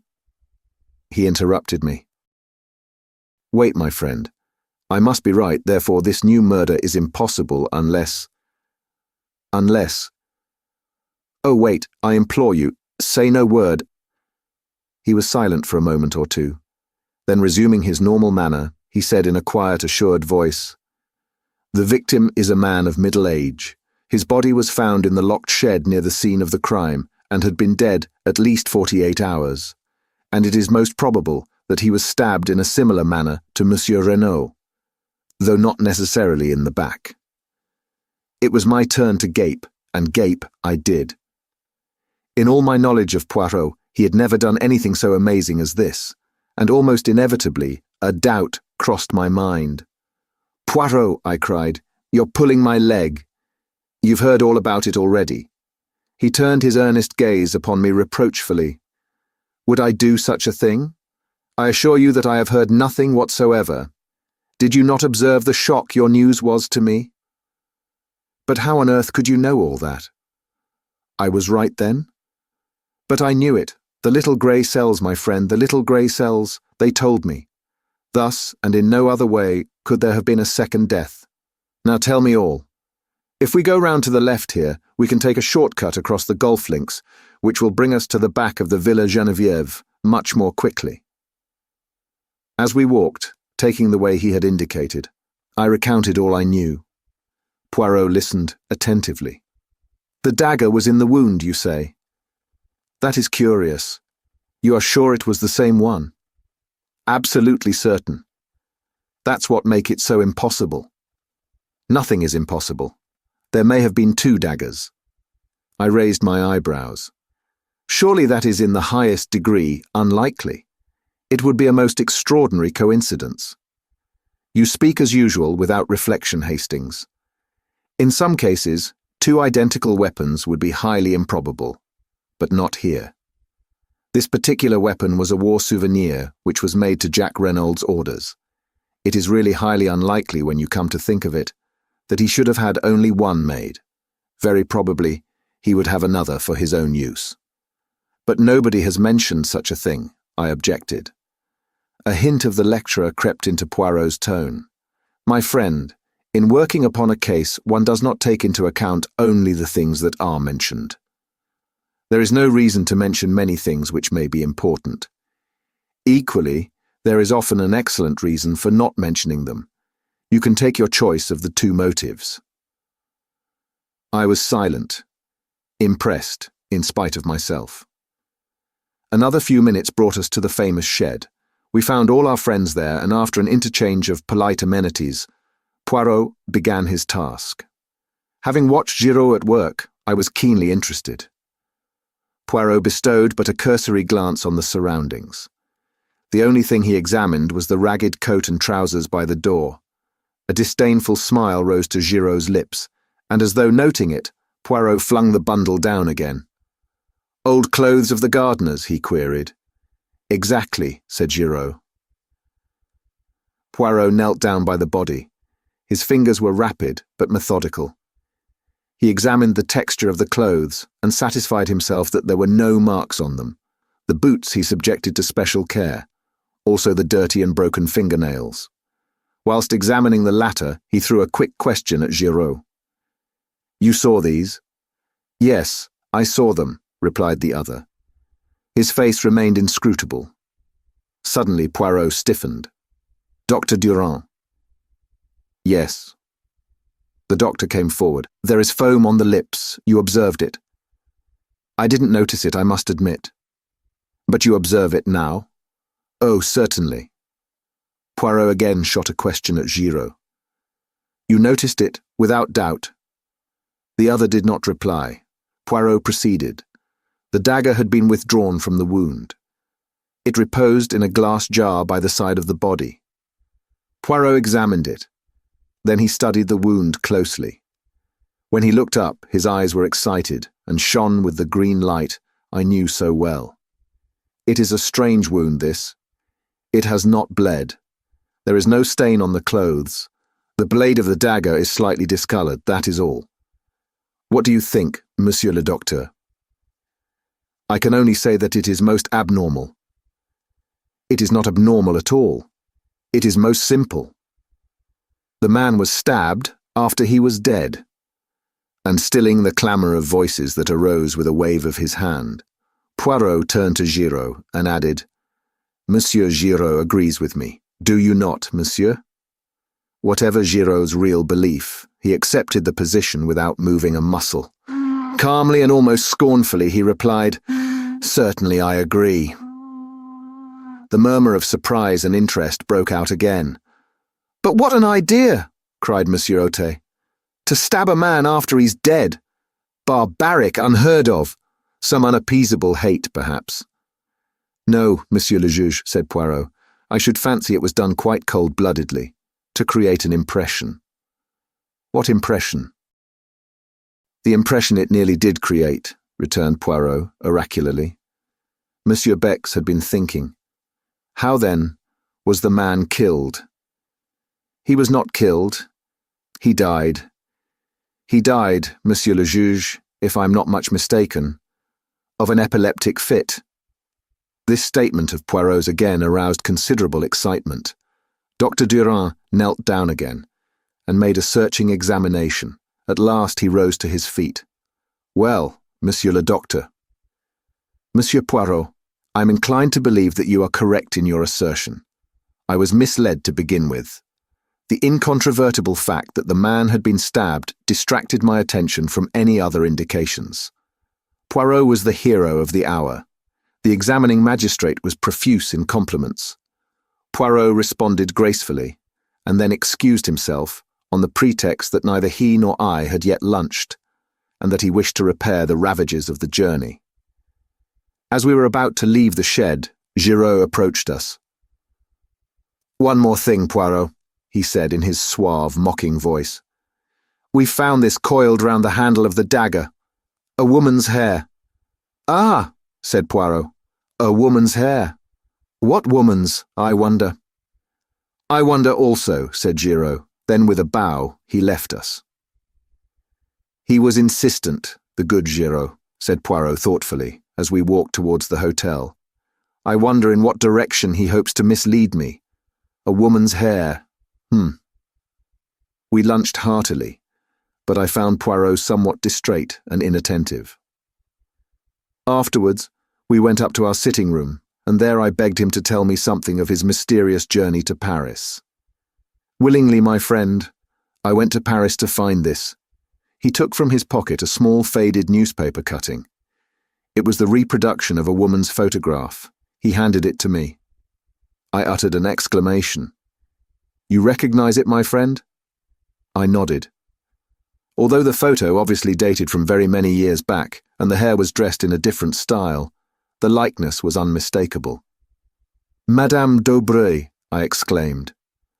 Poirot shook his head with a smile. "Not quite correct, my friend. She did not call herself by that name in those days. That is a picture of the notorious Madame Beroldy." Madame Beroldy. In a flash, the whole thing came back to me. The murder trial that had evoked such worldwide interest, the Beroldy case. Chapter 16. The Beroldy Case. Some 20 years or so before the opening of the present story, Monsieur Arnold Beroldy, a native of Lyon, arrived in Paris, accompanied by his pretty wife and their little daughter, a mere babe. Monsieur Beroldy was a junior partner in a firm of wine merchants, a stout middle-aged man, fond of the good things of life, devoted to his charming wife, and altogether unremarkable in every way. The firm in which Monsieur Beroldy was a partner was a small one, and although doing well, it did not yield a large income to the junior partner. The Beroldys had a small apartment and lived in a very modest fashion to begin with, but unremarkable though Monsieur Beroldy might be, his wife was plentifully gilded with the brush of romance, young and good-looking, and gifted withal, with a singular charm of manner. Madame Beroldy at once created a stir in the quarter, especially when it began to be whispered that some interesting mystery surrounded her birth. It was rumoured that she was the illegitimate daughter of a Russian Grand Duke. Others asserted that it was an Austrian Archduke, and that the union was legal, though morganatic. But all stories agreed upon one point, that Jeanne Beroldy was the centre of an interesting mystery. Questioned by the curious, Madame Beroldy did not deny these rumours. On the other hand, she let it be clearly understood that, though her lips were sealed, all these stories had a foundation in fact. To intimate friends, she unburdened herself further, spoke of political intrigues, of papers, of obscure dangers that threatened her. There was also much talk of crown jewels that were to be sold secretly, with herself acting as the go-between. Amongst the friends and acquaintances of the Beroldys was a young lawyer, Georges Conneau. It was soon evident that the fascinating Jeanne had completely enslaved his heart. Madame Beroldy encouraged the young man in a discreet fashion, but being always careful to affirm her complete devotion to her middle-aged husband. Nevertheless, many spiteful persons did not hesitate to declare that young Conneau was her lover, and not the only one. When the Beroldys had been in Paris about 3 months, another personage came upon the scene. This was Mr. Hiram P. Trapp, a native of the United States, and extremely wealthy. Introduced to the charming and mysterious Madame Beroldy, he fell a prompt victim to her fascinations. His admiration was obvious, though strictly respectful. About this time, Madame Beroldy became more outspoken in her confidences. To several friends, she declared herself greatly worried on her husband's behalf. She explained that he had been drawn into several schemes of a political nature, and also referred to some important papers that had been entrusted to him for safekeeping, and which concerned a secret of far-reaching European importance. They had been entrusted to his custody to throw pursuers off the track, but Madame Beroldy was nervous, having recognized several important members of the revolutionary circle in Paris. On the 28th day of November, the blow fell.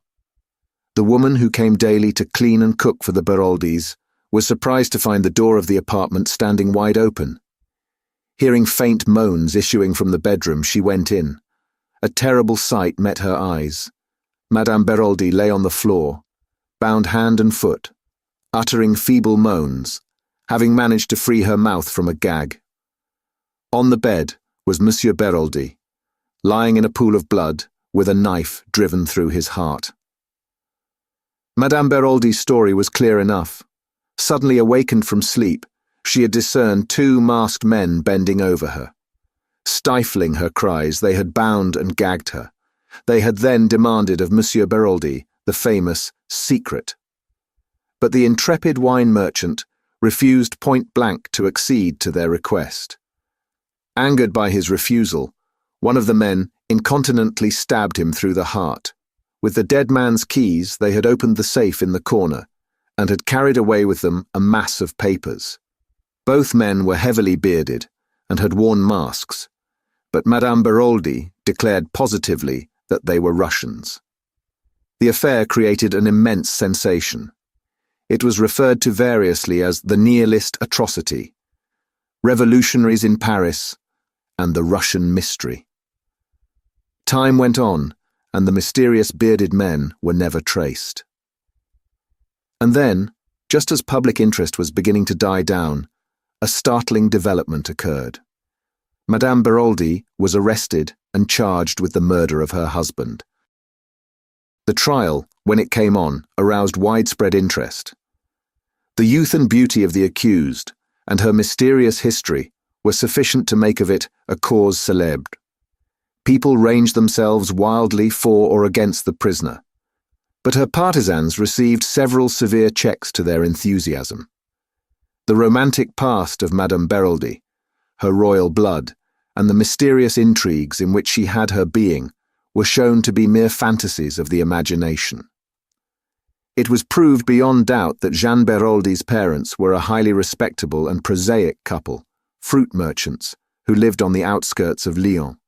The Russian Grand Duke, the court intrigues, and the political schemes, all the stories current, were traced back to the lady herself.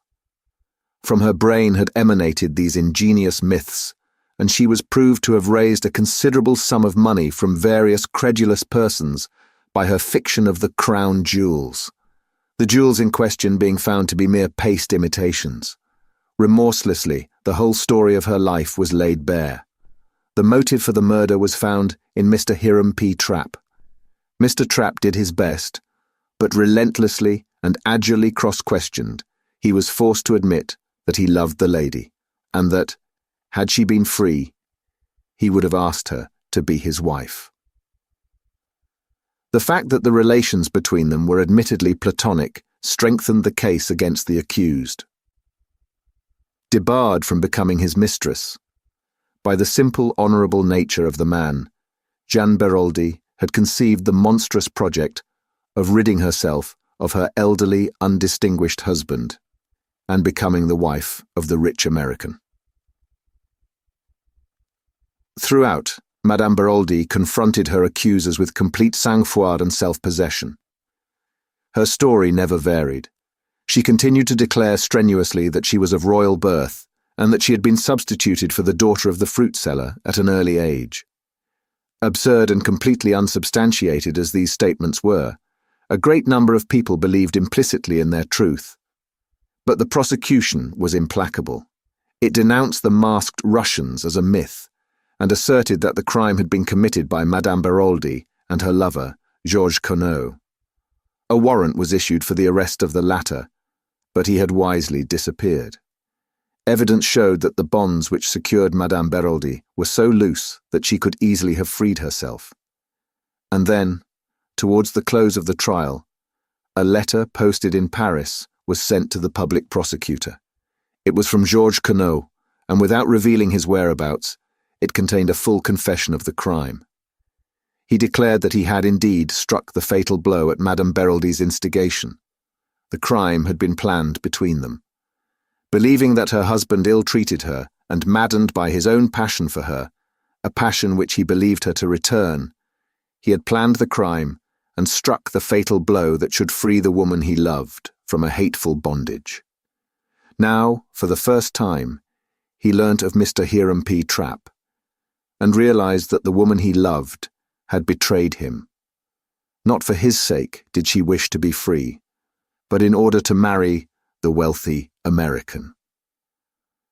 She had used him as a cat's paw, and now, in his jealous rage, he turned and denounced her, declaring that throughout he had acted at her instigation, and then Madame Beraldi proved herself the remarkable woman she undoubtedly was.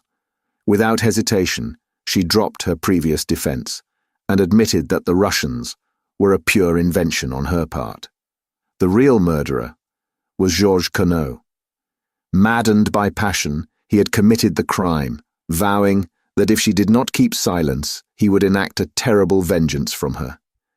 Terrified by his threats, she had consented, also fearing it likely that if she told the truth she might be accused of conniving at the crime. But she had steadfastly refused to have anything more to do with her husband's murderer, and it was in revenge for this attitude on her part that he had written this letter accusing her. She swore solemnly that she had had nothing to do with the planning of the crime, that she had awoke on that memorable night to find Georges Conneau standing over her, the blood-stained knife in his hand. It was a touch-and-go affair. Madame Beraldi's story was hardly credible, but this woman, whose fairy tales of royal intrigues had been so easily accepted, had the supreme art of making herself believed. Her address to the jury was a masterpiece. The tears streaming down her face, she spoke of her child, of her woman's honor, of her desire to keep her reputation untarnished for the child's sake. She admitted that Georges Conneau, having been her lover, she might perhaps be held morally responsible for the crime, but before God, nothing more. She knew that she had committed a grave fault in not denouncing Conneau to the law, but she declared in a broken voice that that was a thing no woman could have done. She had loved him. Could she let her hand be the one to send him to the guillotine? She had been guilty of much, but she was innocent of the terrible crime imputed to her. However that may have been, her eloquence and personality won the day. Madame Beraldi, amidst a scene of unparalleled excitement, was acquitted. Despite the utmost endeavors of the police, Georges Conneau was never traced. As for Madame Beraldi, nothing more was heard of her. Taking the child with her, she left Paris to begin a new life. Chapter 17. We make further investigations. I've set down the Beraldi case in full. Of course, all the details did not present themselves to my memory as I have recounted them here.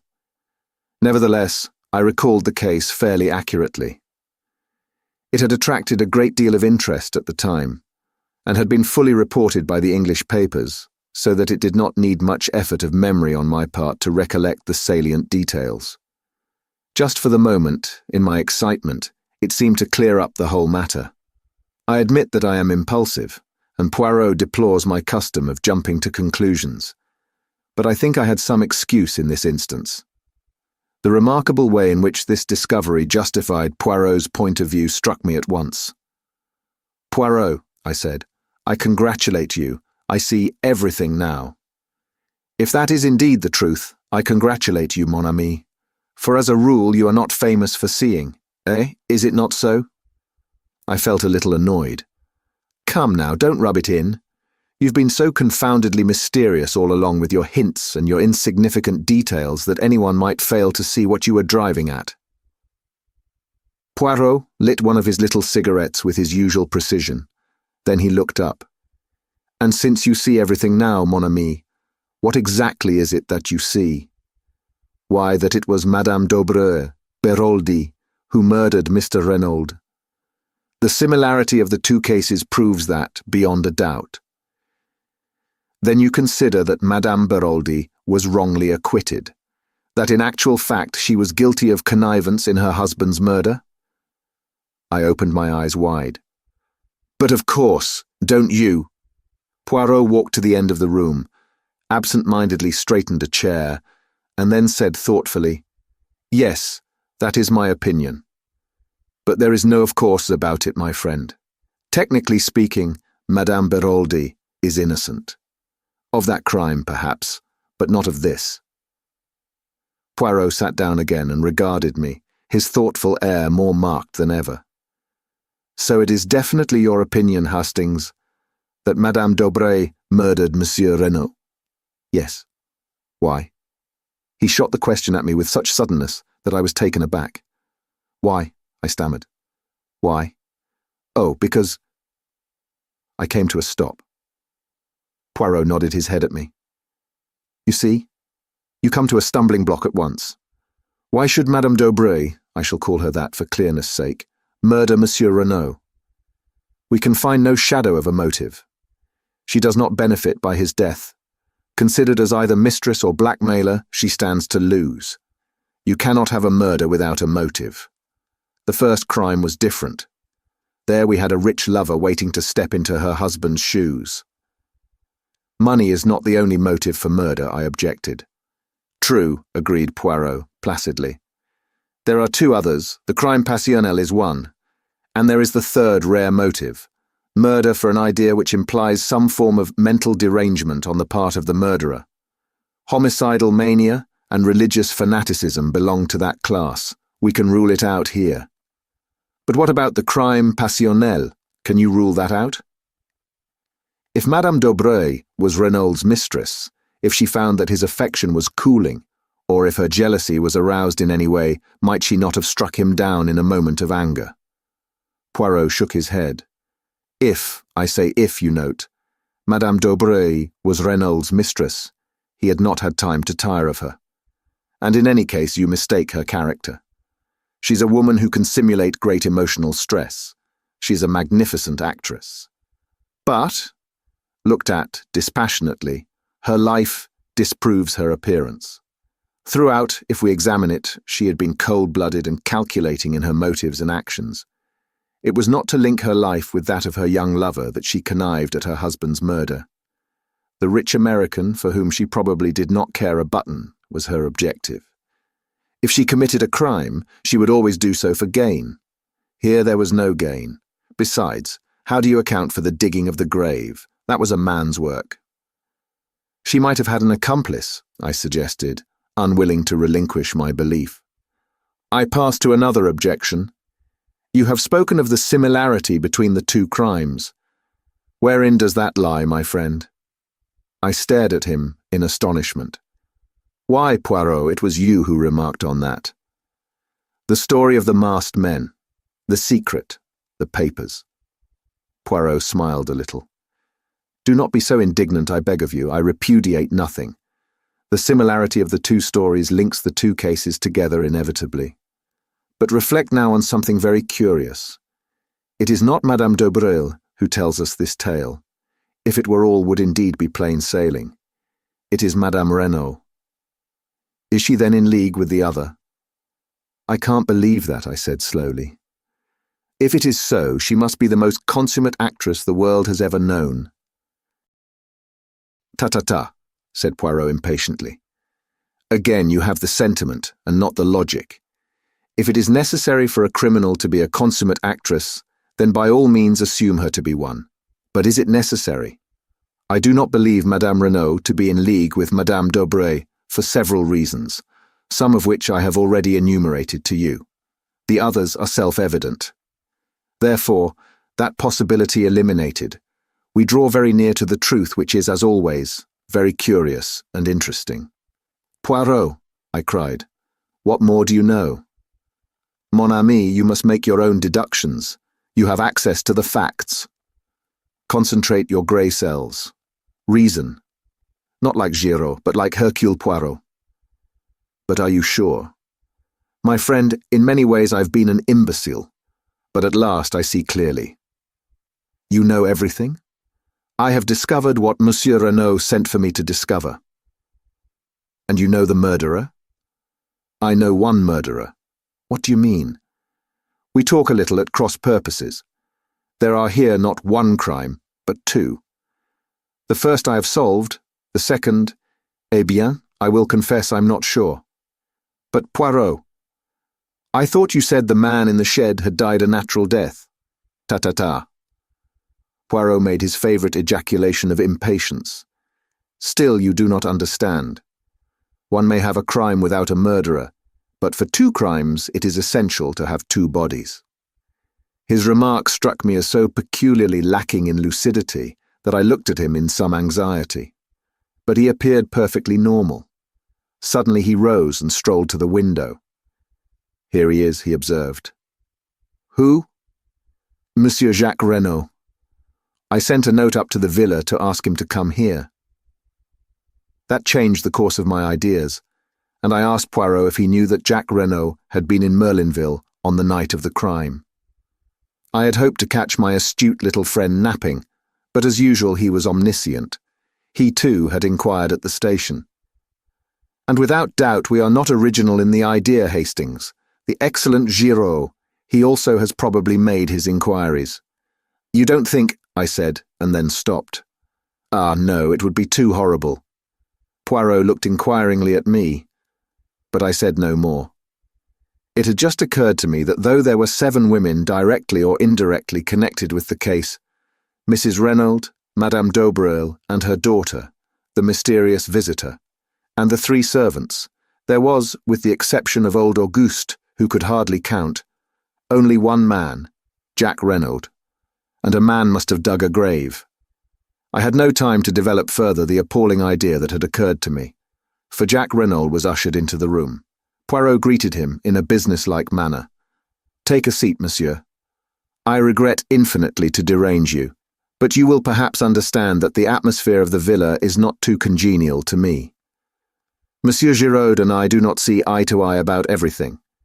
His politeness to me has not been striking, and you will comprehend that I do not intend any little discoveries I may make to benefit him in any way." "Exactly, Monsieur Poirot," said the lad. "That fellow Giraud is an ill-conditioned brute, and I'd be delighted to see someone score at his expense." "Then I may ask a little favour of you." "Certainly. I will ask you to go to the railway station and take a train to the next station along the line Abilac. Ask there at the cloakroom whether 2 foreigners deposited a valise there on the night of the murder. It is a small station, and they are almost certain to remember. Will you do this?" "Of course I will," said the boy, mystified, though ready for the task. "I and my friend, you comprehend, have business elsewhere," explained Poirot. "There is a train in a quarter of an hour, and I will ask you not to return to the villa, as I have no wish for Giraud to get an inkling of your errand." "Very well. I will go straight to the station." He rose to his feet. Poirot's voice stopped him. "One moment, Monsieur Renaud. There is one little matter that puzzles me. Why did you not mention to Monsieur Otet this morning that you were in Merlinville on the night of the crime?" Jack Renaud's face went crimson. With an effort he controlled himself. "You have made a mistake. I was in Cherbourg, as I told the examining magistrate this morning." Poirot looked at him, his eyes narrowed, cat-like, until they only showed a gleam of green. "Then it is a singular mistake that I have made there, for it is shared by the station staff. They say you arrived by the 11:40 train." For a moment Jack Renaud hesitated, then he made up his mind. "And if I did, I suppose you do not mean to accuse me of participating in my father's murder?" He asked the question haughtily, his head thrown back. "I should like an explanation of the reason that brought you here." "That is simple enough. I came to see my fiancée, Mademoiselle d'Aubreuil. I was on the eve of a long voyage, uncertain as to when I should return. I wished to see her before I went, to assure her of my unchanging devotion." "And you did see her?" Poirot's eyes never left the other's face. There was an appreciable pause before Renaud replied. Then he said, "Yes." "And afterwards?" "I found I had missed the last train. I walked to Saint-Beauvais, where I knocked up a garage and got a car to take me back to Cherbourg." "Saint-Beauvais? That is 15 kilometers. A long walk, Monsieur Renaud." I felt like walking." Poirot bowed his head as a sign that he accepted the explanation. Jack Renaud took up his hat and cane and departed. In a trice, Poirot jumped to his feet. "Quick, Hastings, we will go after him." Keeping a discreet distance behind our quarry, we followed him through the streets of Merlinville. But when Poirot saw that he took the turning to the station, he checked himself. All is well. He has taken the bait. He will go to Abilac and will inquire for the mythical valise left by the mythical foreigners. Yes, mon ami, all that was a little invention of my own. "You wanted him out of the way," I exclaimed. "Your penetration is amazing, Hastings. Now, if you please, we will go up to the Villa Geneviève. Chapter 18. Giraud acts. By the way, Poirot, I said as we walked along the hot white road, I've got a bone to pick with you. I dare say you meant well, but really it was no business of yours to go mooching round to the Hôtel du Phare without letting me know. Poirot shot a quick sidelong glance at me. And how did you know I had been there? He inquired. Much to my annoyance, I felt the colour rising in my cheeks. I happened to look in passing, I explained with as much dignity as I could muster. I rather feared Poirot's banter, but to my relief, and somewhat to my surprise, he only shook his head with a rather unusual gravity. If I have offended your susceptibilities in any way, I demand pardon of you. You will understand better soon. But believe me, I have striven to concentrate all my energies on the case. Oh, it's all right, I said, mollified by the apology. I know it's only that you have my interests at heart, but I can take care of myself all right. Poirot seemed to be about to say something further, but checked himself. Arrived at the villa, Poirot led the way up to the shed where the second body had been discovered. He did not, however, go in, but paused by the bench, which I have mentioned before, as being set some few yards away from it. After contemplating it for a moment or two, he paced carefully from it to the hedge, which marked the boundary between the Villa Geneviève and the Villa Marguerite. Then he paced back again, nodding his head as he did so. Returning again to the hedge, he parted the bushes with his hands. With good fortune, he remarked to me over his shoulder. Mademoiselle Marthe may find herself in the garden. I desire to speak to her, and would prefer not to call formally at the Villa Marguerite. Ah, all is well, there she is. Psst, mademoiselle, psst. Un moment, s'il vous plaît. I joined him at the moment that Marthe Dobré, looking slightly startled, came running up to the hedge at his call. A little word with you, mademoiselle, if it is permitted? Certainly, Monsieur Poirot. Despite her acquiescence, her eyes looked troubled and afraid.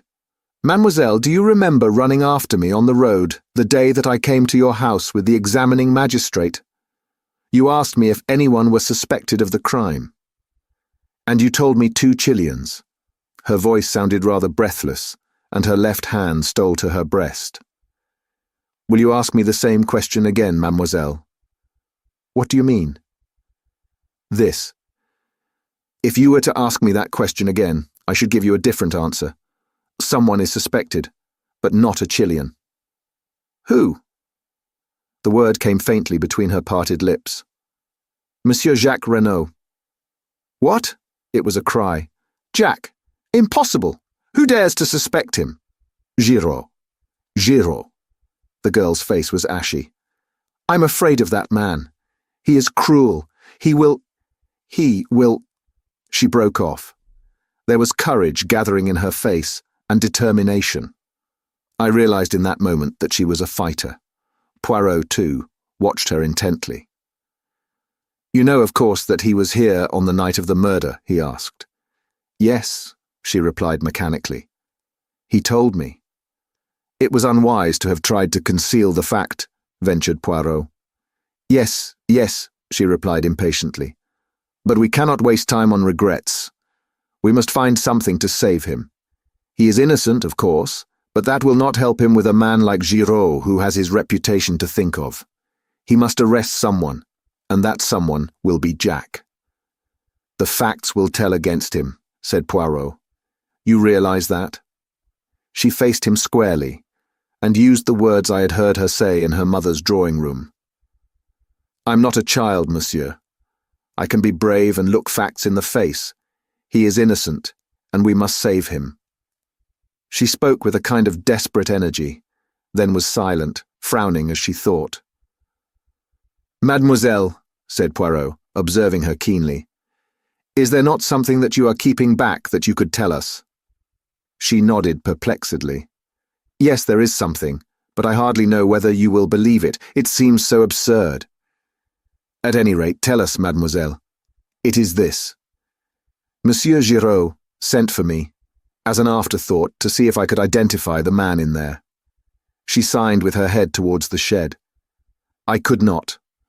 At least I could not at the moment, but since I have been thinking... Well? It seems so queer, and yet I am almost sure. I will tell you. On the morning of the day Monsieur Renaud was murdered, I was walking in the garden here, when I heard a sound of men's voices quarrelling. I pushed aside the bushes and looked through. One of the men was Monsieur Renaud, and the other was a tramp, a dreadful-looking creature in filthy rags. He was alternately whining and threatening. I gathered he was asking for money, but at that moment Maman called me from the house, and I had to go. That is all, only.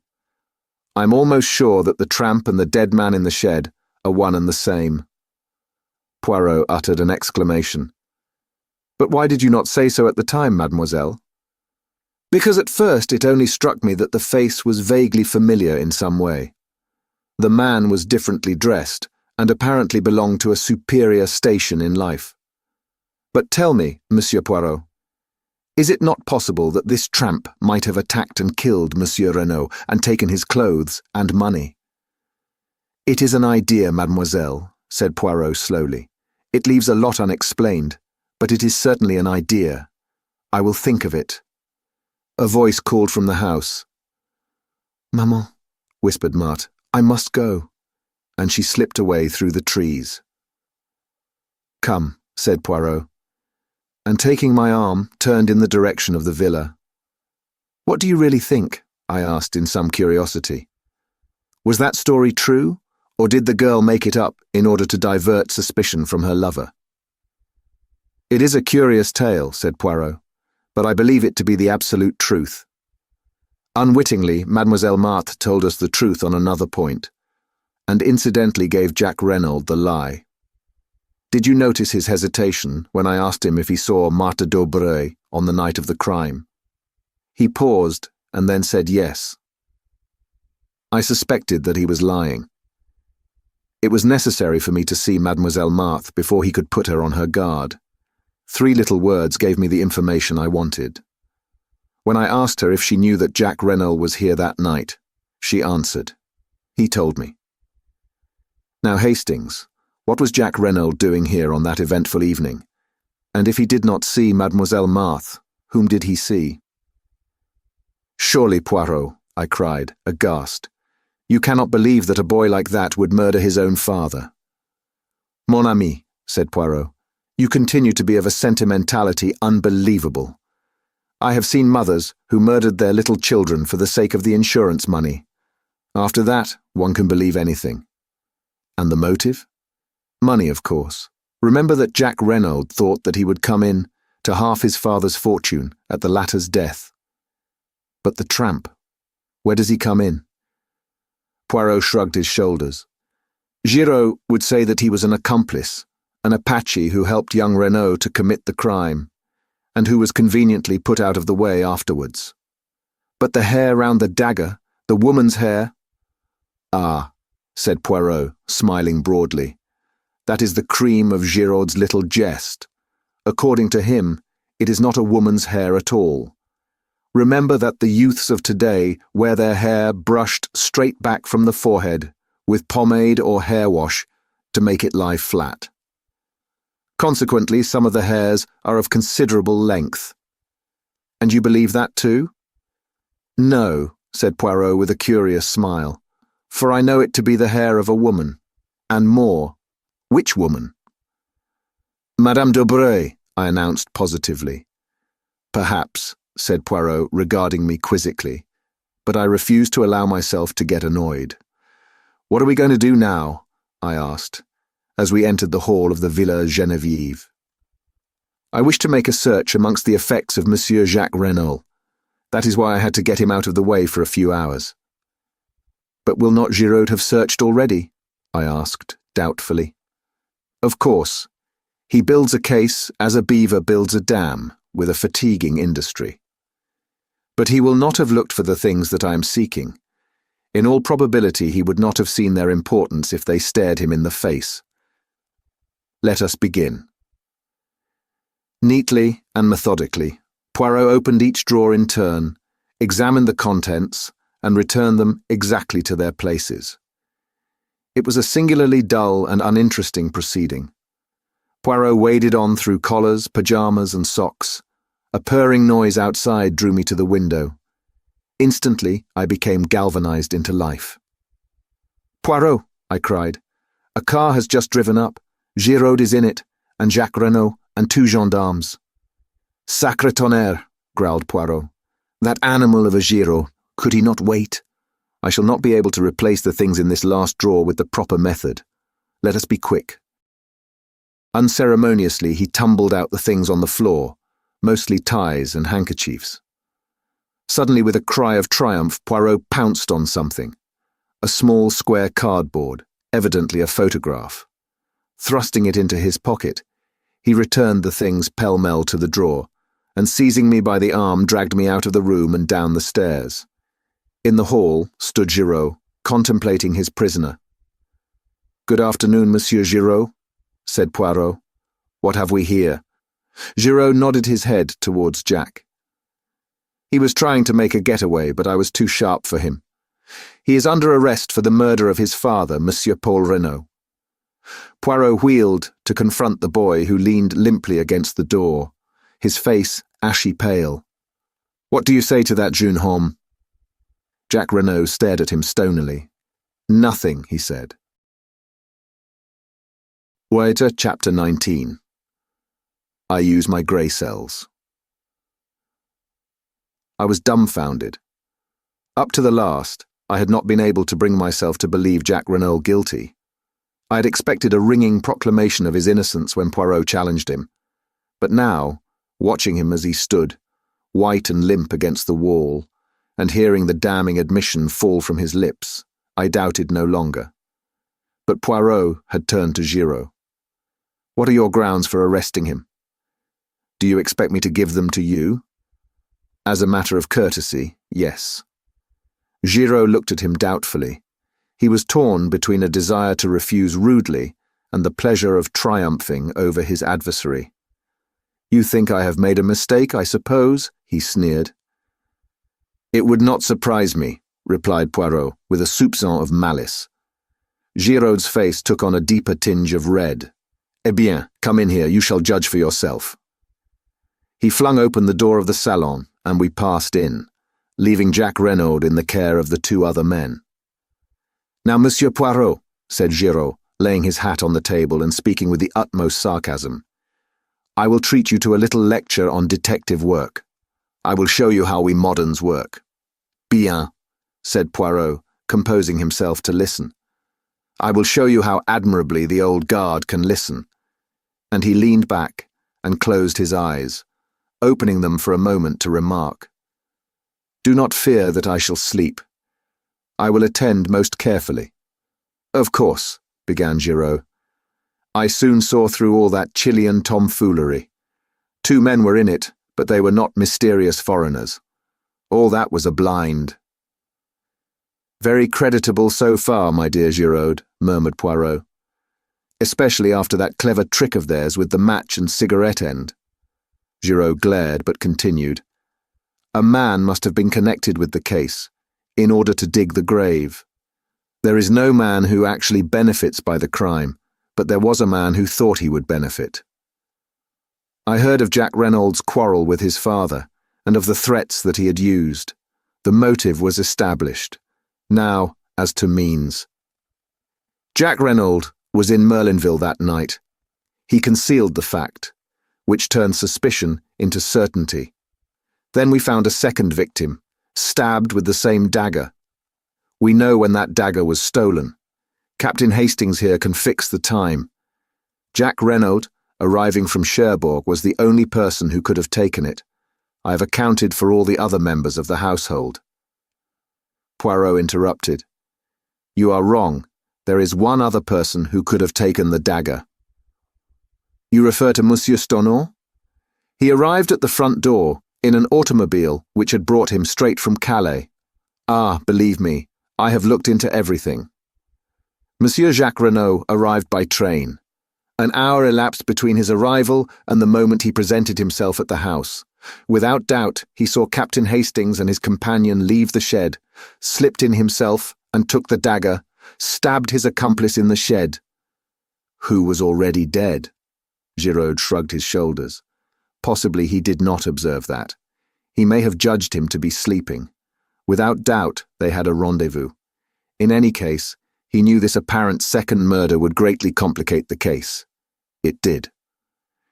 But it could not deceive Monsieur Giraud, murmured Poirot. You mock yourself at me, but I will give you one last irrefutable proof. Madame Renault's story was false, a fabrication from beginning to end. We believe Madame Renault to have loved her husband, yet she lied to shield his murderer. For whom will a woman lie? Sometimes for herself, usually for the man she loves, always for her children. That is the last, the irrefutable proof. You cannot get round it. Giraud paused, flushed and triumphant. Poirot regarded him steadily. That is my case, said Giraud. What have you to say to it? Only that there is one thing you have failed to take into account. What is that? Jack Renault was presumably acquainted with the planning out of the golf course. He knew that the body would be discovered almost at once, when they started to dig the bunker. Giraud laughed out loud. But it is idiotic what you say there. He wanted the body to be found. Until it was found, he could not presume death, and would have been unable to enter into his inheritance. I saw a quick flash of green in Poirot's eyes as he rose to his feet. Then why bury it, he asked softly. Reflect, Giraud. Since it was to Jack Renault's advantage that the body should be found without delay, why dig a grave at all? Giraud did not reply. The question found him unprepared. He shrugged his shoulders as though to intimate that it was of no importance. Poirot moved towards the door. I followed him. There is one more thing that you have failed to take into account, he said, over his shoulder. What is that?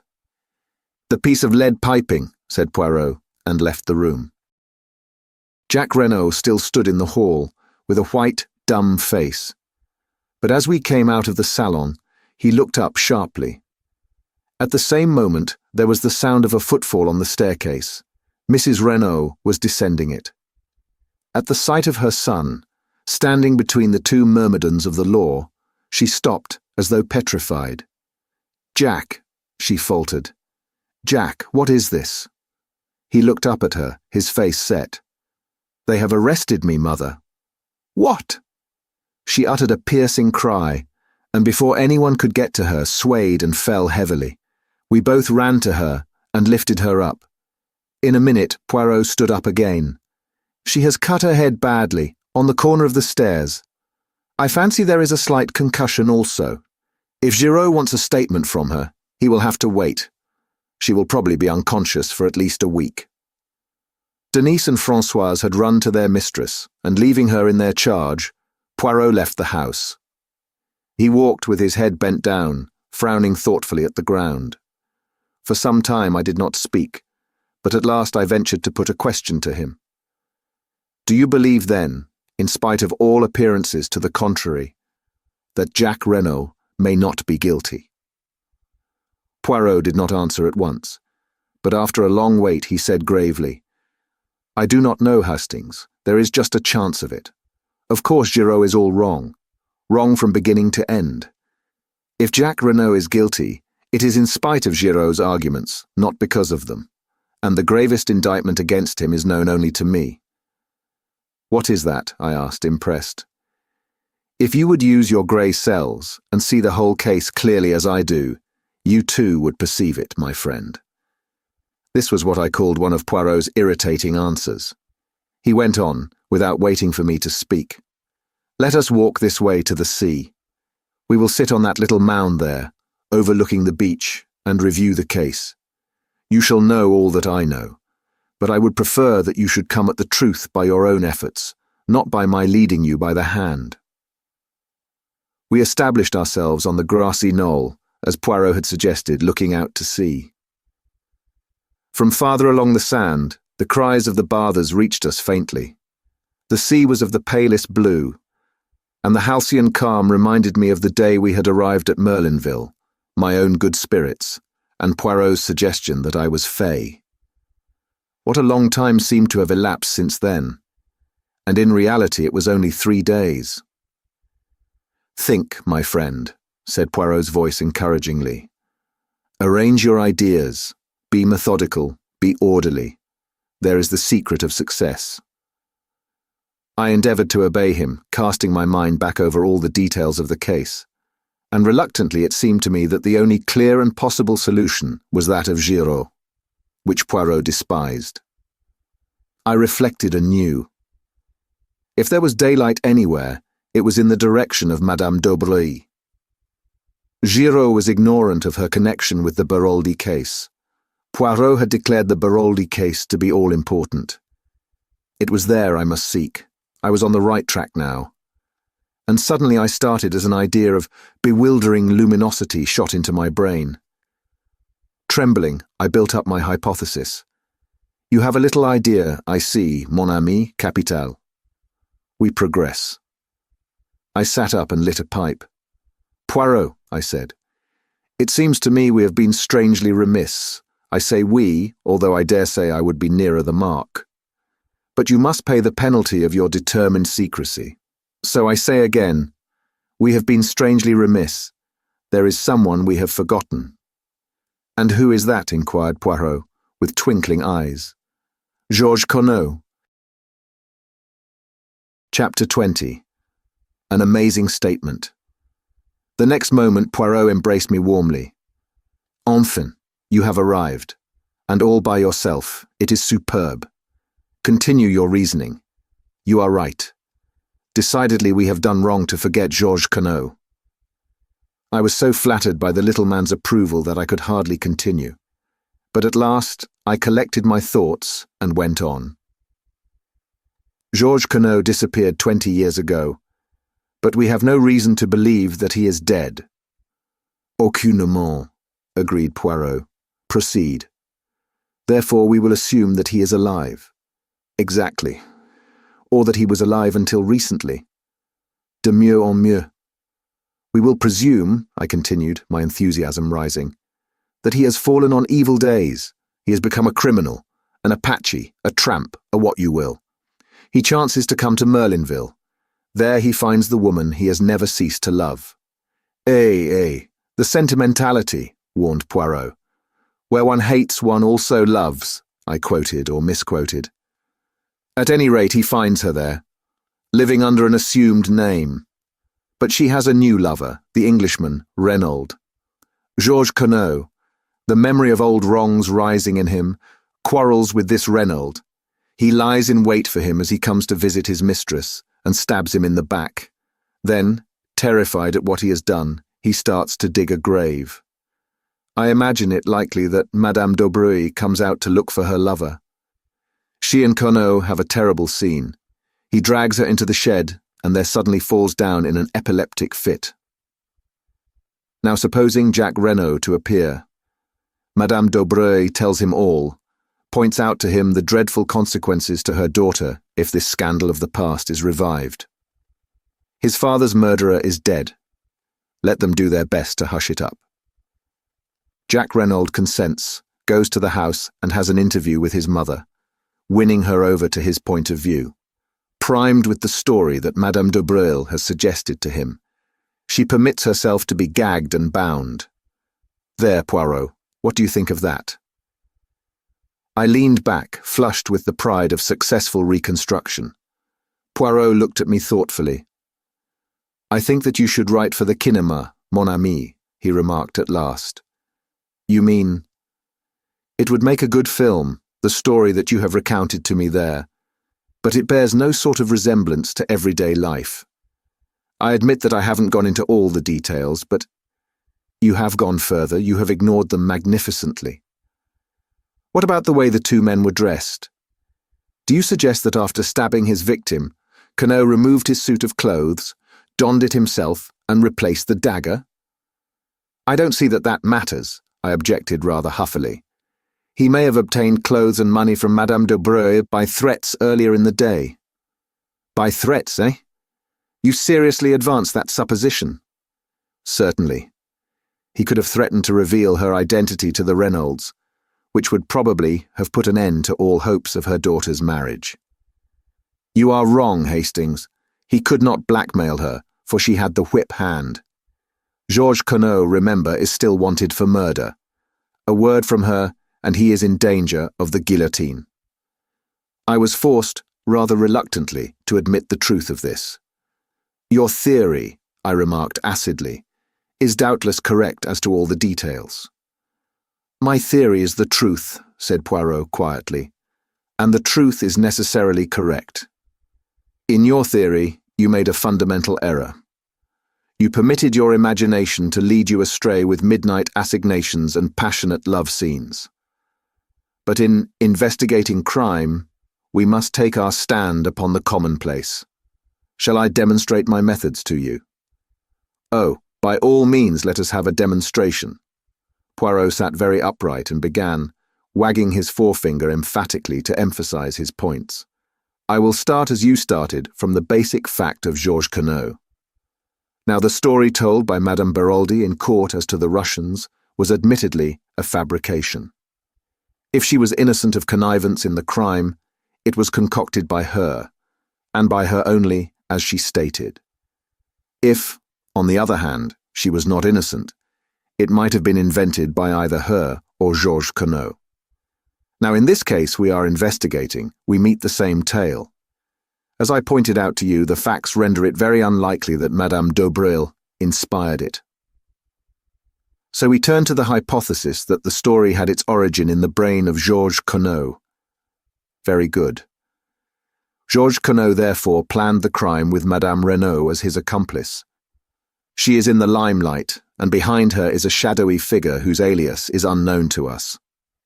Now let us go carefully over the Renaud case from the beginning, setting down each significant point in its chronological order. You have a notebook and pencil? Good. Now what is the earliest point to note down? The letter to you? That was the first we knew of it. But it is not the proper beginning of the case. The first point of any significance, I should say, is the change that came over Monsieur Renaud shortly after arriving in Merlinville, and which is attested to by several witnesses. We have also to consider his friendship with Madame d'Aubreuil, and the large sums of money paid over to her. From thence, we can come directly to the 23rd of May. Poirot paused, cleared his throat, and signed to me to write. The 23rd of May, Monsieur Renaud quarrels with his son over latter's wish to marry Marthe d'Aubreuil. Son leaves for Paris. The 24th of May, Monsieur Renaud alters his will, leaving entire control of his fortune in his wife's hands. The 7th of June, quarrel with tramp in garden, witnessed by Marthe d'Aubreuil. Letter written to Monsieur Hercule Poirot, imploring assistance. Telegram sent to Jacques Renaud, bidding him proceed by the Anzora to Buenos Aires. Chauffeur, Masters, sent off on a holiday. Visit of a lady that evening. As he is seeing her out, his words are yes, yes, but for God's sake go now. Poirot paused. There, Hastings. Take each of those facts one by one. Consider them carefully by themselves and in relation to the whole, and see if you do not get new light on the matter. I endeavoured conscientiously to do as he had said.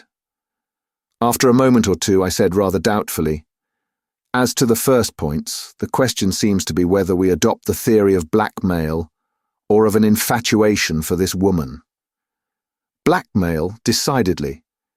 You heard what Stoner said as to his character and habits. Mrs. Renaud did not confirm his view, I argued. We have already seen that Madame Renaud's testimony cannot be relied upon in any way. We must trust to Stoner on that point.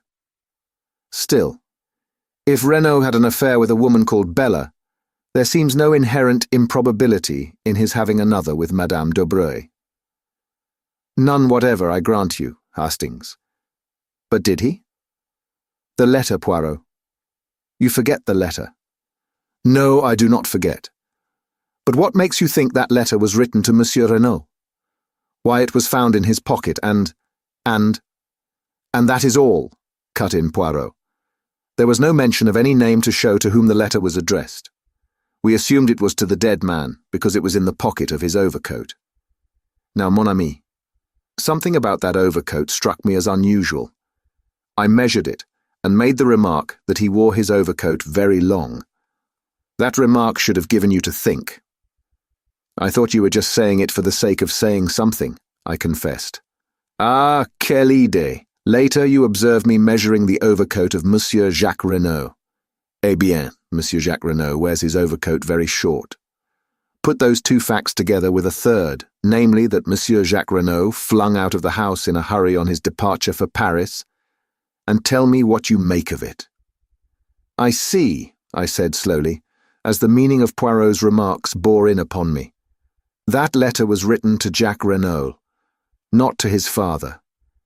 He caught up the wrong overcoat in his haste and agitation. Poirot nodded. Précisément. We can return to this point later. For the moment, let us content ourselves with accepting the letter as having nothing to do with Monsieur Renaud père and pass to the next chronological event. May 23rd, I read.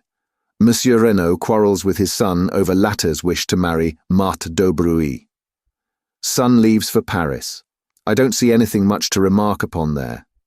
And the altering of the will the following day seems straightforward enough. It was the direct result of the quarrel. We agree, mon ami, at least as to the cause. But what exact motive underlay this procedure of Monsieur Renaud's? I opened my eyes in surprise. Anger against his son, of course. Yet he wrote him affectionate letters to Paris. So Jacques Renaud says, but he cannot produce them. Well, let us pass from that. Now we come to the day of the tragedy. You have placed the events of the morning in a certain order. Have you any justification for that? I have ascertained that the letter to me was posted at the same time as the telegram was dispatched. Masters was informed he could take a holiday shortly afterwards. In my opinion, the quarrel with the tramp took place anterior to these happenings. I do not see that you can fix that definitely, unless you question Mademoiselle d'Abreuil again. There is no need, I am sure of it, and if you do not see that, you see nothing, Hastings. I looked at him for a moment. Of course, I am an idiot. If the tramp was Georges Conneau, it was after the stormy interview with him that Mr. Renaud apprehended danger. He sent away the chauffeur, Masters, whom he suspected of being in the other's pay. He wired to his son and sent for you. A faint smile crossed Poirot's lips.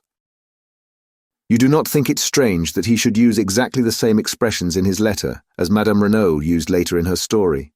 If the mention of Santiago was a blind, why should Renaud speak of it? And what is more, send his son there. It is puzzling, I admit, but perhaps we shall find some explanation later. We come now to the evening, and the visit of the mysterious lady. I confess that fairly baffles me, unless it was Madame d'Aubruy, as Françoise all along maintained. Poirot shook his head. My friend, where are your wits wandering? Remember the fragment of cheque and the fact that the name Bella Duvin was faintly familiar to Stonor? And I think we may take it for granted that Bella Duvin is the full name of Jack's unknown correspondent, and that it was she who came to the Villa Genevieve that night. Whether she intended to see Jack, or whether she meant all along to appeal to his father, we cannot be certain, but I think we may assume that this is what occurred.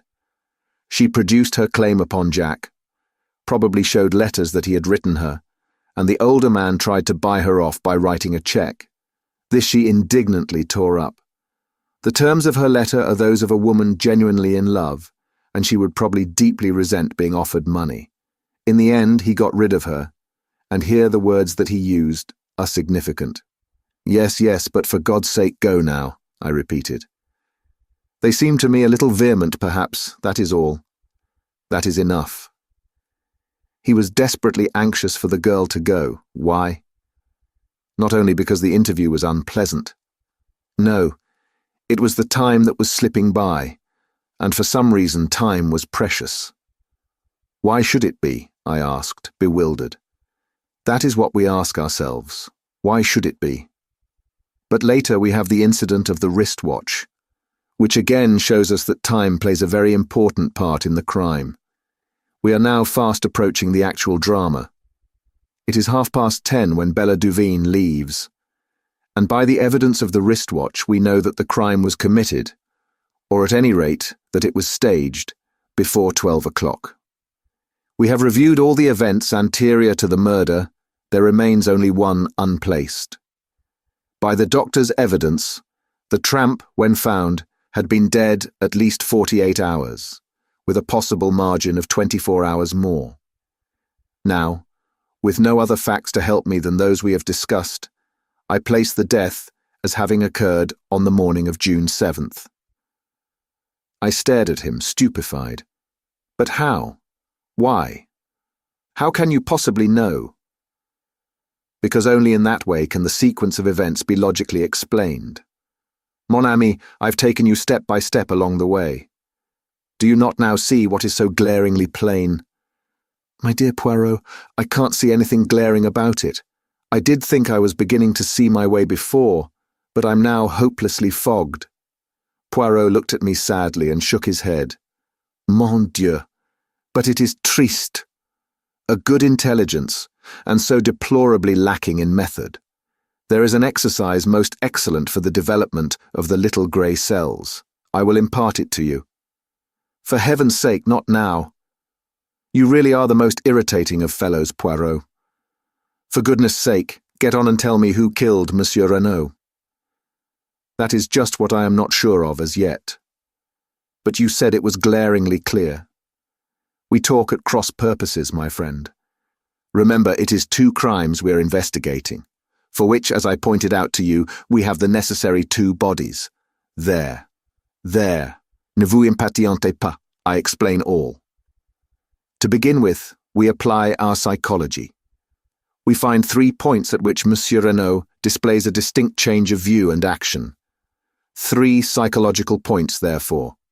The first occurs immediately after arriving in Merlinville, the second after quarrelling with his son on a certain subject, the third on the morning of June 7th.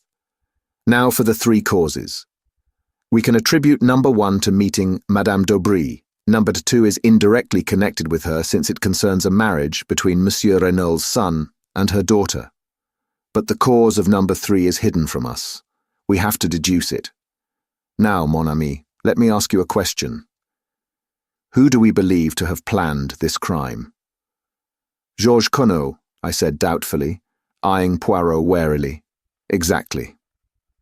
Now Giraud laid it down as an axiom that a woman lies to save herself, the man she loves, and her child. Since we are satisfied that was Georges Conneau who dictated the lie to her, and as Georges Conneau is not Jacques Renaud, follows that the 3rd case is put out of court. And still attributing the crime to Georges Conneau, the first is equally so.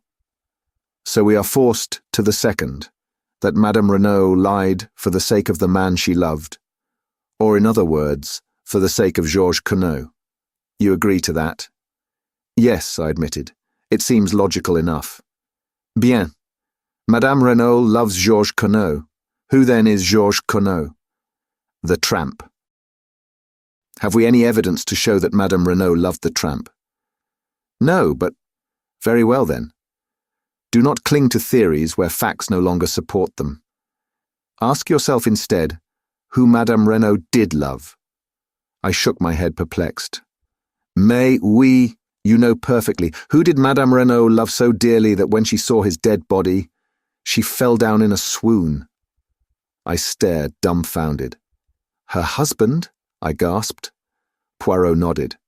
Her husband, or Georges Conneau, whichever you like to call him. I rallied myself. But it's impossible. How impossible? Did we not agree just now that Madame d'Aubray was in a position to blackmail Georges Conneau? Yes, but... And did she not very effectively blackmail Monsieur Renaud? That may be true enough, but... And is it not a fact that we know nothing of Monsieur Renaud's youth and upbringing? That he springs suddenly into existence as a French-Canadian exactly 22 years ago? All that is so, I said more firmly, but you seem to me to be overlooking one salient point. What is it, my friend? Why, we have admitted Georges Quenot planned the crime. That brings us to the ridiculous statement that he planned his own murder. Eh bien, mon ami, said Poirot placidly. That is just what he did do. Chapter 21. Hercule Poirot, on the case. In a measured voice, Poirot began his exposition. It seems strange to you, mon ami, that a man should plan his own death. So strange that you prefer to reject the truth as fantastic and to revert to a story that is in reality 10 times more impossible. Yes, Monsieur Renaud planned his own death, but there is one detail that perhaps escapes you. He did not intend to die. I shook my head, bewildered. But no, it is all most simple, really, said Poirot kindly. For the crime that Monsieur Renaud proposed a murderer was not necessary, as I told you, but a body was.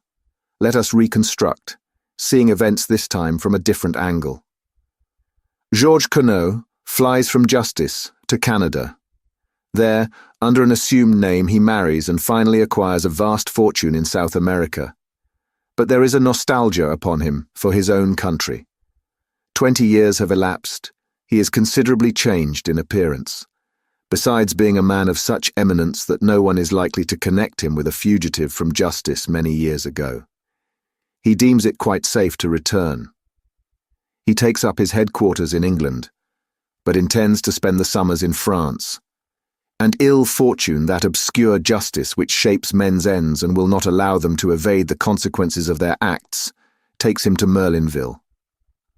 There, in the whole of France, is the one person who is capable of recognizing him. It is, of course, a gold mine to Madame d'Aubray, and a gold mine of which she is not slow to take advantage. He is helpless, absolutely in her power, and she bleeds him heavily. And then the inevitable happens. Jacques Renaud falls in love with the beautiful girl he sees almost daily and wishes to marry her. That rouses his father. At all costs, he will prevent his son marrying the daughter of this evil woman. Jacques Renaud knows nothing of his father's past, but Madame Renaud knows everything. She is a woman of great force of character and passionately devoted to her husband. They take counsel together. Renaud sees only one way of escape: death. He must appear to die, in reality escaping to another country where he will start again under an assumed name, and where Madame Renaud, having played the widow's part for a while, can join him. It is essential that she should have control of the money. So he alters his will. How they meant to manage the body business originally, I do not know. Possibly an art student's skeleton and a fire or something of the kind. But long before their plans have matured, an event occurs which plays into their hands. A rough tramp, violent and abusive, finds his way into the garden. There is a struggle, Monsieur Renaud seeks to eject him, and suddenly the tramp, an epileptic, falls down in a fit. He is dead. Monsieur Renaud calls his wife. Together they drag him into the shed. As we know, the event had occurred just outside, and they realize the marvelous opportunity that has been vouchsafed them. The man bears no resemblance to Monsieur Renaud, but he is middle-aged, of a usual French type. That is sufficient. I rather fancy that they sat on the bench up there, out of earshot from the house, discussing matters.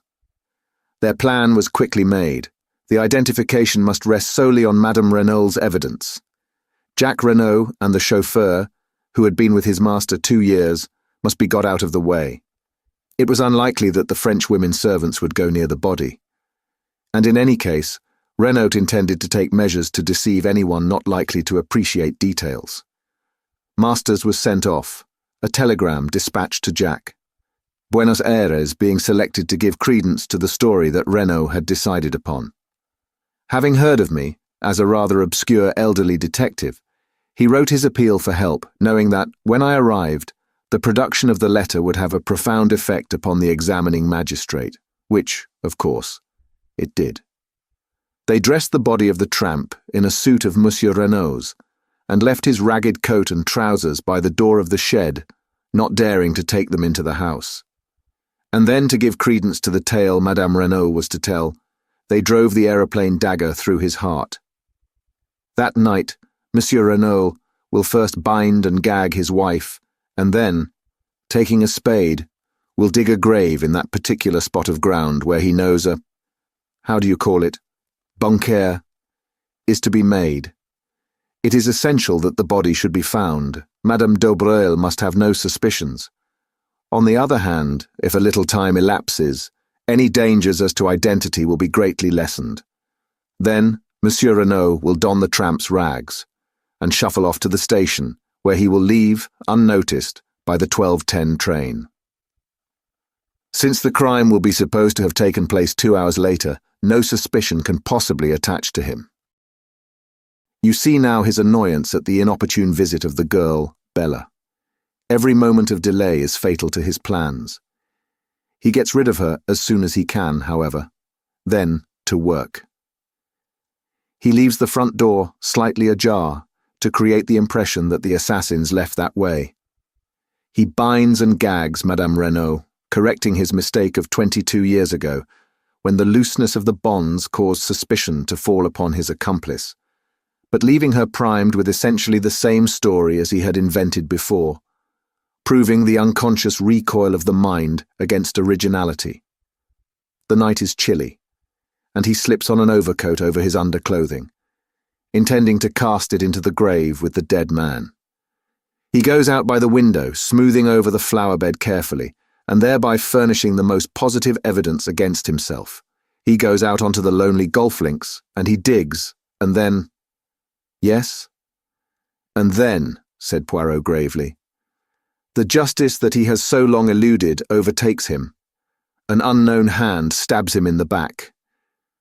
Now, Hastings, you understand what I mean when I talk of two crimes. The first crime, the crime that Monsieur Renaud, in his arrogance, asked us to investigate. But he made a famous mistake there. He misjudged Hercule Poirot. Is solved. But behind it lies a deeper riddle. And to solve that will be difficult, since the criminal in his wisdom has been content to avail himself of the devices prepared by Monsieur Renaud. It has been a particularly perplexing and baffling mystery to solve. A young hand, like Giraud, who does not place any reliance on the psychology, is almost certain to fail. You're marvellous, Poirot, I said, with admiration. Absolutely marvellous. No one on earth but you could have done it. I think my praise pleased him. For once in his life, he looked almost embarrassed. Ah, then you no longer despise poor old Papa Poirot? You shift your allegiance back from the human foxhound? His term for Giraud never failed to make me smile. Rather, you've scored over him handsomely. That poor Giraud, said Poirot, trying unsuccessfully to look modest. Without doubt, it is not all stupidity. He has had la mauvaise chance once or twice. That dark hair coiled round the dagger, for instance. To say the least, it was misleading. To tell you the truth, Poirot, I said slowly, even now I don't quite see. Whose hair was it? Madame Renaud's, of course.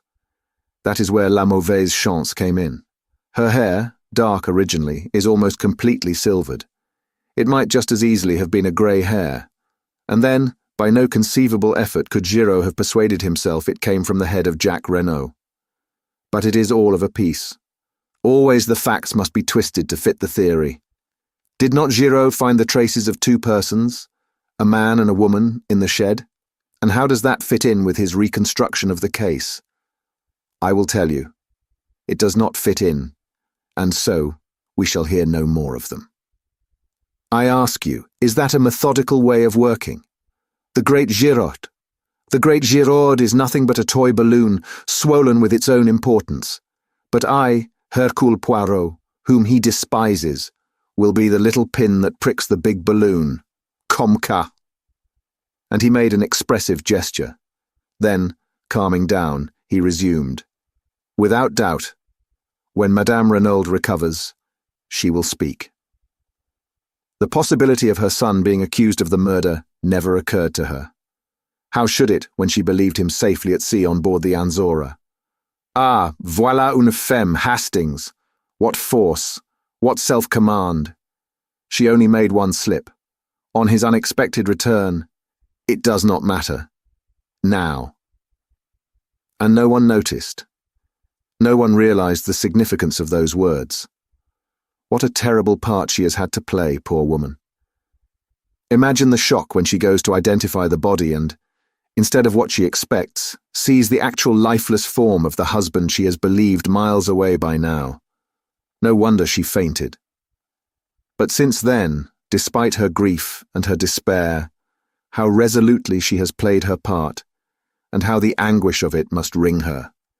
She cannot say a word to set us on the track of the real murderers. For her son's sake, no one must know that Paul Renaud was Georges Conneau, the criminal. Final and most bitter blow. She has admitted publicly that Madame d'Aubray was her husband's mistress. For a hint of blackmail might be fatal to her secret. How cleverly she dealt with the examining magistrate when he asked her if there was any mystery in her husband's past life. Nothing so romantic, I'm sure, Monsieur le Juge. It was perfect, the indulgent tone, the soupçon of sad mockery. At once Monsieur Ote felt himself foolish and melodramatic. Yes, she's a great woman. If she loved a criminal, she loved him royally. Poirot lost himself in contemplation. One thing more, Poirot. What about the piece of lead piping? You do not see. To disfigure the victim's face, so that it would be unrecognizable. It was that which first set me on the right track. And that imbecile of a Giraud swarming all over it to look for match ends. Did I not tell you that a clue of 2 feet long was quite as good as a clue of 2 inches? Well, Giraud will sing small now, I observed hastily, to lead the conversation away from my own shortcomings. As I said before, Willie, if he has arrived at the right person by the wrong method, he will not permit that to worry him. But surely, I paused as I saw the new trend of things. You see, Hastings, we must now start again. Who killed Monsieur Renaud? Someone who was near the villa just before 12 o'clock that night. Someone who would benefit by his death. The description fits Jack Renaud only too well. The crime need not have been premeditated. And then, the dagger. I started. I had not realized that point. Of course, I said.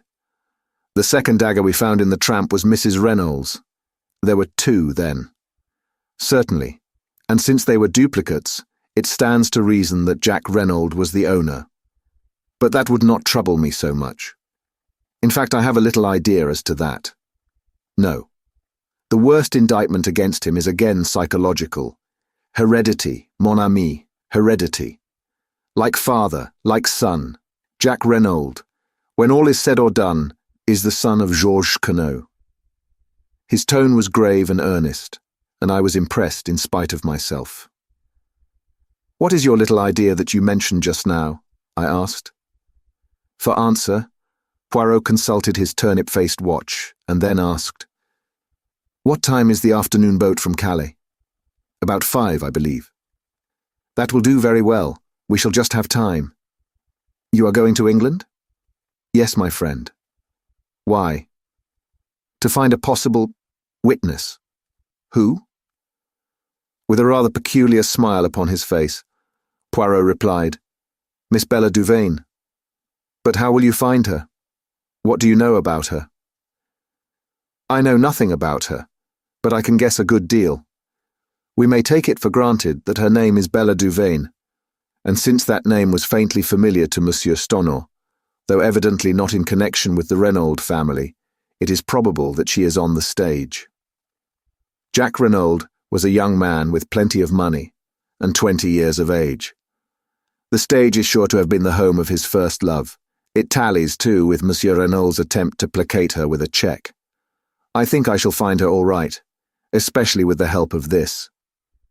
And he brought out the photograph I had seen him take from Jack Renaud's drawer. With love from Bella was scrawled across the corner. But it was not that which held my eyes fascinated. The likeness was not first-rate, but for all that it was unmistakable to me. I felt a cold sinking as though some unutterable calamity had befallen me. It was the face of Cinderella. Chapter 22. I Find Love. For a moment or two I sat as though frozen, the photograph still in my hand. Then, summoning all my courage to appear unmoved, I handed it back. At the same time, I stole a quick glance at Poirot. Had he noticed anything? But to my relief, he did not seem to be observing me.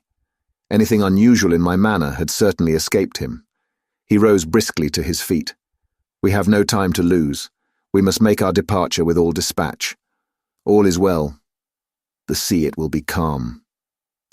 In the bustle of departure, I had no time for thinking, but once on board the boat, secure from Poirot's observation, he, as usual, was practicing the method most excellent of Laverguier. I pulled myself together and attacked the facts dispassionately. How much did Poirot know? Was he aware that my acquaintance of the train and Bella Duveen were one and the same?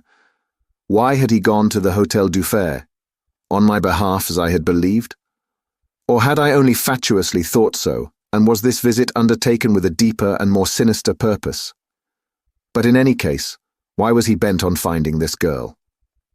Did he suspect her of having seen Jack Renaud commit the crime? Or did he suspect, but that was impossible? The girl had no grudge against the elder Renaud, no possible motive for wishing his death. What had brought her back to the scene of the murder?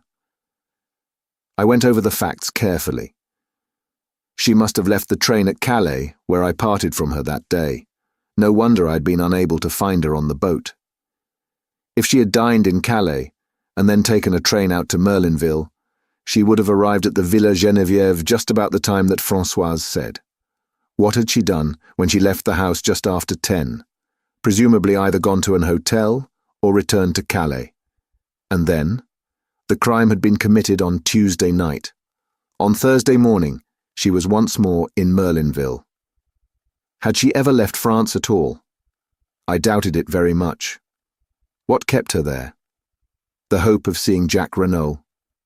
I had told her, as at the time we believed, that he was on the high seas, en route to Buenos Aires. Possibly she was aware that the Anzora had not sailed, but to know that she must have seen Jack. Was that what Poirot was after? Had Jack Renaud, returning to see Marthe d'Aubruy, come face to face instead with Bella Duveen, the girl he had heartlessly thrown over? I began to see daylight. If that were indeed the case, it might furnish Jack with the alibi he needed. Yet under those circumstances, his silence seemed difficult to explain. Why could he not have spoken out boldly? Did he fear for this former entanglement of his to come to the ears of Marthe d'Aubruy? I shook my head, dissatisfied. The thing had been harmless enough. A foolish boy and girl affair. And I reflected cynically that the son of a millionaire was not likely to be thrown over by a penniless French girl, who moreover loved him devotedly, without a much graver cause. Altogether, I found the affair puzzling and unsatisfactory. I disliked intensely being associated with Poirot in hunting this girl down, but I could not see any way of avoiding it, without revealing everything to him, and this, for some reason, I was loath to do. Poirot reappeared brisk and smiling at Dover, and our journey to London was uneventful. It was past 9 o'clock when we arrived, and I supposed that we should return straight away to our rooms and do nothing till the morning. But Poirot had other plans. We must lose no time, mon ami. The news of the arrest will not be in the English papers until the day after tomorrow, but still, we must lose no time. I did not quite follow his reasoning, but I merely asked how he proposed to find the girl. You remember Joseph Aarons, the theatrical agent? No? I assisted him in a little matter of a Japanese wrestler. A pretty little problem. I must recount it to you one day. He, without doubt, will be able to put us in the way of finding out what we want to know. It took us some time to run Mr. Aarons to earth, and it was after midnight when we finally managed it. He greeted Poirot with every evidence of warmth, and professed himself ready to be of service to us in any way. "There's not much about the profession I don't know," he said, beaming genially. "Eh bien, Monsieur Aron, I desire to find a young girl called Bella Duveen." "Bella Duveen, I know the name, but for the moment I can't place it. What's her line?" "That I do not know, but here is her photograph." Mr. Aron studied it for a moment, then his face lighted. "Got it." He slapped his thigh. "The Dulcibella kids, by the Lord." "The Dulcibella kids?" "That's it. They're sisters, acrobats, dancers and singers. Give quite a good little turn. They're in the provinces somewhere, I believe, if they're not resting. They've been on in Paris for the last 2 or 3 weeks. Can you find out for me exactly where they are?" "Easy as a bird. You go home and I'll send you round the dope in the morning." With this promise, we took leave of him. He was as good as his word. About 11 o'clock the following day, a scribbled note reached us. "The Dulcibella sisters are on at the palace in Coventry. Good luck to you." Without more ado, we started for Coventry. Poirot made no inquiries at the theatre, but contented himself with booking stalls for the variety performance that evening. The show was wearisome beyond words, or perhaps it was only my mood that made it seem so. Japanese families balanced themselves precariously. Would-be fashionable men, in greenish evening dress and exquisitely slicked hair, reeled off society patter and danced marvellously. Stout prima donnas sang at the top of the human register. A comic comedian endeavoured to be Mr. George Robey and failed signally. At last the number went up which announced the Dulcibella kids. My heart beat sickeningly. There she was. There they both were, the pair of them. One flaxen-haired, one dark, matching as to size, with short fluffy skirts and immense buster-brown bows. They looked a pair of extremely piquant children. They began to sing. Their voices were fresh and true, rather thin and music-hally, but attractive. It was quite a pretty little turn. They danced neatly and did some clever little acrobatic feats.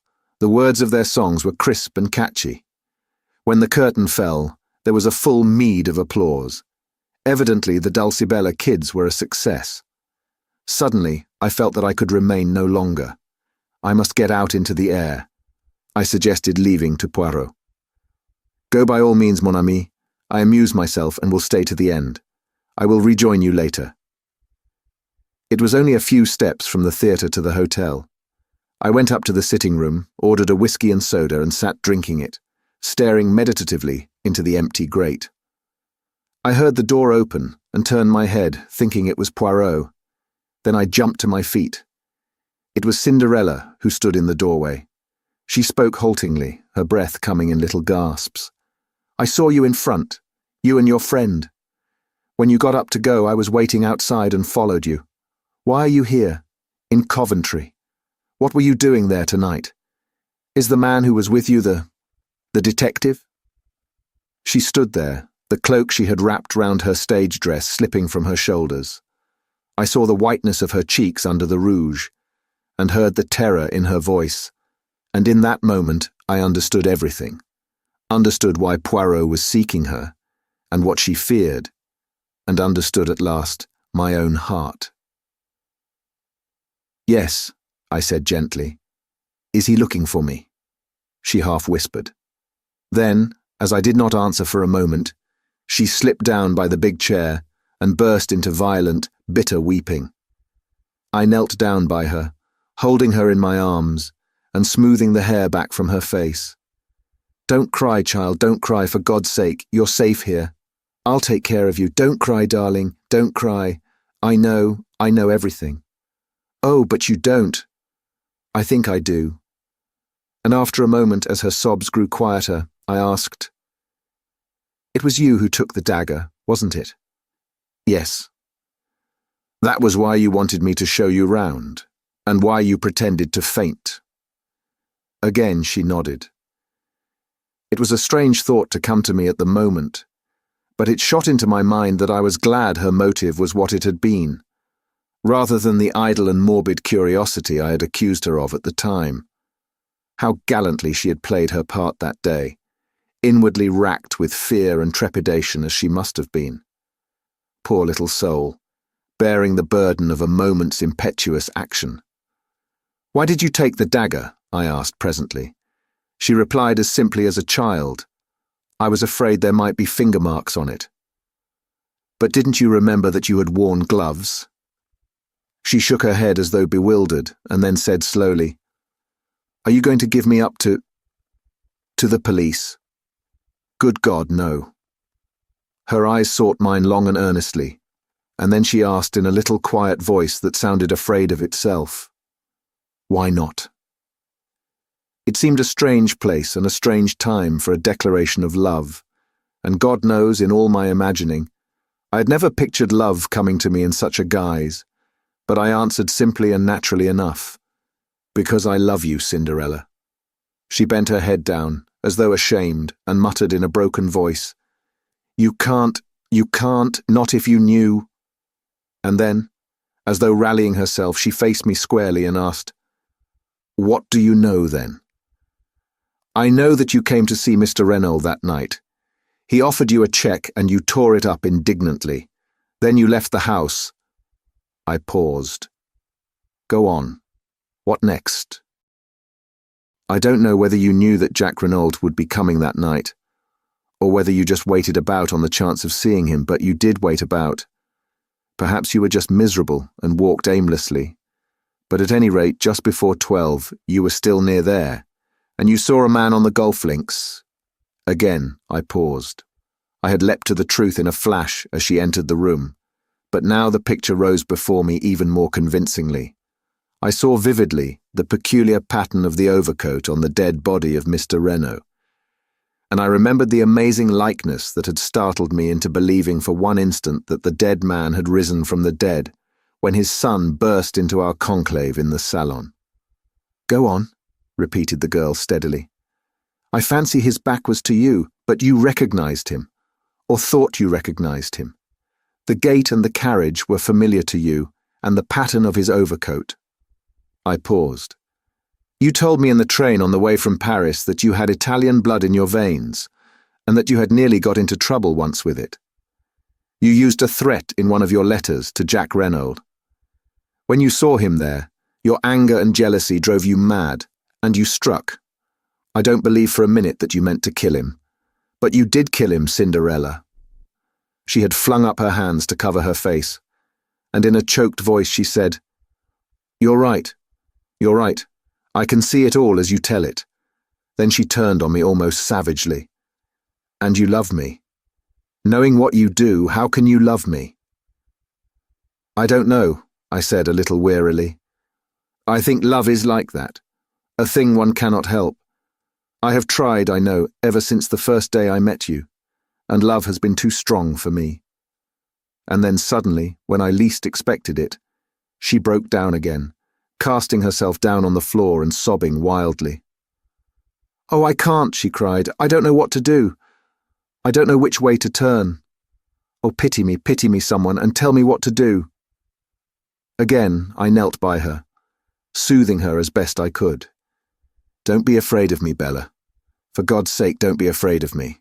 I love you, that's true, but I don't want anything in return. Only let me help you. Love him still if you have to, but let me help you, as he can't." It was as though she had been turned to stone by my words. She raised her head from her hands and stared at me. "You think that?" she whispered. "You think that I love Jack Renault?" Then, half laughing, half crying, she flung her arms passionately round my neck and pressed her sweet, wet face to mine. "Not as I love you," she whispered. "Never as I love you." Her lips brushed my cheek, and then, seeking my mouth, kissed me again and again with a sweetness and fire beyond belief. The wildness of it, and the wonder, I shall not forget, no, not as long as I live. It was a sound in the doorway that made us look up. Poirot was standing there looking at us. I did not hesitate. With a bound, I reached him and pinioned his arms to his sides. "Quick," I said to the girl. "Get out of here, as fast as you can. I'll hold him." With one look at me, she fled out of the room past us. I held Poirot in a grip of iron. "Mon ami," observed the latter mildly. "You do this sort of thing very well. The strong man holds me in his grasp, and I am helpless as a child. But all this is uncomfortable and slightly ridiculous. Let us sit down and be calm. You won't pursue her?" "Mon Dieu, no." "Am I, Giraud? Release me, my friend." Keeping a suspicious eye upon him, for I paid Poirot the compliment of knowing that I was no match for him in astuteness, I relaxed my grip, and he sank into an armchair, feeling his arms tenderly. "It is that you have the strength of a bull when you are roused, Hastings. Eh bien? And do you think you have behaved well to your old friend? I show you the girl's photograph and you recognize it, but you never say a word." "There was no need if you knew that I recognized it," I said rather bitterly. So Poirot had known all along. I had not deceived him for an instant. "Ta. You did not know that I knew that. And tonight you helped the girl to escape when we have found her with so much trouble. Eh bien, it comes to this. Are you going to work with me or against me, Hastings?" For a moment or two I did not answer. To break with my old friend gave me great pain, yet I must definitely range myself against him. Would he ever forgive me? I wondered. He had been strangely calm so far, but I knew him to possess marvelous self-command. "Poirot," I said, "I'm sorry. I admit I've behaved badly to you over this, but sometimes one has no choice, and in future I must take my own line." Poirot nodded his head several times. "I understand," he said. The mocking light had quite died out of his eyes, and he spoke with a sincerity and kindness that surprised me. "It is that, my friend, is it not? It is love that has come. Not as you imagined it, all cock-a-hoop with fine feathers, but sadly, with bleeding feet. Well, I warned you. When I realized that this girl must have taken the dagger, I warned you. Perhaps you remember. But already it was too late. But tell me, how much do you know?" I met his eyes squarely. "Nothing that you could tell me would be any surprise to me, Poirot. Understand that. But in case you think of resuming your search for Miss Duvain, I should like you to know one thing clearly. If you have any idea that she was concerned in the crime, or was the mysterious lady who called upon Mr. Renaud that night, you are wrong. I travelled home from France with her that day, and parted from her at Victoria that evening, so that it is clearly impossible for her to have been in Merlinville." "Ah!" Poirot looked at me thoughtfully. "And you would swear to that in a court of law?" "Most certainly I would." Poirot rose and bowed. "Mon ami, vive l'amour. It can perform miracles. It is decidedly ingenious what you have thought of there. It defeats even Hercule Poirot." Chapter 23. Difficulties ahead. After a moment of stress, such as I have just described, reaction is bound to set in. I retired to rest that night on a note of triumph, but I awoke to realize that I was by no means out of the wood. True, I could see no flaw in the alibi I had so suddenly conceived. I had but to stick to my story, and I failed to see how Bella could be convicted in face of it.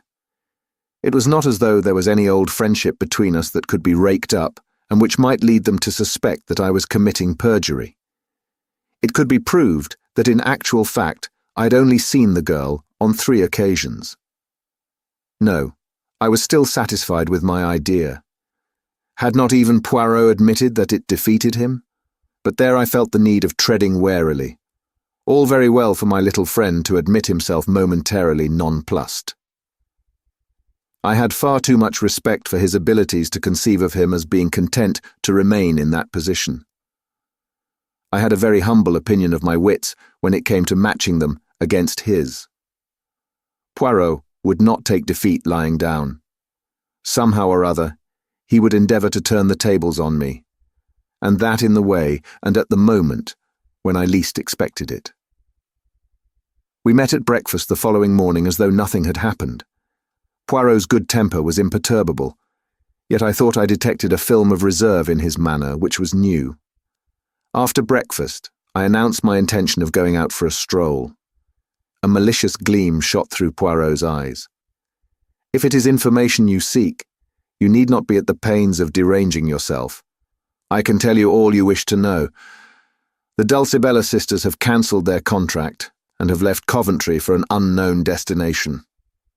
"Is that really so, Poirot?" "You can take it from me, Hastings. I made inquiries the first thing this morning." "After all, what else did you expect?"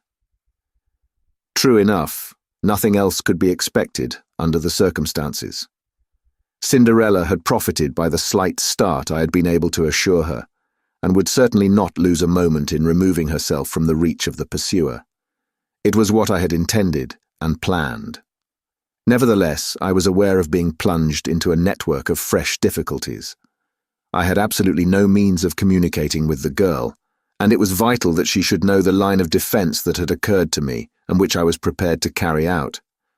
Of course, it was possible that she might try to send word to me in some way or another, but I hardly thought it likely. She would know the risk she ran of a message being intercepted by Poirot, thus setting him on her track once more. Clearly, her only course was to disappear utterly for the time being. But in the meantime, what was Poirot doing? I studied him attentively. He was wearing his most innocent air and staring meditatively into the far distance. He looked altogether too placid and supine to give me reassurance. I had learned with Poirot that the less dangerous he looked, the more dangerous he was. His quiescence alarmed me. Observing a troubled quality in my glance, he smiled benignantly. "You are puzzled, Hastings? You ask yourself why I do not launch myself in pursuit?" "Well, something of the kind. It is what you would do, were you in my place, I understand that. But I am not of those who enjoy rushing up and down a country seeking a needle in a haystack, as you English say. No, let Mademoiselle Bella Duvin go. Without doubt, I shall be able to find her when the time comes. Until then, I am content to wait." I stared at him doubtfully. Was he seeking to mislead me? I had an irritating feeling that even now he was master of the situation. My sense of superiority was gradually waning. I'd contrived the girl's escape and evolved a brilliant scheme for saving her from the consequences of her rash act, but I could not rest easy in my mind.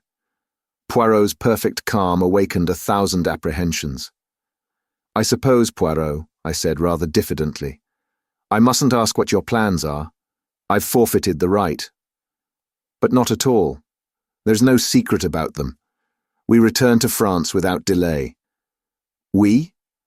"Precisely, we. You know very well that you cannot afford to let Papa Poirot out of your sight. Eh, is it not so, my friend? But remain in England by all means if you wish." I shook my head. He had hit the nail on the head. I could not afford to let him out of my sight. Although I could not expect his confidence after what had happened, I could still check his actions. The only danger to Bella lay with him. Giraud and the French police were indifferent to her existence. At all costs, I must keep near Poirot. Poirot observed me attentively as these reflections passed through my mind, and gave a nod of satisfaction. "I am right, am I not? And as you are quite capable of trying to follow me, disguised with some absurdity such as a false beard, which everyone would perceive, bien entendu, I much prefer that we should voyage together. It would annoy me greatly that anyone should mock themselves at you." "Very well, then. But it's only fair to warn you. I know all. You are my enemy. Be my enemy then. It does not worry me at all. So long as it's all fair and above board, I don't mind. You have to the full the English passion for fair play. Now your scruples are satisfied, let us depart immediately. There is no time to be lost. Our stay in England has been short but sufficient. I know what I wanted to know." The tone was light, but I read a veiled menace into the words. "Still," I began and stopped. "Still, as you say, Without doubt, you are satisfied with the part you are playing. Me, I preoccupy myself with Jack Renaud. Jack Renaud. The words gave me a start. I'd completely forgotten that aspect of the case. Jack Renaud in prison, with the shadow of the guillotine looming over him. I saw the part I was playing in a more sinister light. I could save Bella, yes, but in doing so, I ran the risk of sending an innocent man to his death. I pushed the thought from me with horror. It could not be. He would be acquitted. Certainly he would be acquitted. But the cold fear came back. Suppose he were not. What then? Could I have it on my conscience? Horrible thought. Would it come to that in the end? A decision. Bella or Jack Renaud? The promptings of my heart were to save the girl I loved at any cost to myself. But if the cost were to another, the problem was altered. What would the girl herself say? I remembered that no word of Jack Renaud's arrest had passed my lips. As yet she was in total ignorance of the fact that her former lover was in prison charged with a hideous crime which he had not committed. When she knew, how would she act? Would she permit her life to be saved at the expense of his? Certainly she must do nothing rash. Jack Renaud might, and probably would, be acquitted without any intervention on her part. If so, good. But if he was not, that was the terrible, the unanswerable problem. I fancied that she ran no risk of the extreme penalty. The circumstances of the crime were quite different in her case. She could plead jealousy and extreme provocation, and her youth and beauty would go for much. The fact that by a tragic mistake it was old Mr. Renaud, and not his son, who paid the penalty would not alter the motive of the crime. But in any case, however lenient the sentence of the court, it must mean a long term of imprisonment. No, Bella must be protected, and at the same time, Jack Renaud must be saved. How this was to be accomplished, I did not see clearly, but I pinned my faith to Poirot. He knew. Come what might, he would manage to save an innocent man. He must find some pretext other than the real one. It might be difficult, but he would manage it somehow. And with Bella unsuspected, and Jack Renaud acquitted, all would end satisfactorily. So I told myself repeatedly, but at the bottom of my heart there still remained a cold fear. Chapter 24. Save him. We crossed from England by the evening boat, and the following morning saw us in Saint-Omer, whither Jack Renaud had been taken. Poirot lost no time in visiting Monsieur Autet. As he did not seem disposed to make any objections to my accompanying him, I bore him company.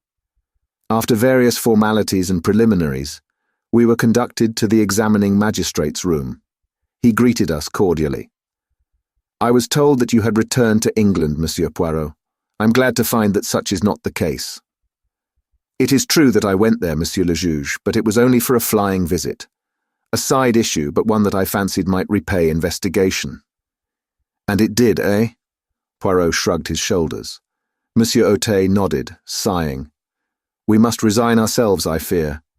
That animal Giraud, his manners are abominable, but he is undoubtedly clever. Not much chance of that one making a mistake. You think not, Monsieur le Juge. It was the examining magistrate's turn to shrug his shoulders. Eh bien, speaking frankly, in confidence, c'est entendu. Can you come to any other conclusion? Frankly, Monsieur le Juge, there seem to me to be many points that are obscure. Such as... But Poirot was not to be drawn. I have not yet tabulated them, he remarked. It was a general reflection that I was making. I liked the young man, and should be sorry to believe him guilty of such a hideous crime. By the way, what has he to say for himself on the matter? The magistrate frowned.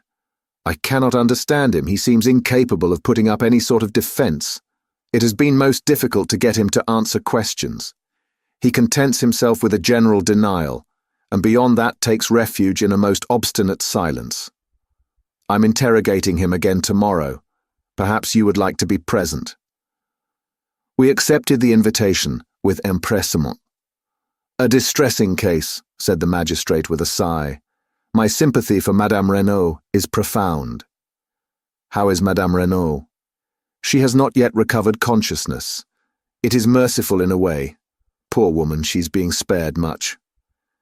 The doctors say that there is no danger, but that when she comes to herself she must be kept as quiet as possible. It was, I understand, quite as much the shock as the fall which caused her present state. It would be terrible if her brain became unhinged, but I should not wonder at all. No, really, not at all." Monsieur Otet leaned back, shaking his head with a sort of mournful enjoyment, as he envisaged the gloomy prospect. He roused himself at length, and observed with a start, "That reminds me. I have here a letter for you, Monsieur Poirot. Let me see. Where did I put it?" He proceeded to rummage amongst his papers. At last he found the missive and handed it to Poirot. "It was sent under cover to me in order that I might forward it to you," he explained. "But as you left no address, I could not do so." Poirot studied the letter curiously. It was addressed in a long, sloping foreign hand, and the writing was decidedly a woman's. Poirot did not open it. Instead, he put it in his pocket and rose to his feet. "À demain, then, Monsieur le Juge. Many thanks for your courtesy and amiability. But not at all. I'm always at your service. These young detectives of the school of Giraud, they're all alike, rude, sneering fellows. They do not realize that an examining magistrate of my, experience is bound to have a certain discernment, a certain flair. Enfin. The politeness of the old school is infinitely more to my taste. Therefore, my dear friend, command me in any way you will. We know a thing or two, you and I, eh?" And laughing heartily, enchanted with himself and with us, Monsieur Otet bade us adieu. I'm sorry to have to record that Poirot's first remark to me as we traversed the corridor was, "A famous old imbecile, that one.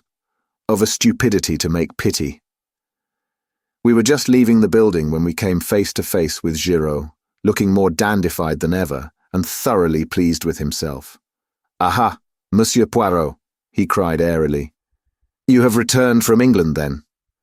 "As you see," said Poirot. "The end of the case is not far off now, I fancy. I agree with you, Monsieur Giraud." Poirot spoke in a subdued tone. His crestfallen manner seemed to delight the other. "Of all the milk and water criminals, not an idea of defending himself, it is extraordinary." "So extraordinary that it gives one to think, does it not?" suggested Poirot mildly. But Giraud was not even listening. He twirled his cane amicably. "Well, good day, Monsieur Poirot. I'm glad you're satisfied of young Renaud's guilt at last. Pardon, but I am not in the least satisfied. Jack Renaud is innocent." Giraud stared for a moment, then burst out laughing, tapping his head significantly with the brief remark, "Touk." Poirot drew himself up. A dangerous light showed in his eyes. "Monsieur Giraud, throughout the case your manner to me has been deliberately insulting. You need teaching a lesson. I am prepared to wager you 500 francs that I find the murderer of Monsieur Renaud before you do. Is it agreed?" Giraud stared helplessly at him and murmured again, "Talk." "Come now," urged Poirot, "is it agreed? I have no wish to take your money from you. Make your mind easy, you will not." "Oh, well then, I agree. You speak of my manner to you being insulting. Eh bien, once or twice your manner has annoyed me." "I am enchanted to hear it," said Poirot. "Good morning, Monsieur Giraud. Come, Hastings." I said no word as we walked along the street.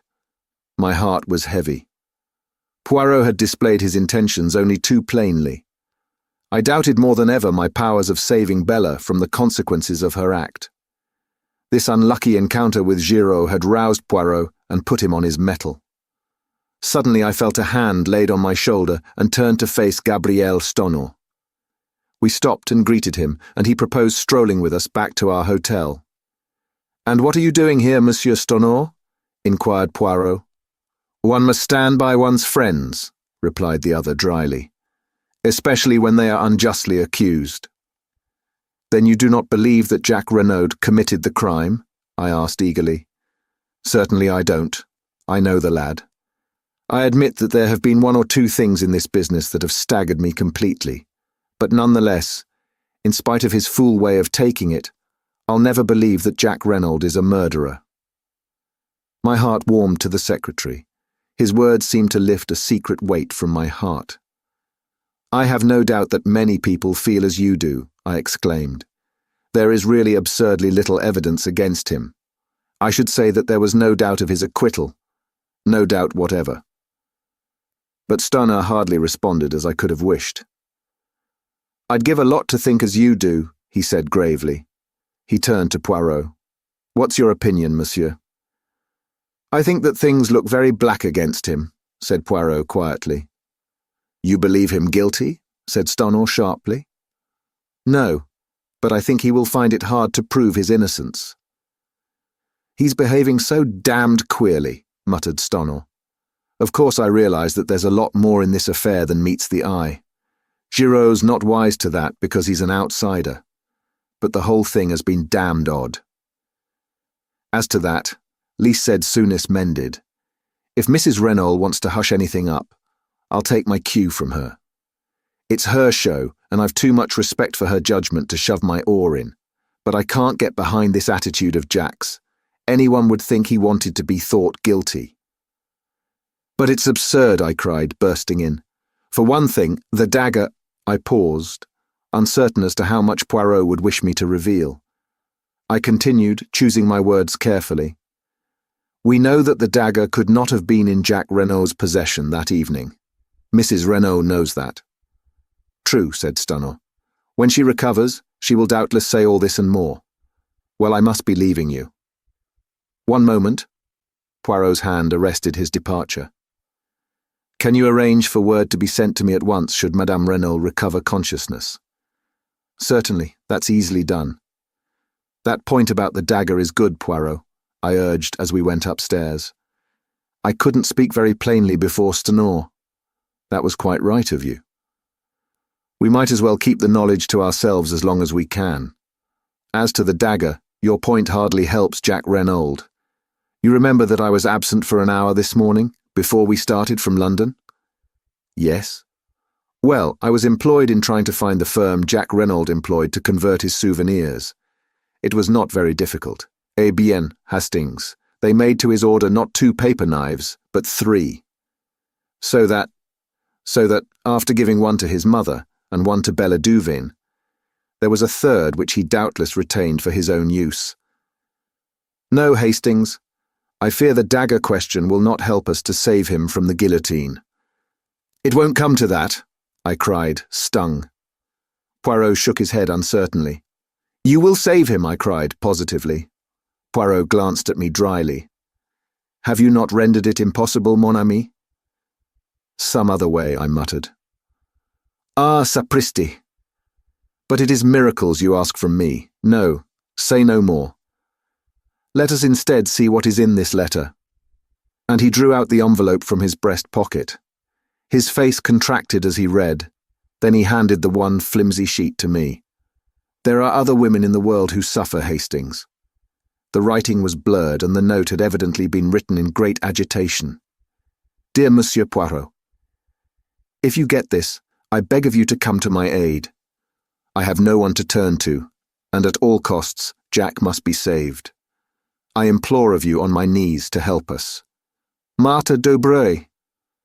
I handed it back, moved. You will go? At once. We will command an auto. Half an hour later saw us at the Villa Marguerite. Marthe was at the door to meet us, and led Poirot in, clinging with both hands to one of his. Ah, you have come. It is good of you. I have been in despair, not knowing what to do. They will not let me go to see him in prison even.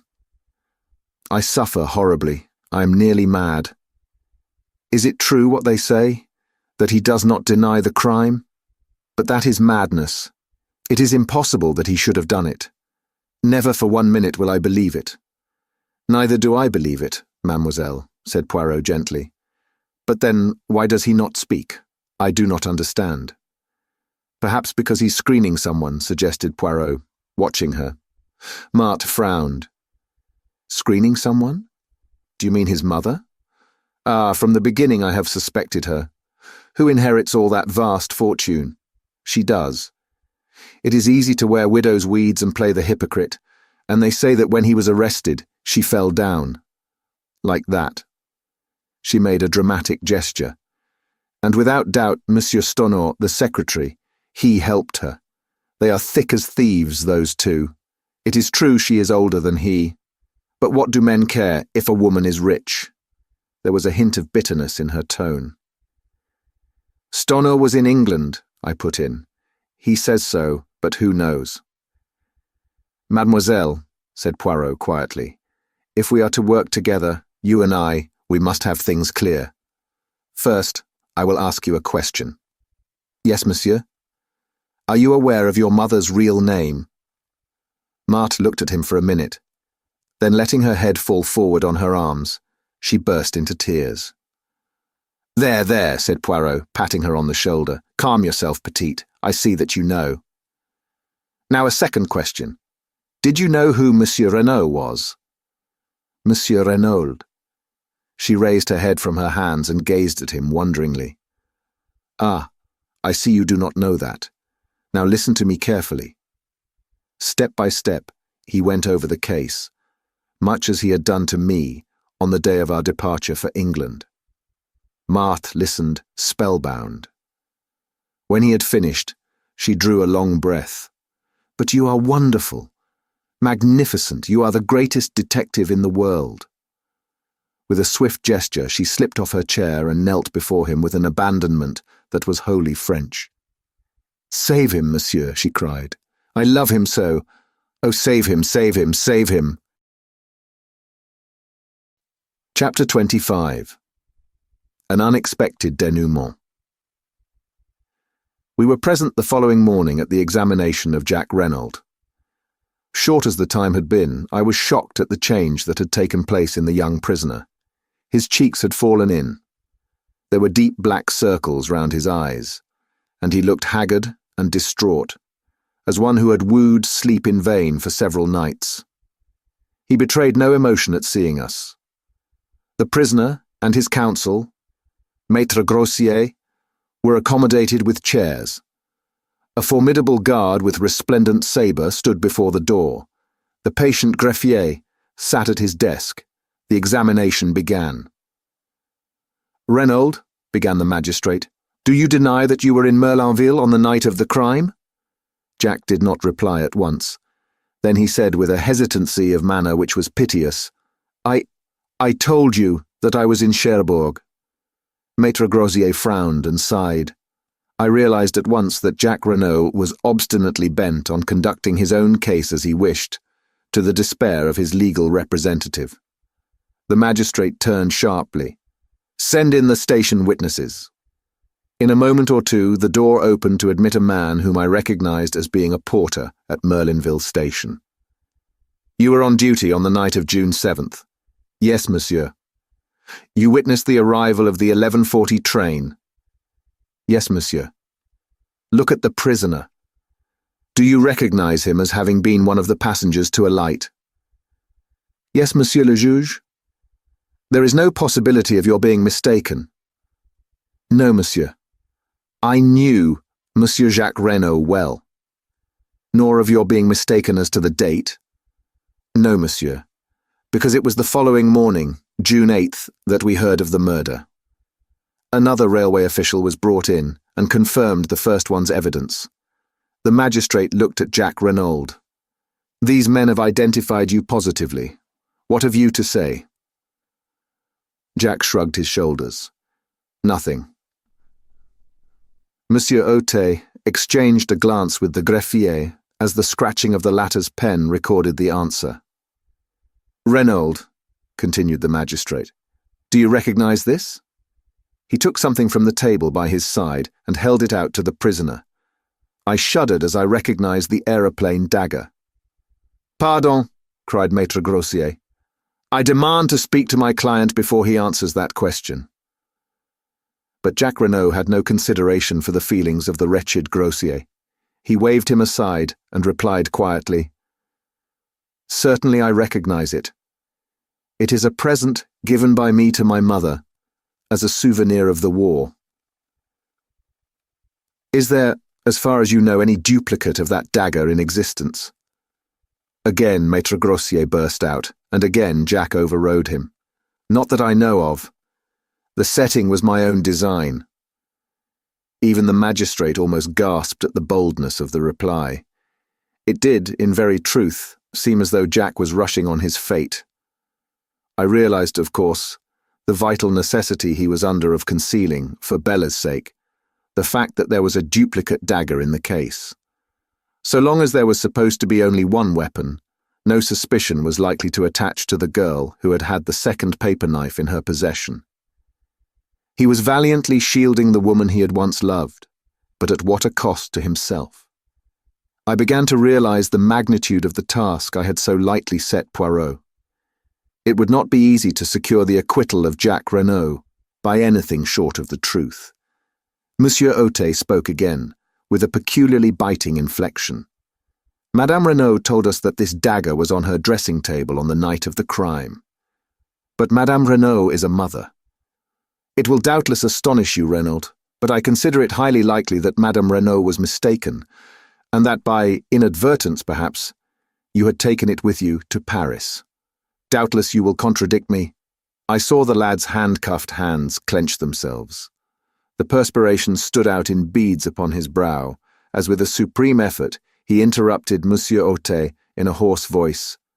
I shall not contradict you. It is possible. It was a stupefying moment. Maître Grossier rose to his feet, protesting. My client has undergone a considerable nervous strain. I should wish it put on record that I do not consider him answerable for what he says. The magistrate quelled him angrily. For a moment, a doubt seemed to arise in his own mind. Jacques Renaud had almost overdone his part. He leaned forward and gazed at the prisoner searchingly.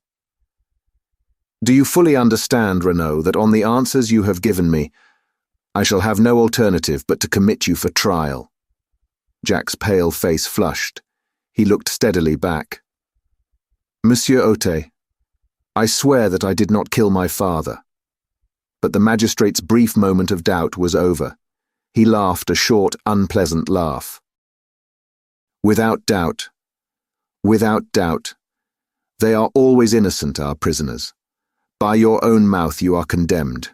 You can offer no defense, no alibi, only a mere assertion, which would not deceive a babe, that you are not guilty. You killed your father, Renaud. Cruel and cowardly murder, for the sake of money, which you believed would come to you at his death. Your mother was an accessory after the fact. Doubtless, in view of the fact that she acted as a mother, the courts will extend an indulgence to her that they will not accord to you, and rightly so. Your crime was a horrible one, to be held in abhorrence by gods and men. Monsieur Otet was enjoying himself, working up his period, steeped in the solemnity of the moment, and his own role as representative of justice. You killed, and you must pay the consequences of your action. I speak to you, not as a man, but as justice, eternal justice, which— Monsieur Otet was interrupted, to his intense annoyance. The door was pushed open. Monsieur le juge, stammered the attendant. There is a lady who says— Who says what? Cried the justly incensed magistrate. This is highly irregular. I forbid it. I absolutely forbid it. But a slender figure pushed the stammering gendarme aside. Dressed all in black, with a long veil that hid her face, she advanced into the room. My heart gave a sickening throb. She had come then.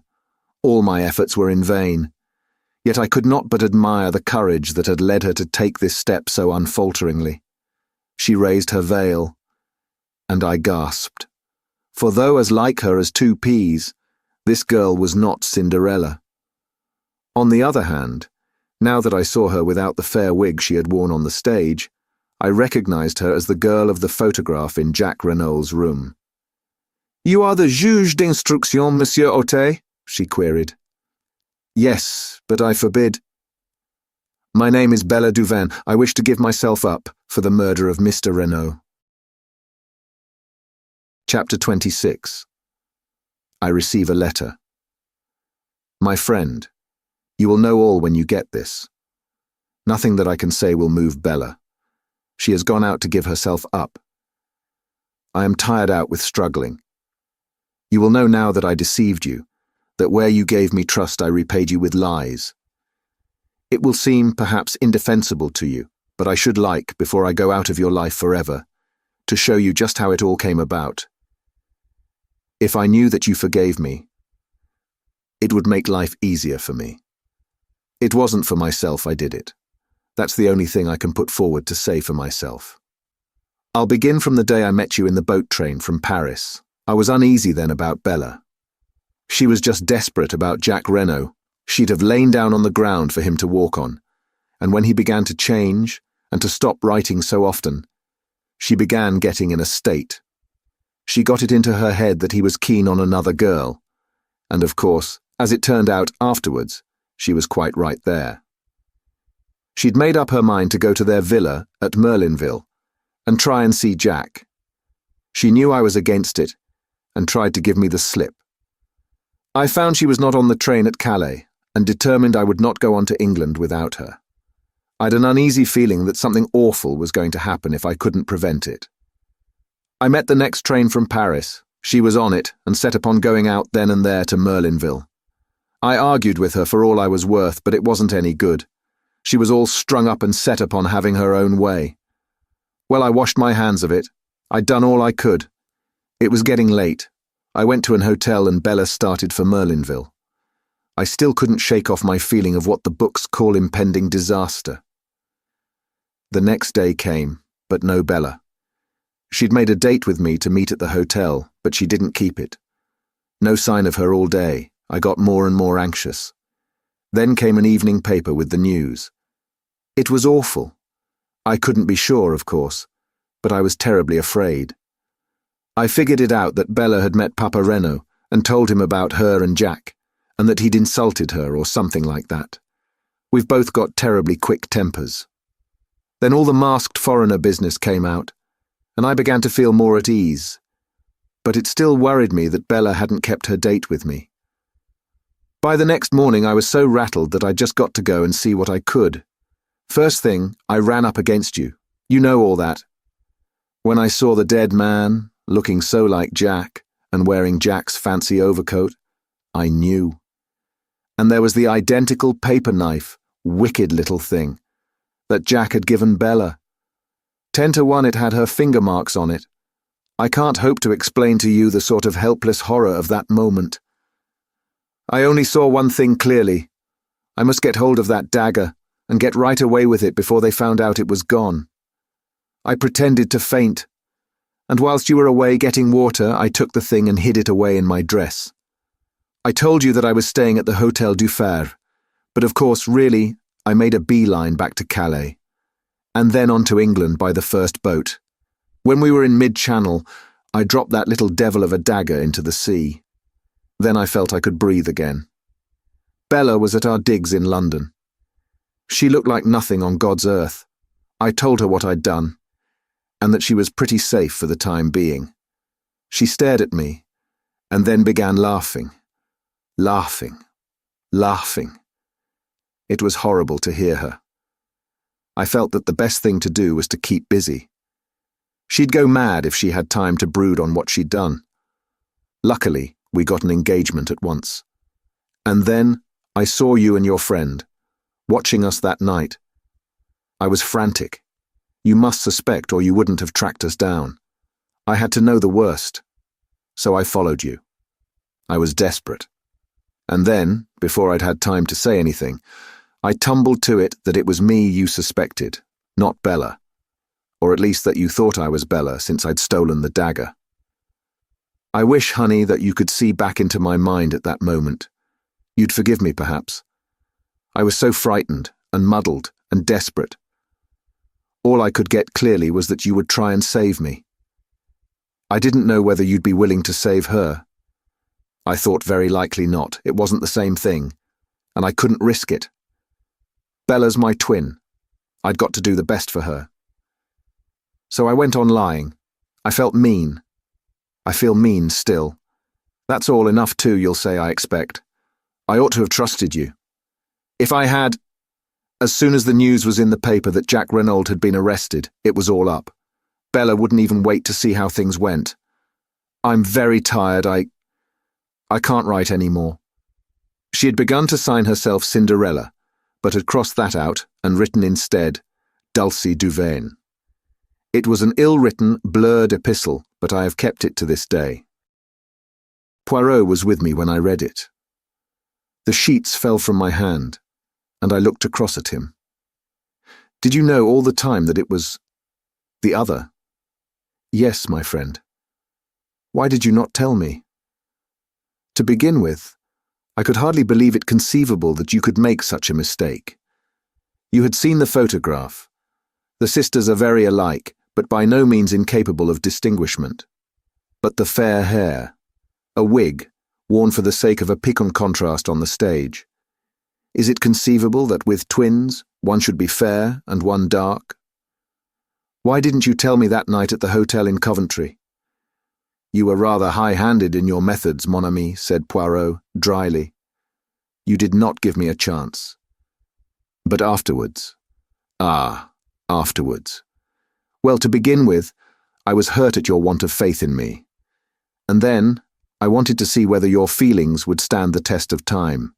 In fact, whether it was love or a flash in the pan with you, I should not have left you long in your error. I nodded. His tone was too affectionate for me to bear resentment.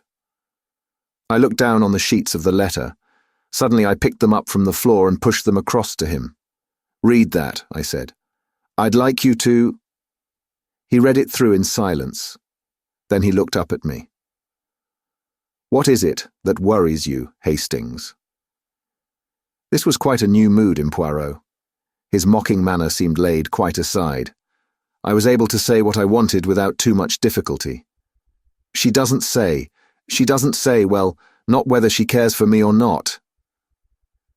Poirot turned back the pages. I think you are mistaken, Hastings. Where? I cried, leaning forward eagerly. Poirot smiled. She tells you that in every line of the letter, mon ami. But where am I to find her? There's no address on the letter. There's a French stamp, that's all. Excite yourself not. Leave it to Papa Poirot. I can find her for you as soon as I have 5 little minutes. Chapter 27. Jack Renould's Story. Congratulations, Monsieur Jack, said Poirot, wringing the lad warmly by the hand. Young Renauld had come to us as soon as he was liberated, before starting for Merlinville to rejoin Martha and his mother. Stonor accompanied him. His heartiness was in strong contrast to the lad's wan looks. It was plain that the boy was on the verge of a nervous breakdown. Although delivered from the immediate peril that was hanging over him, the circumstances of his release were too painful to let him feel full relief. He smiled mournfully at Poirot and said in a low voice, I went through it to protect her, and now it's all no use. You could hardly expect the girl to accept the price of your life, remarked Stonor dryly. She was bound to come forward when she saw you heading straight for the guillotine. Eh ma foi, and you were heading for it too, added Poirot, with a slight twinkle. You would have had Maître Grossier's death from rage on your conscience if you had gone on. He was a well-meaning ass, I suppose, said Jack, but he worried me horribly. You see, I couldn't very well take him into my confidence, but my God, what's going to happen about Bella? If I were you, said Poirot frankly, I should not distress myself unduly. The French courts are very lenient to youth and beauty, and the crime passionnel. A clever lawyer will make out a great case of extenuating circumstances. It will not be pleasant for you. I don't care about that. You see, Monsieur Poirot, in a way I do feel guilty of my father's murder. But for me, and my entanglement with this girl, he would be alive and well today, And then my cursed carelessness in taking away the wrong overcoat. I can't help feeling responsible for his death. It will haunt me forever. No, no, I said soothingly. Of course it's horrible to me to think that Bella killed my father, resumed Jack, but I'd treated her shamefully. After I met Marthe and realized I'd made a mistake, I ought to have written and told her so honestly.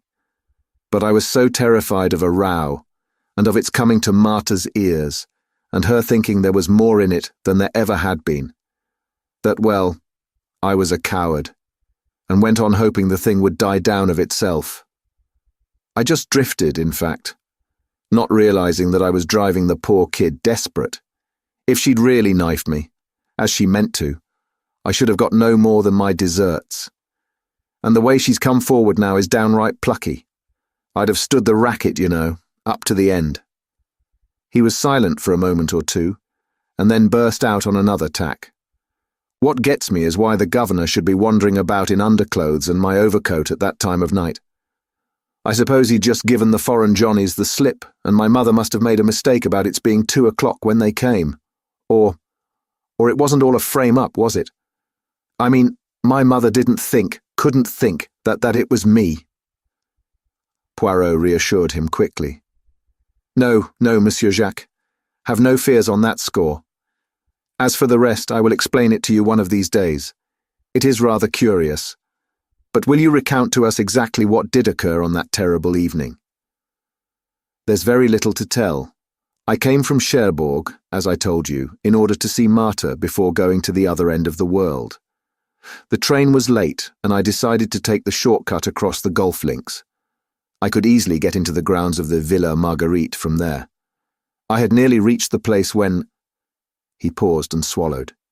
Yes. I heard a terrible cry. It wasn't loud, a sort of choke and gasp, but it frightened me. For a moment I stood rooted to the spot. Then I came round the corner of a bush. There was moonlight. I saw the grave and a figure lying face downwards, with a dagger sticking in the back. And then, I looked up and saw her. She was looking at me as though she saw a ghost. It's what she must have thought me at first. All expression seemed frozen out of her face by horror. And then she gave a cry, and turned and ran. He stopped, trying to master his emotion. And afterwards? Asked Poirot gently. I really don't know. I stayed there for a time, dazed. And then I realized I'd better get away as fast as I could. It didn't occur to me that they would suspect me, but I was afraid of being called upon to give evidence against her. I walked to Saint-Beauvais as I told you, and got a car from there back to Cherbourg. A knock came at the door, and a page entered with a telegram which he delivered to Stonon. He tore it open. Then he got up from his seat. Mrs. Renaud has regained consciousness, he said. Ah, Poirot sprang to his feet. Let us all go to Merlinville at once. A hurried departure was made forthwith. Stoner, at Jack's instance, agreed to stay behind and do all that could be done for Bella Duveen. Poirot, Jack Renaud and I set off in the Renault car. The run took just over 40 minutes. As we approached the doorway of the Villa Marguerite, Jack Renaud shot a questioning glance at Poirot. How would it be if you went on first, to break the news to my mother that I am free? While you break it in person to Mademoiselle Marthe, eh? Finished Poirot with a twinkle. But yes, by all means, I was about to propose such an arrangement myself. Jack Renaud did not wait for more. Stopping the car, he swung himself out and ran up the path to the front door. We went on in the car to the Villa Geneviève. Poirot, I said, do you remember how we arrived here that first day, and were met by the news of Monsieur Renaud's murder? Ah, yes, truly. Not so long ago either, but what a lot of things have happened since then, especially for you, mon ami. Poirot, what have you done about finding Dulcie? Calm yourself, Hastings. I arrange everything. You're being a precious long time about it, I grumbled. Poirot changed the subject. Then the beginning, now the end, he moralized as we rang the bell. And considered as a case, The end is profoundly unsatisfactory. Yes, indeed, I sighed. You are regarding it from the sentimental standpoint, Hastings. That was not my meaning.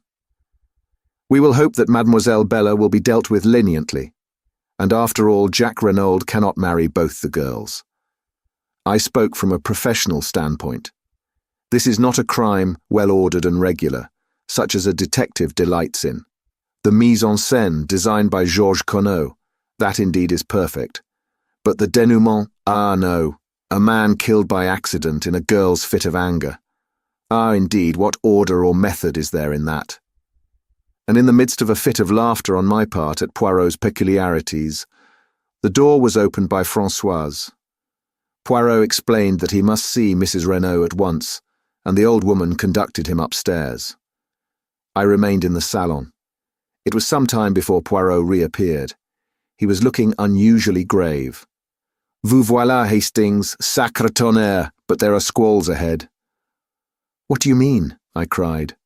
I would hardly have credited it, said Poirot thoughtfully. But women are very unexpected. Here are Jack and Marthe d'Aubray, I exclaimed, looking out of the window. Poirot bounded out of the room and met the young couple on the steps outside. Do not enter. It is better not. Your mother is very upset. I know, said Jack Renaud. I must go up to her at once. But no, I tell you, it is better not. But Marthe and I... In any case, do not take Mademoiselle with you. Mount if you must. But you would be wise to be guided by me. A voice on the stairs behind made us all start. I thank you for your good offices, Monsieur Poirot, but I will make my own wishes clear.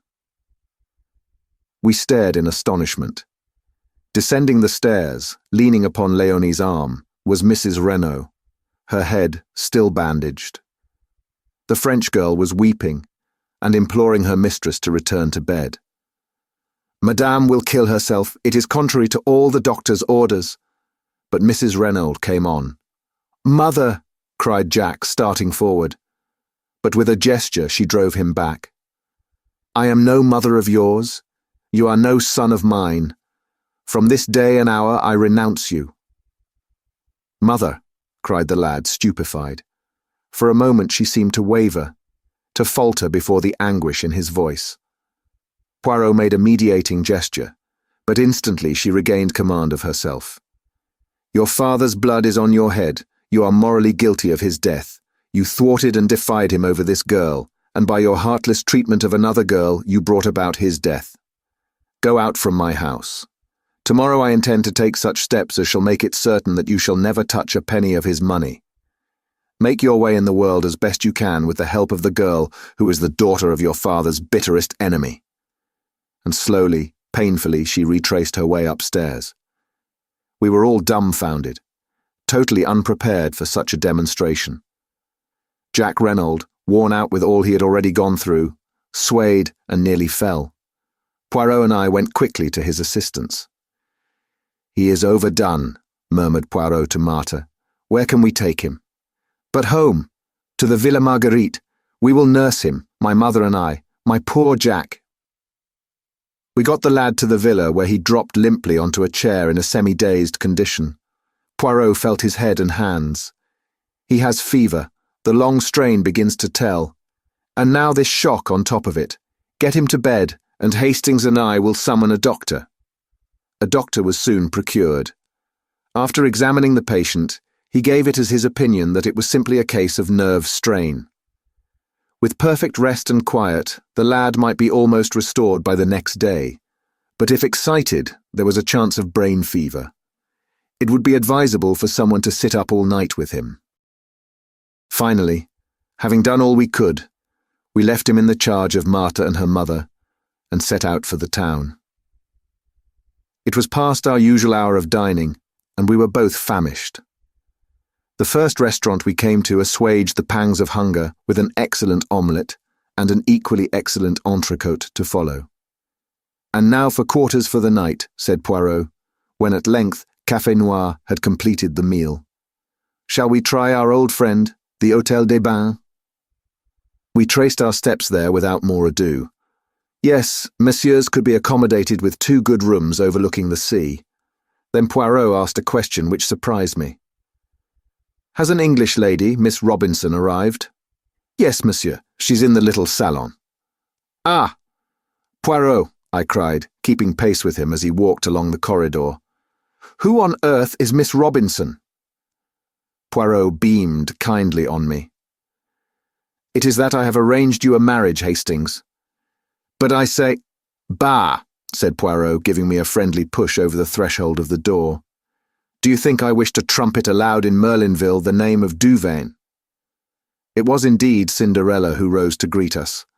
I took her hands in both of mine. My eyes said the rest. Poirot cleared his throat.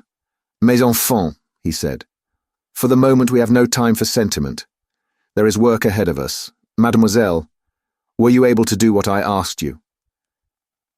In response, Cinderella took from her bag an object wrapped up in paper and handed it silently to Poirot. The latter unwrapped it. I gave a start, for it was the aeroplane dagger which I understood she had cast into the sea. Strange how reluctant women always are to destroy the most compromising of objects and documents. "Très bien, mon enfant," said Poirot. "I am pleased with you. Go now and rest yourself. Hastings here and I have work to do.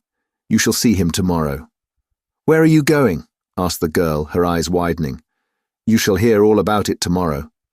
Because wherever you're going, I'm coming too." "But mademoiselle—" "I'm coming too, I tell you." Poirot realized that it was futile to argue further. He gave in. "Come then, mademoiselle. But it will not be amusing. In all probability, nothing will happen." The girl made no reply.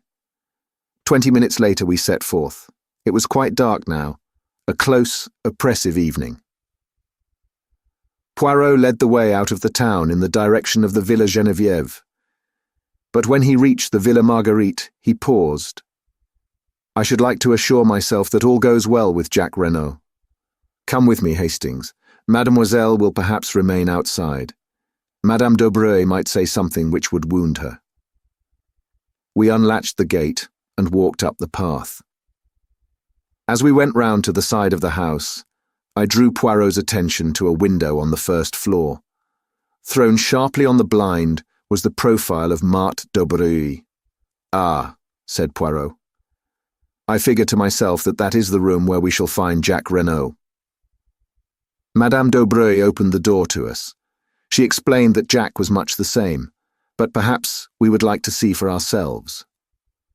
She led us upstairs and into the bedroom. Marthe d'Aubray was embroidering by a table with a lamp on it.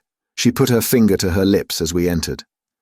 Jack Renaud was sleeping an uneasy, fitful sleep, his head turning from side to side, and his face still unduly flushed. "Is the doctor coming again?" asked Poirot in a whisper. "Not unless we send.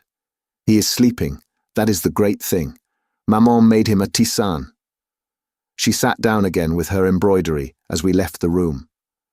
Madame d'Aubray accompanied us down the stairs. Since I had learned of her past history, I viewed this woman with increased interest. She stood there with her eyes cast down, the same very faint, enigmatical smile that I remembered on her lips. And suddenly I felt afraid of her, as one might feel afraid of a beautiful, poisonous snake.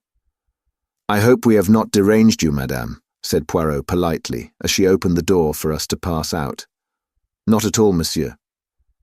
"By the way," said Poirot, as though struck by an afterthought, "Monsieur Stonor has not been in Merlinville today, has he?" I could not at all fathom the point of this question, which I well knew to be meaningless as far as Poirot was concerned. Madame d'Aubray replied quite composedly, "Not that I know of." "He has not had an interview with Mrs. Renaud." "How should I know that, monsieur?" "True," said Poirot. "I thought you might have seen him coming or going, that is all. Good night, madame." "Why," I began. "No wise, Hastings. There will be time for that later." We rejoined Cinderella and made our way rapidly in the direction of the Villa Geneviève. Poirot looked over his shoulder once at the lighted window and the profile of Marthe as she bent over her work. "He is being guarded at all events," he muttered. Arrived at the Villa Geneviève, Poirot took up his stand behind some bushes to the left of the drive, where, whilst enjoying a good view ourselves, we were completely hidden from sight. The villa itself was in total darkness. Everybody was without doubt in bed and asleep.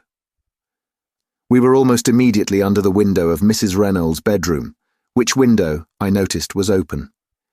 It seemed to me that it was upon this spot that Poirot's eyes were fixed.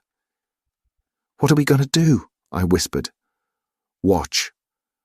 "But I do not expect anything to happen for at least an hour, probably 2 hours, but his words were interrupted by a long, thin, drawn cry. "Help!" A light flashed up in the second-floor room on the right-hand side of the house. The cry came from there, and even as we watched, there came a shadow on the blind as of 2 people struggling. "Mille tonnerres!" cried Poirot. "She must have changed her room!" Dashing forward, he battered wildly on the front door. Then, rushing to the tree in the flower bed, he swarmed up it with the agility of a cat. I followed him, as with a bound he sprang in through the open window. Looking over my shoulder, I saw Dulcie reaching the branch behind me. "Take care," I exclaimed. "Take care of your grandmother," retorted the girl. "This is child's play to me." Poirot had rushed through the empty room and was pounding on the door leading into the corridor.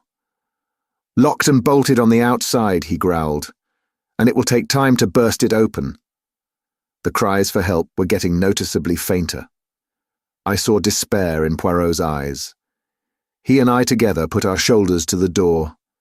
Cinderella's voice, calm and dispassionate, came from the window. "You'll be too late. I guess I'm the only one who can do anything."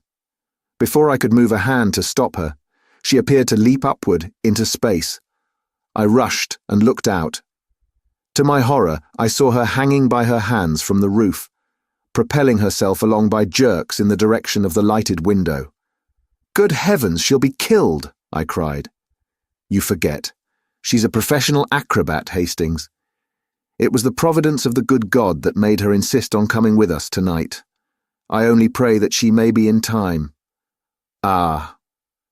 A cry of absolute terror floated out onto the night as the girl disappeared through the right-hand window. Then in Cinderella's clear tones came the words, "No, you don't. I've got you. And my wrists are just like steel." At the same moment, the door of our prison was opened cautiously by Françoise. Poirot brushed her aside unceremoniously and rushed down the passage to where the other maids were grouped round the further door. "It's locked on the inside, monsieur." There was the sound of a heavy fall within. After a moment or two, the key turned and the door swung slowly open. Cinderella, very pale, beckoned us in. "She is safe?" demanded Poirot. "Yes, I was just in time. She was exhausted." Mrs. Reynolds was half sitting, half lying on the bed. She was gasping for breath. "Nearly strangled me," she murmured painfully. The girl picked up something from the floor and handed it to Poirot. It was a rolled-up ladder of silk rope, very fine but quite strong. "A getaway," said Poirot. "By the window whilst we were battering at the door. Where is the other?" The girl stood aside a little and pointed. On the ground lay a figure, wrapped in some dark material, a fold of which hid the face. "Dead?" She nodded. "I think so." Head must have struck the marble fender. "But who is it?" I cried.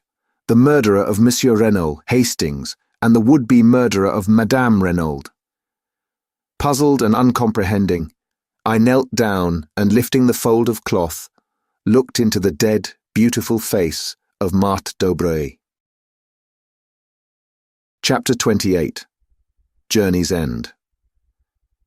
I have confused memories of the further events of that night. Poirot seemed deaf to my repeated questions.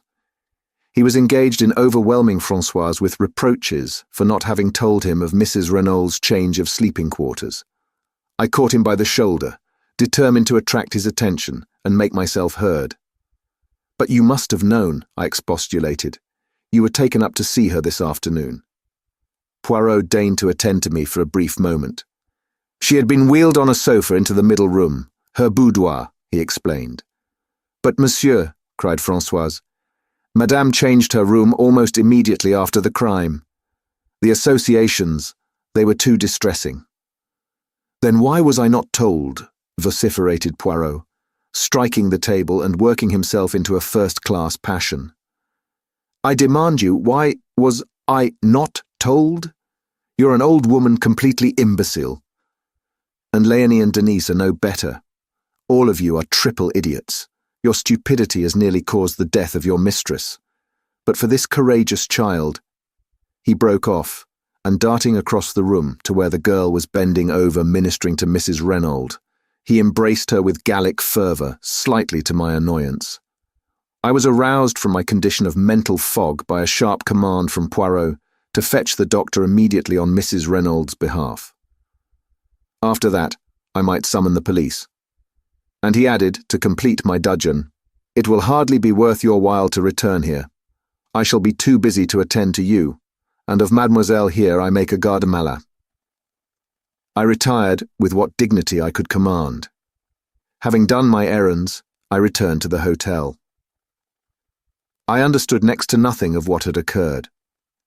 The events of the night seemed fantastic and impossible. Nobody would answer my questions. Nobody had seemed to hear them. Angrily, I flung myself into bed and slept the sleep of the bewildered and utterly exhausted.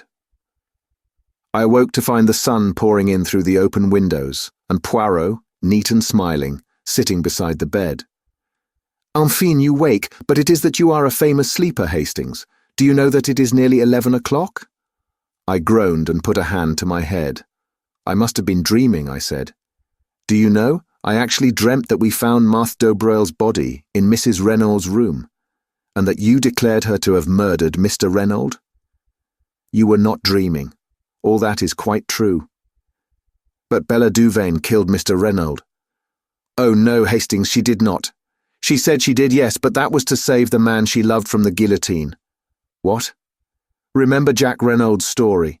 They both arrived on the scene at the same instant, and each took the other to be the perpetrator of the crime. The girl stares at him in horror, and then with a cry rushes away. But when she hears that the crime has been brought home to him, she cannot bear it, and comes forward to accuse herself and save him from certain death." Poirot leaned back in his chair and brought the tips of his fingers together in familiar style. "The case was not quite satisfactory to me," he observed judicially. "All along I was strongly under the impression that we were dealing with a cold-blooded and premeditated crime, committed by someone who had been contented, very cleverly, with using Monsieur Renault's own plans for throwing the police off the track. The great criminal, as you may remember my remarking to you once, is always supremely simple." I nodded. "Now, to support this theory, the criminal must have been fully cognizant of Mr. Renault's plans. That leads us to Madame Renaud. But facts fail to support any theory of her guilt. Is there anyone else who might have known of them? Yes. From Marthe d'Aubreul's own lips, we have the admission that she overheard Monsieur Renaud's quarrel with the tramp. If she could overhear that, there is no reason why she should not have heard everything else, especially if Monsieur and Madame Renaud were imprudent enough to discuss their plans sitting on the bench. Remember how easily you overheard Marthe's conversation with Jack Renaud from that spot. But what possible motive could Marthe have for murdering Mr. Renaud? I argued. What motive? Money. Monsieur Renaud was a millionaire several times over, and at his death, or so she and Jack believed, half that vast fortune would pass to his son. Let us reconstruct the scene from the standpoint of Marthe d'Aubreul. Marthe d'Aubreul overhears what passes between Renaud and his wife. So far he has been a nice little source of income to the d'Aubreul mother and daughter, but now he proposes to escape from their toils. At first, possibly, her idea is to prevent that escape, but a bolder idea takes its place, and one that fails to horrify the daughter of Jeanne Beroldy. At present, Monsieur Renaud stands inexorably in the way of her marriage with Jack.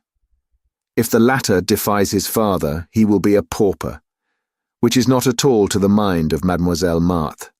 In fact, I doubt if she has ever cared a straw for Jacques Renaud. She can simulate emotion, but in reality, she is of the same cold, calculating type as her mother. I doubt, too, whether she was really very sure of her hold over the boy's affections.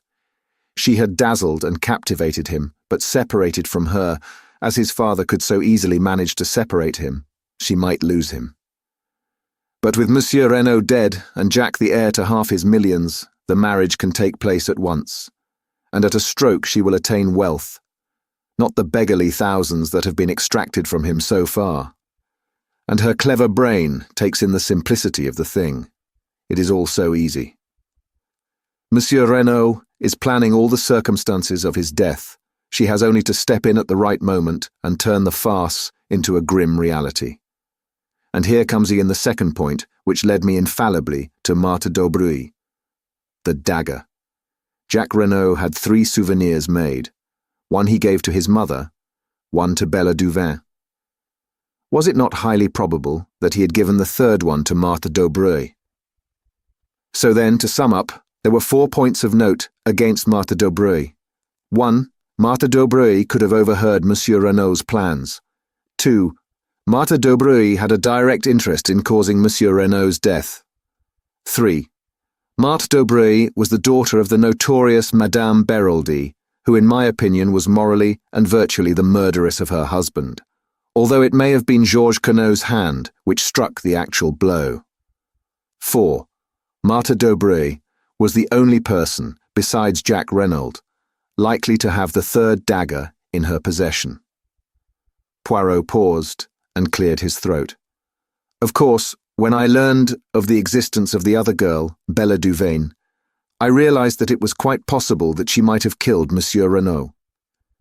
The solution did not commend itself to me because, as I pointed out to you, Hastings, an expert, such as I am, likes to meet a foeman worthy of his steel. Still, one must take crimes as one finds them, not as one would like them to be. It did not seem very likely that Bella Duvin would be wandering about carrying a souvenir paper knife in her hand, but of course she might have had some idea all the time of revenging herself on Jacques Renaud. When she actually came forward and confessed to the murder, it seemed that all was over. And yet, I was not satisfied, mon ami. I was not satisfied. I went over the case again minutely, and I came to the same conclusion as before. If it was not Bella Duvin, the only other person who could have committed the crime was Marthe d'Aubray. But I had not one single proof against her. And then you showed me that letter from Mademoiselle Dulcie, and I saw a chance of settling the matter once for all. The original dagger was stolen by Dulcie Duvin and thrown into the sea, since, as she thought, it belonged to her sister. But if by any chance it was not her sister's, but the one given by Jacques to Marthe d'Aubray, why then, Bella Duvin's dagger would be still intact. I said no word to you, Hastings. It was no time for romance. But I sought out Mademoiselle Dulcie, told her as much as I deemed needful, and set her to search amongst the effects of her sister. Imagine my elation when she sought me out, according to my instructions, as Miss Robinson, with the precious souvenir in her possession. In the meantime, I had taken steps to force Mademoiselle Marthe into the open. By my orders, Mrs. Renaud repulsed her son, and declared her intention of making a will on the morrow which should cut him off from ever enjoying even a portion of his father's fortune. It was a desperate step, but a necessary one, and Madame Renaud was fully prepared to take the risk, though unfortunately she also never thought of mentioning her change of room. I suppose she took it for granted that I knew. All happened as I thought. Marthe d'Aubray made a last bold bid for the Renaud millions, and failed. What absolutely bewilders me, I said, is how she ever got into the house without our seeing her. It seems an absolute miracle. We left her behind at the Villa Marguerite, we go straight to the Villa Geneviève, and yet she is there before us. Ah, but we did not leave her behind. She was out of the Villa Marguerite by the back way, whilst we were talking to her mother in the hall. That is where, as the Americans say, she put it over on Hercule Poirot. But the shadow on the blind. We saw it from the road. Eh bien, when we looked up, Madame d'Aubray had just had time to run upstairs and take her place. Madame d'Aubray. Yes, one is old and one is young, one dark and one fair, but for the purpose of a silhouette on a blind, their profiles are singularly alike. Even I did not suspect, triple imbecile that I was. I thought I had plenty of time before me, that she would not try to gain admission to the villa until much later. She had brains, that beautiful Mademoiselle Marthe. And her object was to murder Mrs. Renaud? Yes. The whole fortune would then pass to her son. But it would have been suicide, mon ami. On the floor by Marthe d'Aubreuil's body, I found a pad and a little bottle of chloroform and a hypodermic syringe containing a fatal dose of morphine. You understand? The chloroform first, then when the victim is unconscious, the prick of the needle. By the morning, the smell of the chloroform has quite disappeared, and the syringe lies where it has fallen from Madame Renaud's hand. What would he say, the excellent Monsieur Otet? Poor woman. What did I tell you? The shock of joy. It was too much on top of the rest. Did I not say that I should not be surprised if her brain became unhinged? Altogether, a most tragic case, the Renaud case. However, Hastings, things did not go quite as Mademoiselle Marthe had planned. To begin with, Madame Renaud was awake and waiting for her. There is a struggle. But Madame Renaud is terribly weak still. There is a last chance for Marthe d'Aubray. The idea of suicide is at an end. But if she can silence Madame Renaud with her strong hands, make a getaway with her little silk ladder whilst we are still battering on the inside of the further door, and be back at the Villa Marguerite before we return there, it will be hard to prove anything against her. But she was checkmated, not by Hercule Poirot, but by la petite acrobate with her wrists of steel. I mused over the whole story. When did you first begin to suspect Marthe d'Aubray, Poirot? When she told us she had overheard the quarrel in the garden. Poirot smiled. My friend, do you remember when we drove into Merlinville that first day, and the beautiful girl we saw standing at the gate? You asked me if I had not noticed a young goddess, and I replied to you that I had seen only a girl with anxious eyes. That is how I have thought of Marthe d'Aubray from the beginning. The girl with the anxious eyes. Why was she anxious? Not on Jacques Renaud's behalf, for she did not know then that he had been in Merlinville the previous evening. By the way, I exclaimed, how is Jacques Renaud? Much better. He is still at the Villa Marguerite, but Madame d'Aubray has disappeared. The police are looking for her. Was she in with her daughter, do you think? We shall never know. Madame is a lady who can keep her secrets, and I doubt very much if the police will ever find her. Has Jacques Renaud been told?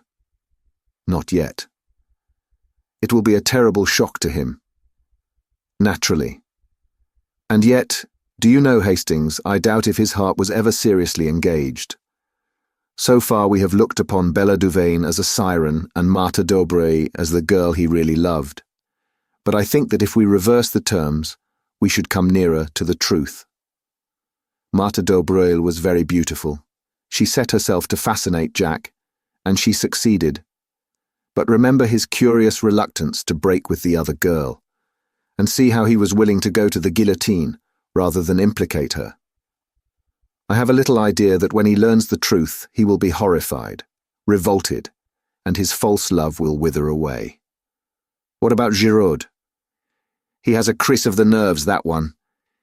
He has been obliged to return to Paris. We both smiled. Poirot proved a fairly true prophet. When at length the doctor pronounced Jacques Renaud strong enough to hear the truth, it was Poirot who broke it to him. The shock was indeed terrific, yet Jack rallied better than I could have supposed possible. His mother's devotion helped him to live through those difficult days. The mother and son were inseparable now. There was a further revelation to come.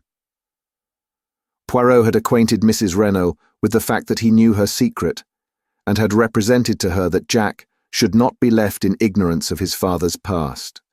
To hide the truth, never does it avail, madame. Be brave and tell him everything. With a heavy heart, Mrs. Renaud consented, and her son learned that the father he had loved had been in actual fact a fugitive from justice. A halting question was promptly answered by Poirot. Reassure yourself, Monsieur Jacques.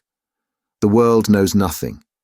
As far as I can see, there is no obligation for me to take the police into my confidence. Throughout the case I have acted, not for them, but for your father. Justice overtook him at last, but no one need ever know that he and Georges Queneau were one and the same. There were, of course, various points in the case that remained puzzling to the police, but Poirot explained things in so plausible a fashion that all query about them was gradually stilled. Shortly after we got back to London, I noticed a magnificent model of a foxhound adorning Poirot's mantelpiece. In answer to my inquiring glance, Poirot nodded. "Mais, oui, I got my 500 francs. Is he not a splendid fellow? I call him Giraud." A few days later, Jacques Renaud came to see us with a resolute expression on his face. "Monsieur Poirot, I've come to say goodbye. I'm sailing for South America almost immediately. My father had large interests over the continent, and I mean to start a new life out there." "You go alone, Monsieur Jacques?" "My mother comes with me, and I shall keep Stoner on as my secretary. He likes out-of-the-way parts of the world." "No one else goes with you?" Jack flushed. "You mean—" "A girl who loves you very dearly, who has been willing to lay down her life for you." "How could I ask her?" muttered the boy. "After all that has happened, could I go to her and— oh, what sort of a lame story could I tell? Les femmes. They have a wonderful genius for manufacturing crutches for stories like that." "Yes, but I've been such a damned fool." "So have all of us, at one time and another," observed Poirot philosophically, but Jack's face had hardened. "There's something else. I'm my father's son. Would anyone marry me, knowing that?" "You are your father's son, you say. Hastings here will tell you that I believe in heredity. Well then, wait. I know a woman of courage and endurance, capable of great love, of supreme self-sacrifice." The boy looked up. His eyes softened. "My mother." "Yes, you are your mother's son as well as your father's. Go then to Mademoiselle Bella, tell her everything. Keep nothing back and see what she will say." Jack looked irresolute. "Go to her as a boy no longer, but a man bowed by the fate of the past and the fate of today, but looking forward to a new and wonderful life. Ask her to share it with you. You may not realize it, but your love for each other has been tested in the fire and not found wanting. You have both been willing to lay down your lives for each other." And what of Captain Arthur Hastings, humble chronicler of these pages?